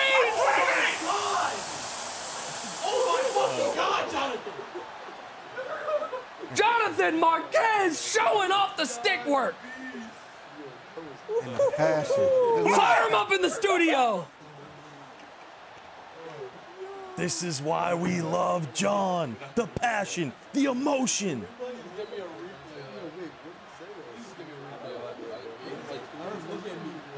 Fireworks here in the quarterfinals. Good Lord.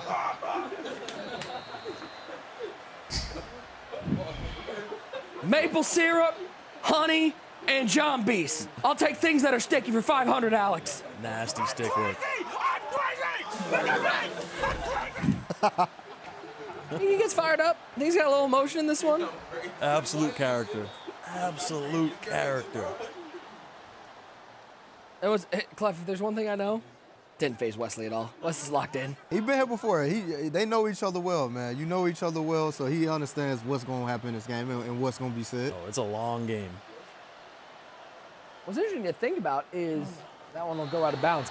Clef, these guys have played twice before. This is the first time they're playing in person, though. It's a little different when you're playing just another Zoom call, basically. And this time, he's sitting, well, at that point, he was sitting about 3.5 inches away. Yeah, he was right there. Yeah, it's definitely different because, like, when you're playing at home, you can't really see what the person is saying. You kind of might have an idea. Quick throw to the flat. Romeo Doubs, back upfield. And Wes probably should start thinking about, and you can see he got 2 clock on, he should probably start thinking about slowing this down. I get ball at half. Let me just take this time with me.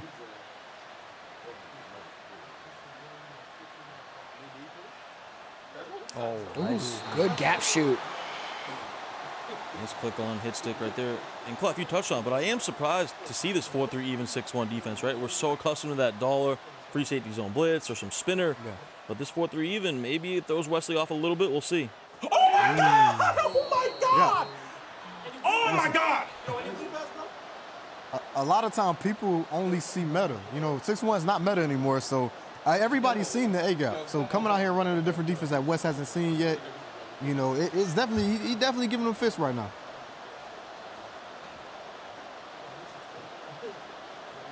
Third and 13.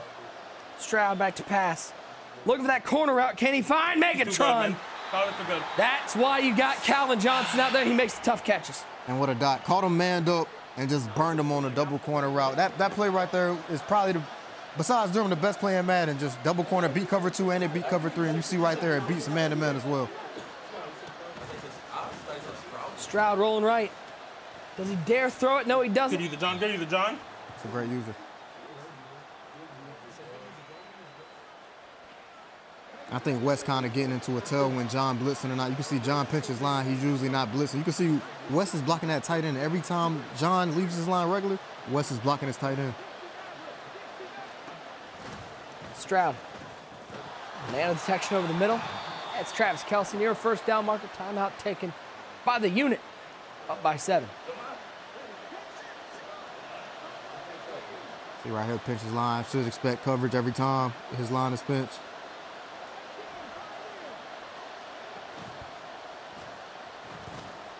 Looking right side, he's got him. Good answer from Wesley Gittins. No panic in the face of pressure. He finds 6. He'll tie this game up. Yeah, great dot right there by West on the tight end crosser route. That's why you got You're hot not route. wrong. That itch. You hear John say that is, but he get ball right now. You know, you see West really ain't celebrate too much because, you know, John got 2 timeouts, 2 minutes left. He got plenty of time to go get points. I just want to know if you and Ty are going to break down the touchdown celebration from John Bees. Look at him right here. He yells here, stands up here. Here's the distance between them. And we got to see exactly what he said. Illustrate that. Yeah, we got to see what he said because I couldn't even hear what he said. It doesn't matter. It don't matter. Does John know what he said? I don't know. Does it matter? Nah. No, it doesn't. It's all about looks, aesthetics. Ooh, he keeps the read option with C.J. Stroud. Picks up 6.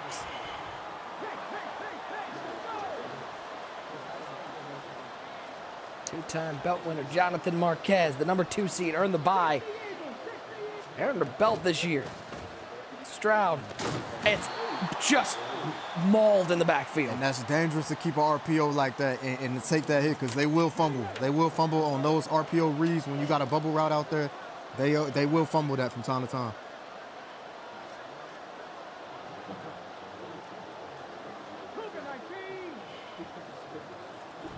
Third and 6. John flipping the play. John being real patient right here. He's being real patient. He's not even really too much worried about the clock as much as you would expect. Next pass was Stroud. It's right over the middle of the field. There's Zay Flowers. Wide open. First down for the Beast.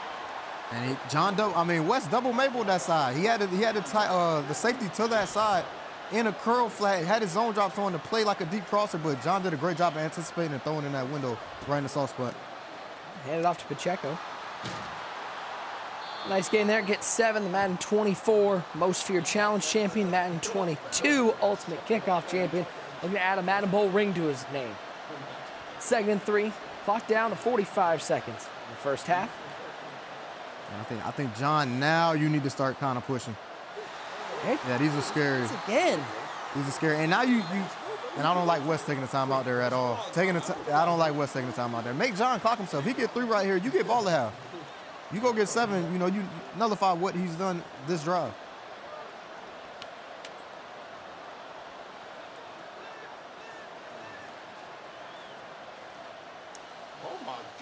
Oh, my Lord. Romeo Dobbs, one hand. You're just so lucky. You're just so lucky. It just doesn't matter. He said facts. Wesley says you're so lucky. He said facts.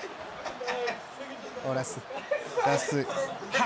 And then Dobbs again. That make you even more mad. Don't agree with me. Don't agree with me. Don't agree with me. You might as well disagree. Say no. No, man. You're going to make me more mad. Don't agree with me. You're so lucky. Facts.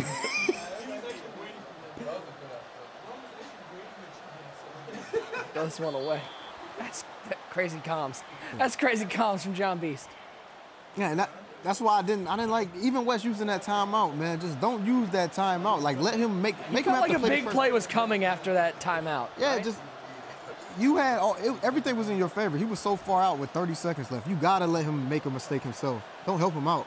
Zig routes. Great pass. That Kelsey is gonna get open. Touchdown. You threw a pick that drive. Beast. Dance on him. Not John Swag. Is he swag surfing on him? It's not real.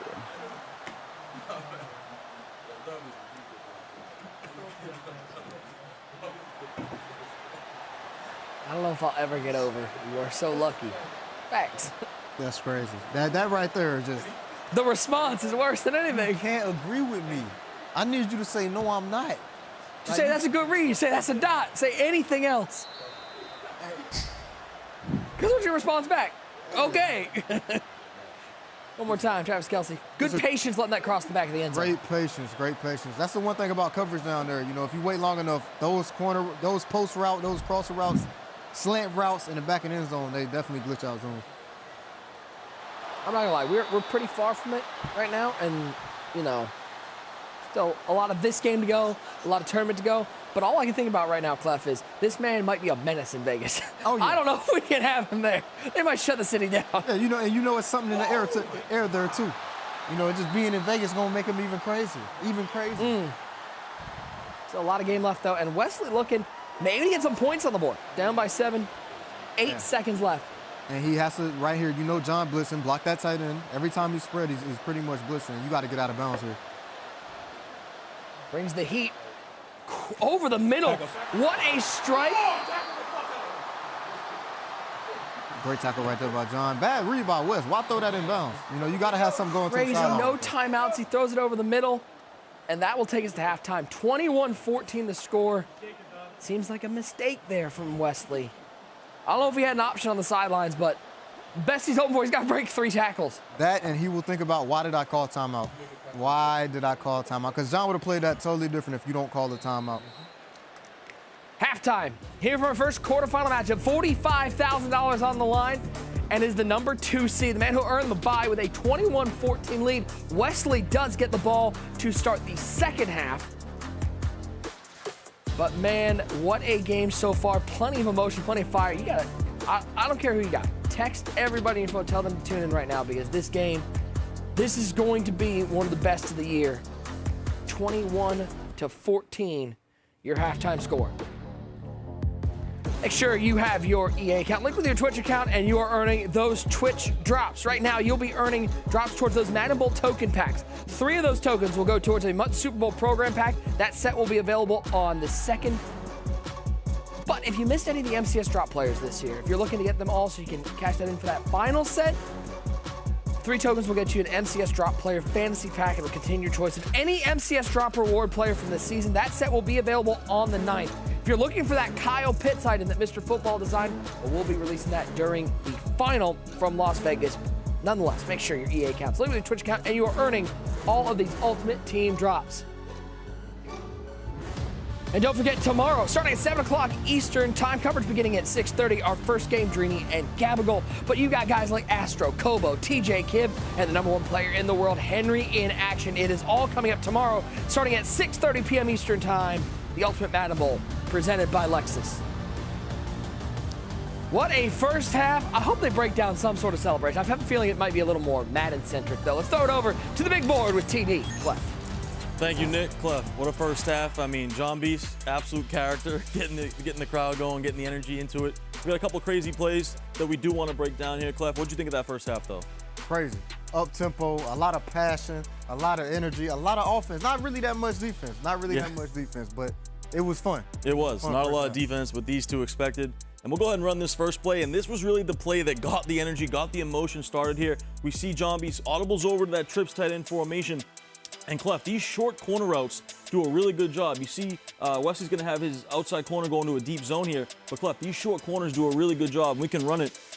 This short corner gets underneath that outside defender, you know, out of the play like verticals. That short corner gets wide open. He's able to throw it to him right there as we pause it. And Clef, you know those short corners so good, especially underneath those deep defenders. Yeah, it's a great route to get under thirds and just Man, just bump catching this. We got to roll this and let's see what he do with this. Just, how does he score this? This is crazy. How does he score this right here? Stays in Step bounds, back, dead leg him. juke back outside, and then somehow falls into the end zone. Absolutely insane. Just a sticky play by John. That's one of the momentum plays where you have a play like that, it feels like things just going your way. Yeah, it really does. He also had the seam there, too. He probably could hit triangle on that one. And then we have another play here. Second play, you know, Wesley was able to bounce back here. John Beast goes to a little man coverage this time out of the 4-3, even 6-1. We can go ahead and run the play here.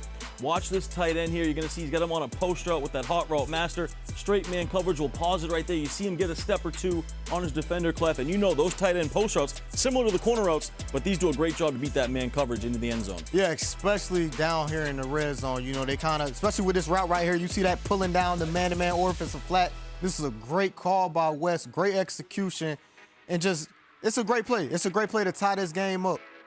Yeah, you know, a little high-low read there with the drag and the post. Clef, you know, good battle here in the first half. Do you have a prediction? Second half, who do you think's taking this thing? West got to manage this better. He has to manage this situation better. He really getting out-coached by John. You know, they're on the same level with how they playing, but John just managing the situation way better. You see him take all the clock with him and score at the end of the first half. It's just little stealing possessions is what it's coming down to. Yeah, should be a great second half. We should have a great ending here. We're going to send it back to the desk with Nick Mazesco. We have a half to go on day one of the Madden Bowl. Before that, I'm not saying it again. It's a smaller dump truck. I refuse. I refuse. No, I won't give it away. See, I can just skip all this. Iggy Woods and Dante Hittner Sr., a couple of AKs recently released, will be landing in the account of, I'm going to say SCU bets, but it might be SCU bets. Who knows? Congratulations to you. Icky Shuffle sliding into your MUT account alongside Hittner. We'll be reaching out very soon. Stay tuned. Second half action. Nick Mazesco, Tyler Davis, Clef the God. User's tucked into bed right now, right? Like, he's not. The Justin game's over. He's snoring away. Oh, and he's feeling great, too. About Justin. Why'd they put him on the graphic, though? They couldn't just put him down as a text, like. His name was supposed to be in the fine print, man. Yeah. Also appearing. Should have been. What's crazy is the picture that they used, his smile is that smile of, I got my picture on this thing. I don't know how they did that, but they picked that one. I'm here. 3rd and 5. Stroud back to pass. Pressure picked up. It is a Flowers over the middle. And a first down for Wesley to the 45-yard line.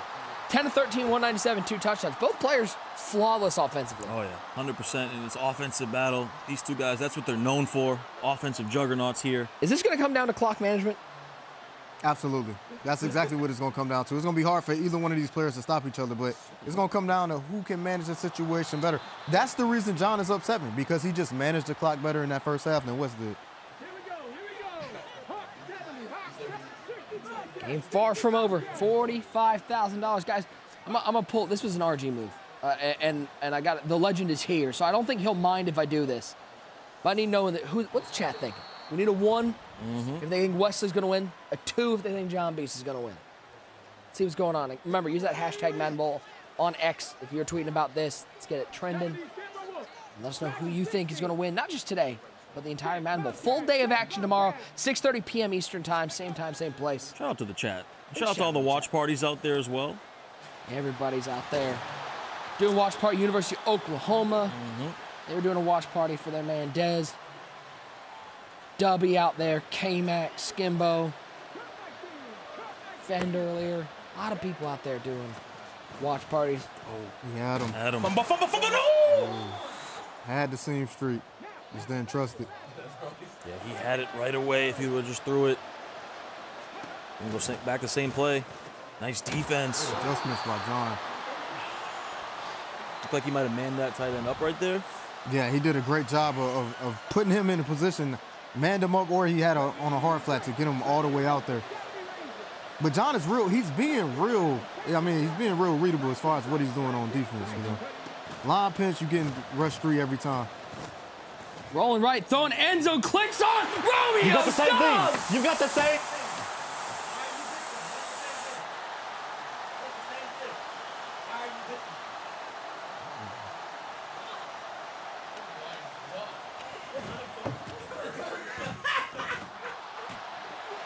One thing about Madden, give it. And Madden take it away. Madden take it away. It'll humble you. Not just does it take it, it'll give it to the other person too. It will humble you. It will humble you in the same game, or it'll get you later. I mean, did John Beast go into the Hulk smash mode right there? He's trying to fight. And then he didn't through say the one floor. word. He didn't say a word. It's Wesley, why are you so mad? He didn't say a word. Yeah. You can't help but laugh though, because you got something early in the game. It's like, okay, I kind of deserve this that. one is actually kind of a less crazy animation than one hand. Yeah.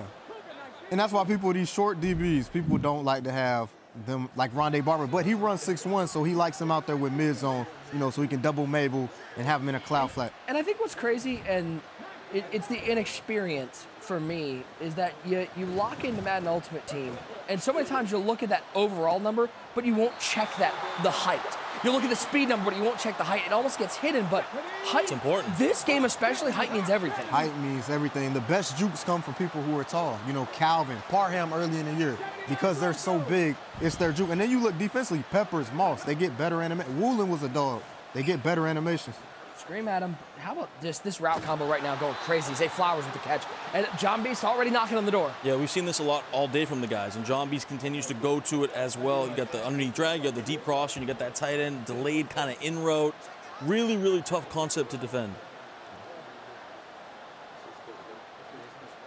The tight end. Action over the top. I'm different, bro. I'm different. Boy, oh boy, was that easy. Bro. That man said, I'm different.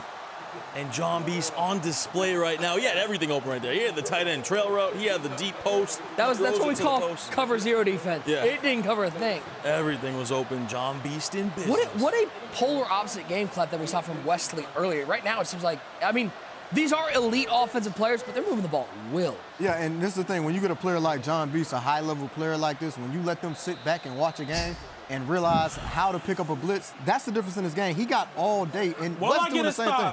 Wes doing the same thing. He's running the same coverage. I'm different. And you see, he just telling him he's different. He's different. He got different slot protections. He dotting his defense. Am I gonna get a stop? Pressure. Oh, they're doing that! Oh my God! Can we leave? Like, are we good? I mean, we could just put this on ambient sound and just go home. Once again, he got to know when John line is spread like he's blitzing every time. You got to know he's blitzing every time when the line is like this. There's that quick throw and a good juke move. There goes Dalvin Cook. There goes Dalvin Cook. Oh there goes Dalvin Cook. Wesley, talk to him. Wesley Giddens. Oh my God, dude, you are. Look at him.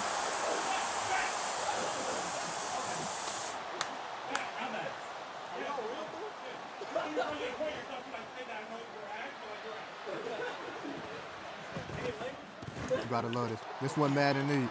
This what the sport of Madden need. If you've never tuned in to in-person Madden CTG, this is what it's all about. Welcome to the MCS. 45K on the line. Yeah. And when people say it's just a game, you see This this ain't is just a more game. than just a game. This is This how people is eat. more than a game.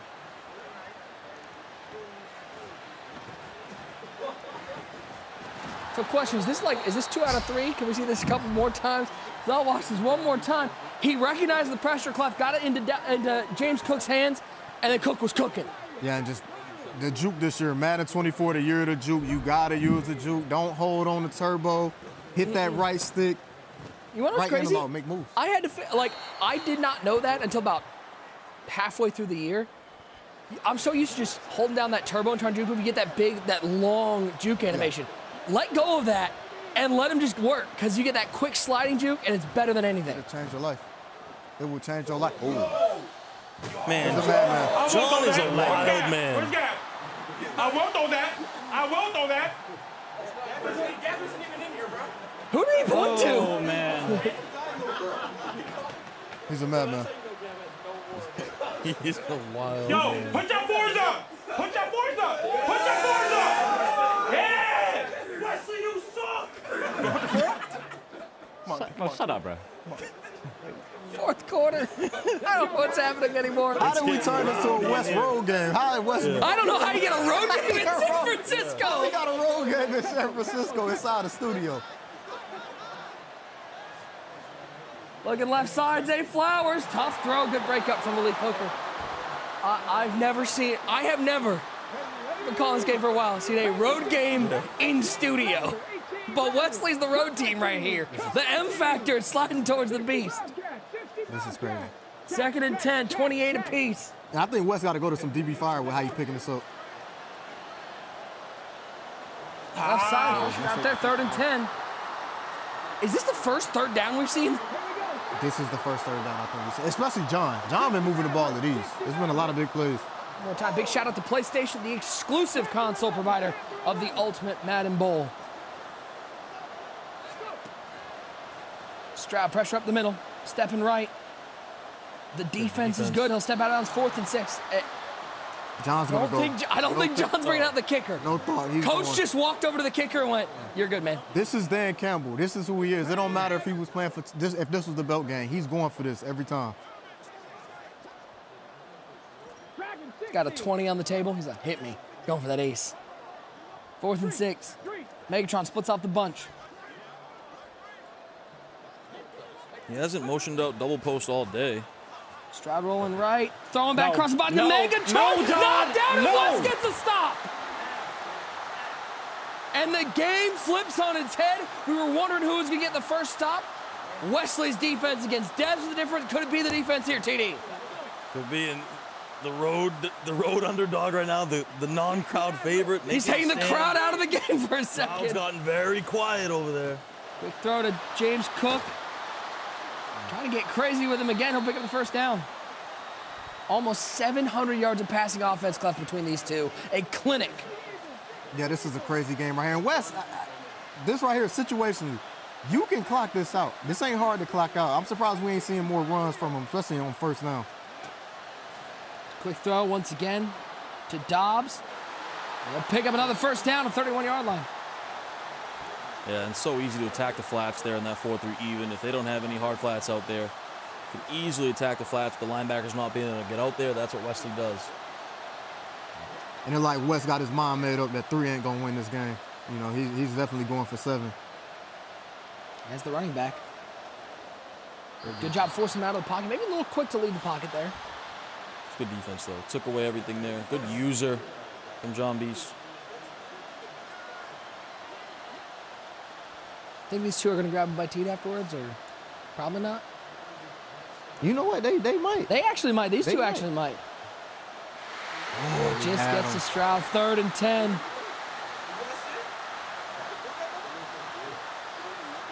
Feel the tension building.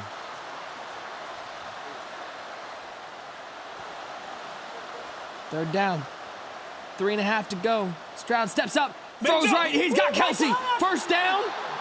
To the 13-yard line. Oh my God, animation right there by Travis Kelsey. That was a great rack animation. You heard him say mid-zone. That's Rondé Barber with mid-zone. So he's going. If he touches him right there, he's going to knock that pass out. It's a good click on by West, though.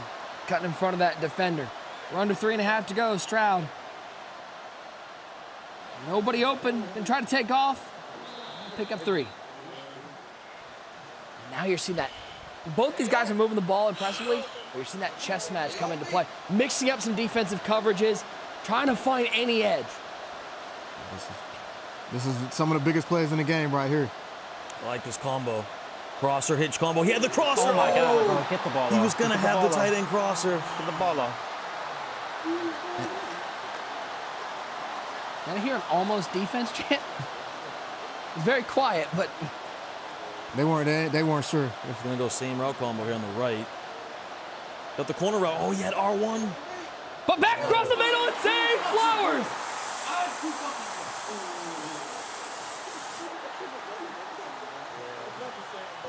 I don't know if I've seen this side of Wesley Gittins in a long time. John Beast will bring that out of you. What more you want? This dog versus dog. What we want. This is what you want. This dog versus dog, high competition, high stakes. This is what competitive Madden is all about. Yeah, what you made of? In the game.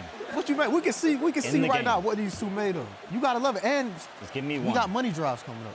What a main We got event. money drives. I like that you don't say money drive. It's drives, because we know this game's far from over. You just get that feeling as we see here that was the big stop. incompletion. And then the great Zay Flowers in the end zone here. And Wesley talking that talk back to John. You just get the feeling this game's going to come down to like a 2-point conversion, right? Right at the end of the game. Yeah. How many games we seen John Beast play in this same situation where he goes score 7, he's going for 2? There's no doubt he going. I go back to you see it there, chew clock already on. How about that first time we saw him? The pick against Joke, kicking the field. Like every John B's game seems to go down to the wire. And he plays all these games the same. It don't matter if he's playing for a belt, a ring, or he's just playing online. $15 or just a handshake. It doesn't matter. Bottom line, John Beast is must-see TV. Over the middle, he finds Travis Kelce. 3rd and 3. They'll take this probably all the way down to the 2-minute warning. There's no danger of John B snapping this at 8 seconds, is there? He's going to use this whole clock. This is going to be your last drive of the game. If you're in the chat, let me know. Give me a 1 if you think John Beast completes the comeback. Give me a 2 if you think Wesley hangs on. 2 minutes to go. Spot in the semifinals on the line. $45,000 here from the Ultimate Madden Bowl, presented by Lexus.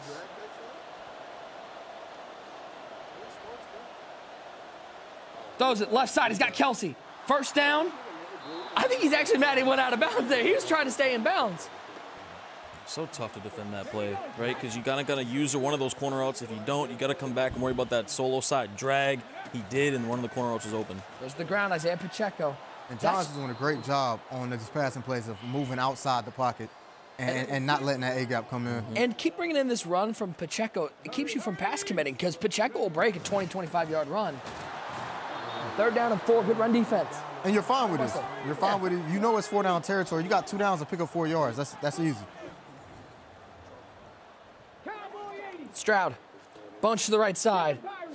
Megatron, the solo receiver to left side. We've seen Zay Flowers solo receiver for a lot of these guys. He's using Megatron out of that solo side. He had Megatron touchdown. Had a touchdown. But he takes the underneath. Do you think that was intentional? Yes, 1,000%. Somebody like Wes, they don't want you to sit here and clock this out. So they're good giving up the touchdown. He was cool, and John, he would have went down anyway. Knowing John, how we know John and how he plays. Yeah, he would have caught that at the 10, would have taken a seat. Yeah, he was going to take a seat. First down 10, 50 seconds left.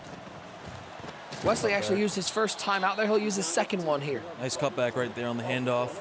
Picks up 6. The bubble was pretty covered right there, so good decision to hand it off. I don't know if I'm ready, guys. If he scores and goes for 2, whichever one wins, the emotion might be too much. Oh, it's going to be crazy. I might have to leave. And Wes taking timeouts right here. For what? For why? What are these timeouts going to do? He's going to keep running the ball. Just let him clock himself out. Let him dictate the situation and see, will he make a mistake? He hands off to Pacheco on 2nd and 4. He'll get the first down and more, breaking a couple tackles at the 12-yard line. Wesley now out of timeout. And if you're Wesley, this is like the worst feeling. Your palms are sweaty. Oh, yeah, this is worse. You don't want to be on defense in this situation, especially playing somebody like that. They're standing in the studio. Look at this. You got to run. You have to run commit. You have to run commit. And if you pass the ball, you got it. Read option. Oh, my. Oh, my God. Oh, you saw the strip animation, too. Trying to lose. Trying to lose. 27 seconds, 26 seconds and counting. Back to the bunch. Down to 23 seconds.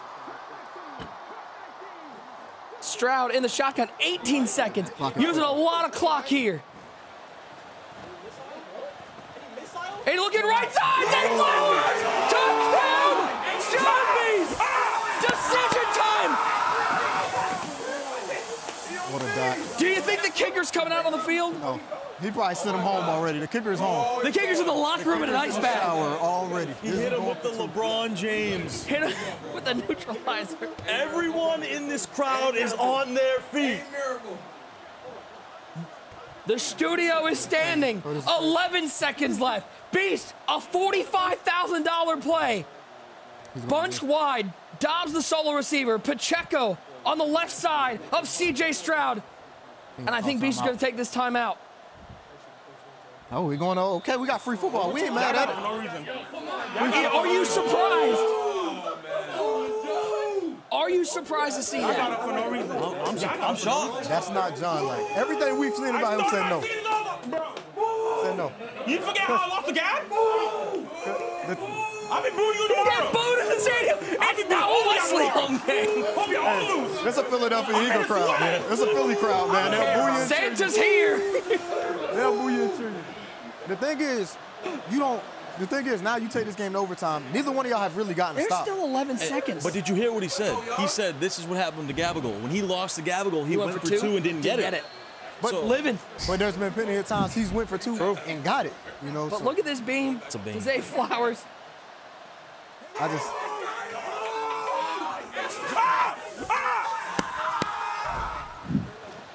Scream at him. Take the sack. Ladies and gentlemen, for the first time, put your 5s up in the chat. Bonus football, overtime. It's all on the line here from the Ultimate Madden Bowl. And this coin toss is huge. Remember, we do get playoff overtime rules, though, so. Yeah. And it's only fitting, right? Grudge match, $45,000 online. It's only fitting these two go to overtime. And I would assume we're gonna end up in the same. We're gonna end up in the same position. One of these guys gonna end up having to go for 2, and it's overtime.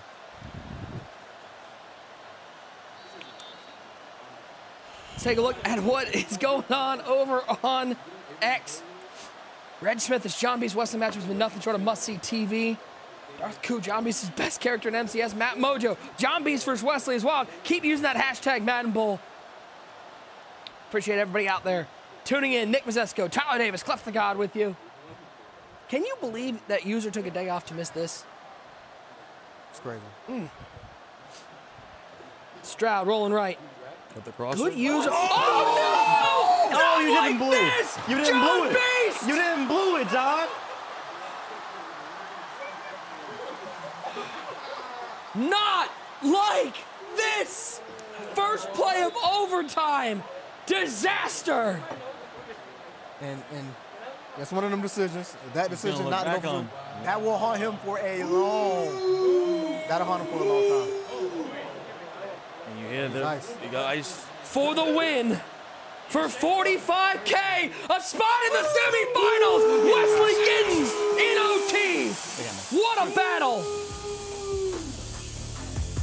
What a game. I mean, what a day of Madden.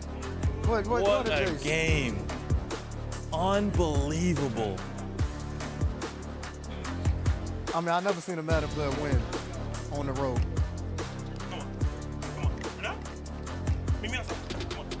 That might go down as the Lexus Stadium miracle. Overtime, first play of the pick. Wesley on the road with the victory. Getting booed. Still getting booed. I don't think he's getting booed. It might be John getting booed. What more could you ask for, Clef, from a competitive Madden game here on day 1 of the Madden Bowl? When you add everything into play, the gameplay, the commentary, it's one of the best games we've seen.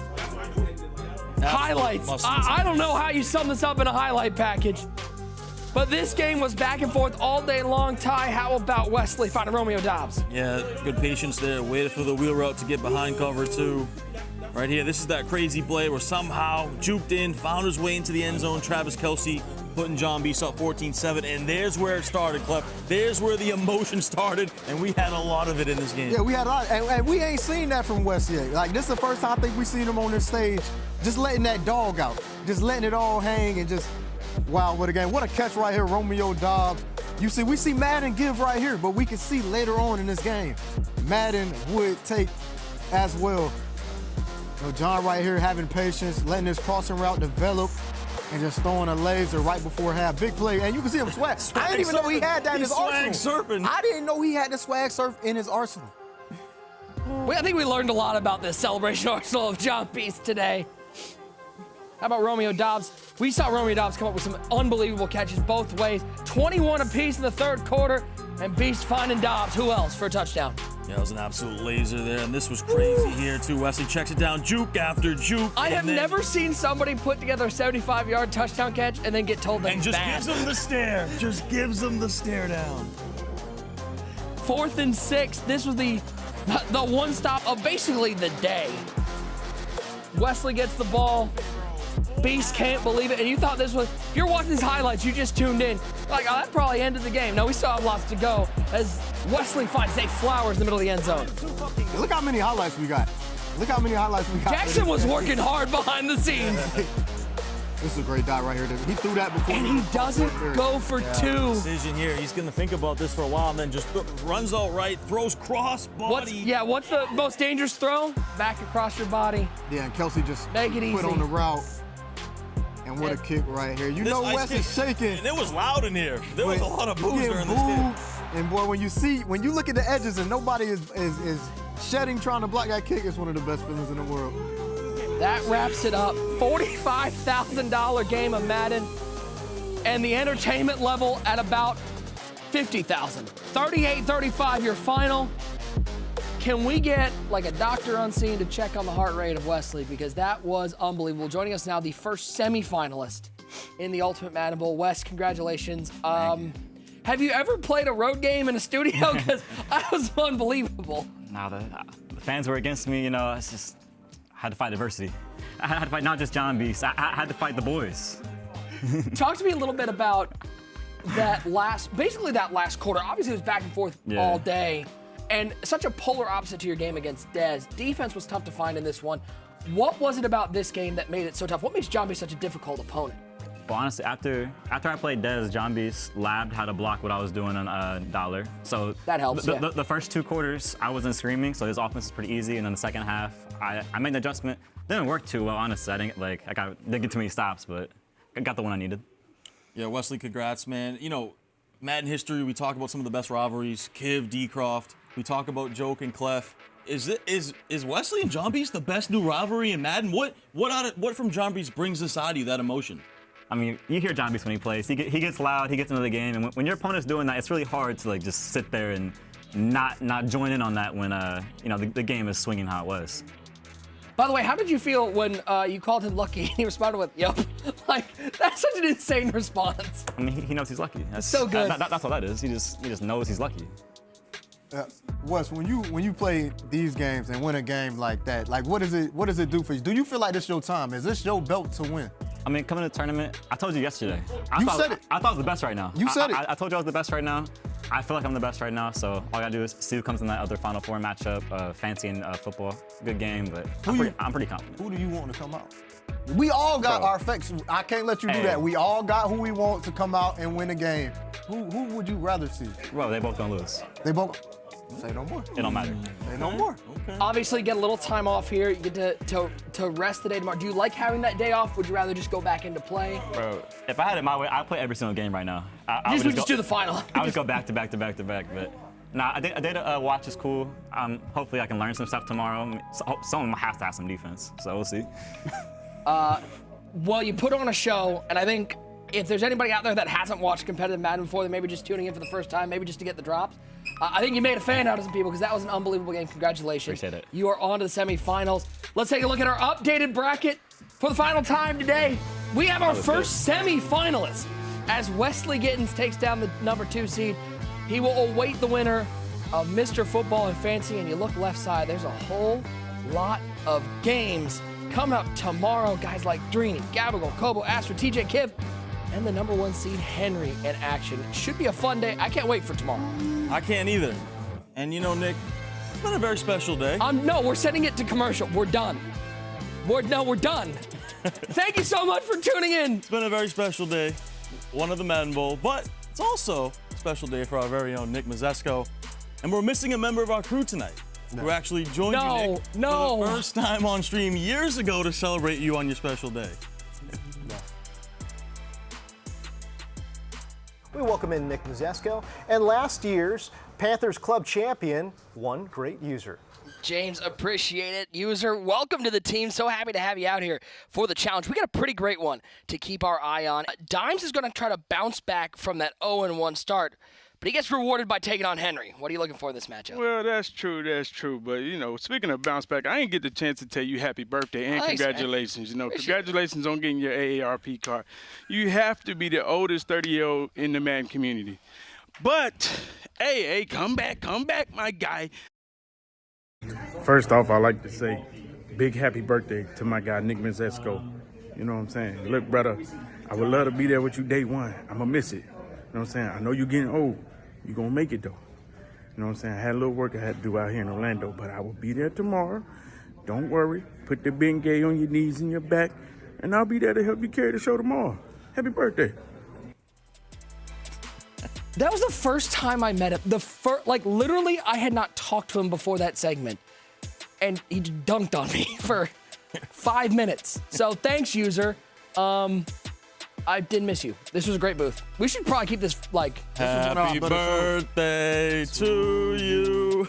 Happy birthday give me a full-size cake? to you. Why'd you give me the little cake? Nick. Just stuff it, man. Happy birthday. No, that's not happening. No. Just stuff it. No, I'm good. For the stream. No, I'm good. This is too nice of a jacket. I'm good. Thanks. I appreciate it. That was far too much, and I hate all of you. But what do you mean Photoshop one? Oh, the turkey's back. They got it. I'll take that one. No, that one's fine. They gotta stop you on the turkey though, cause the head shape be fitting. You know what I'm saying? Be fitting right in. They gotta stop. Oh my God.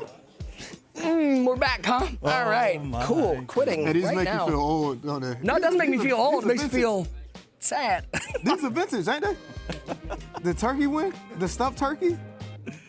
Oh my goodness. They love you, Nick. Hey, you good? They love you, man. No, I'm great, man. They love It's you. so fun. Happy to announce my retirement. I'm out. Good luck tomorrow. Have fun. Users taking play-by-play, so. Oh boy. Hey, don't do that.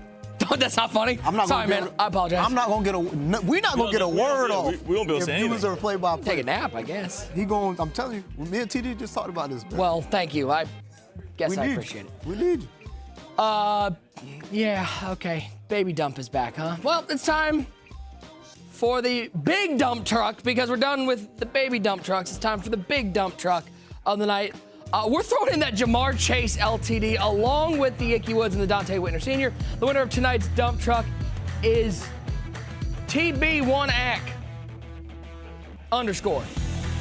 It's probably T Black, but What? I like that. Dante Whitner look like me though. Yeah. I swear He that's does kind of my look like you. Is that you? I swear that's my picture. That's crazy. I swear that's me right now. I don't Appreciate know. all you guys sticking around with us, staying active in the chat. 3 month items heading your way. We'll be reaching out to you soon. Coming up tomorrow, 6:30 Eastern time, we begin right here, same time, same place. Drini and Gabagol our first game. Kobo and Astro, TJ and Kib, and then the #1 player in the world, Henry, takes the winner of Drini and Gabagol. It's all coming up tomorrow. If you liked what you saw today, more of the same tomorrow. It should be another awesome day of action here from the Ultimate Madden Bowl. Presented by Lexus. What a day here from Redwood City, and we're just getting started. $1 million prize pools on the line for Tyler Davis and Clef the God. I am Nick Mazesco. We'll see you tomorrow night for more The Ultimate Madden Bowl. Here in round number 1, the crowd ready to go. Lots of faces in the Madden community. It's Wes, it's Dez, and it's next. He looks for Megatron, he looks for 6, and he has the first touchdown of the Ultimate Madden Bowl. Oh! Darius Lay, and he got it picked on! Let's go, man. Let's go. We have Fancy taking on Abram. Oh, that's a dangerous throw, but Kelsey skies for it! Like a rebound! Hakeem Olajuwon, Kelsey with a touchdown! Really over the late break from Cook. Little juke move inside, and Fancy finds the end zone. He's got the streak left side, and Zay forward! 10, 5, Zay! Touchdown! Boston College! Stand up for your man! Fancy takes the lead! Mr. Football 88, the most recent belt winner, taking on Justin, had to battle through the Madden Bowl tiebreaker, but a little bounce, and Megatron with the touchdown! Hey, you throw blind. Oh, he had the touchdown! He had a play and stepped up and picked off! It is John Beast and Wesley, one-on-one. Left side, Kelsey. First down, little juke move to stay inbound. Oh, what stick work from the beat! I'm crazy! Look at me! I'm crazy! Looking right side, he's got him. Good answer from Wesley Gittins. Oh my God! Oh my God! He's just so lucky. You're just so lucky. He doesn't. But back across the middle and save Flower. I am too good. And looking right side, Zay Flower.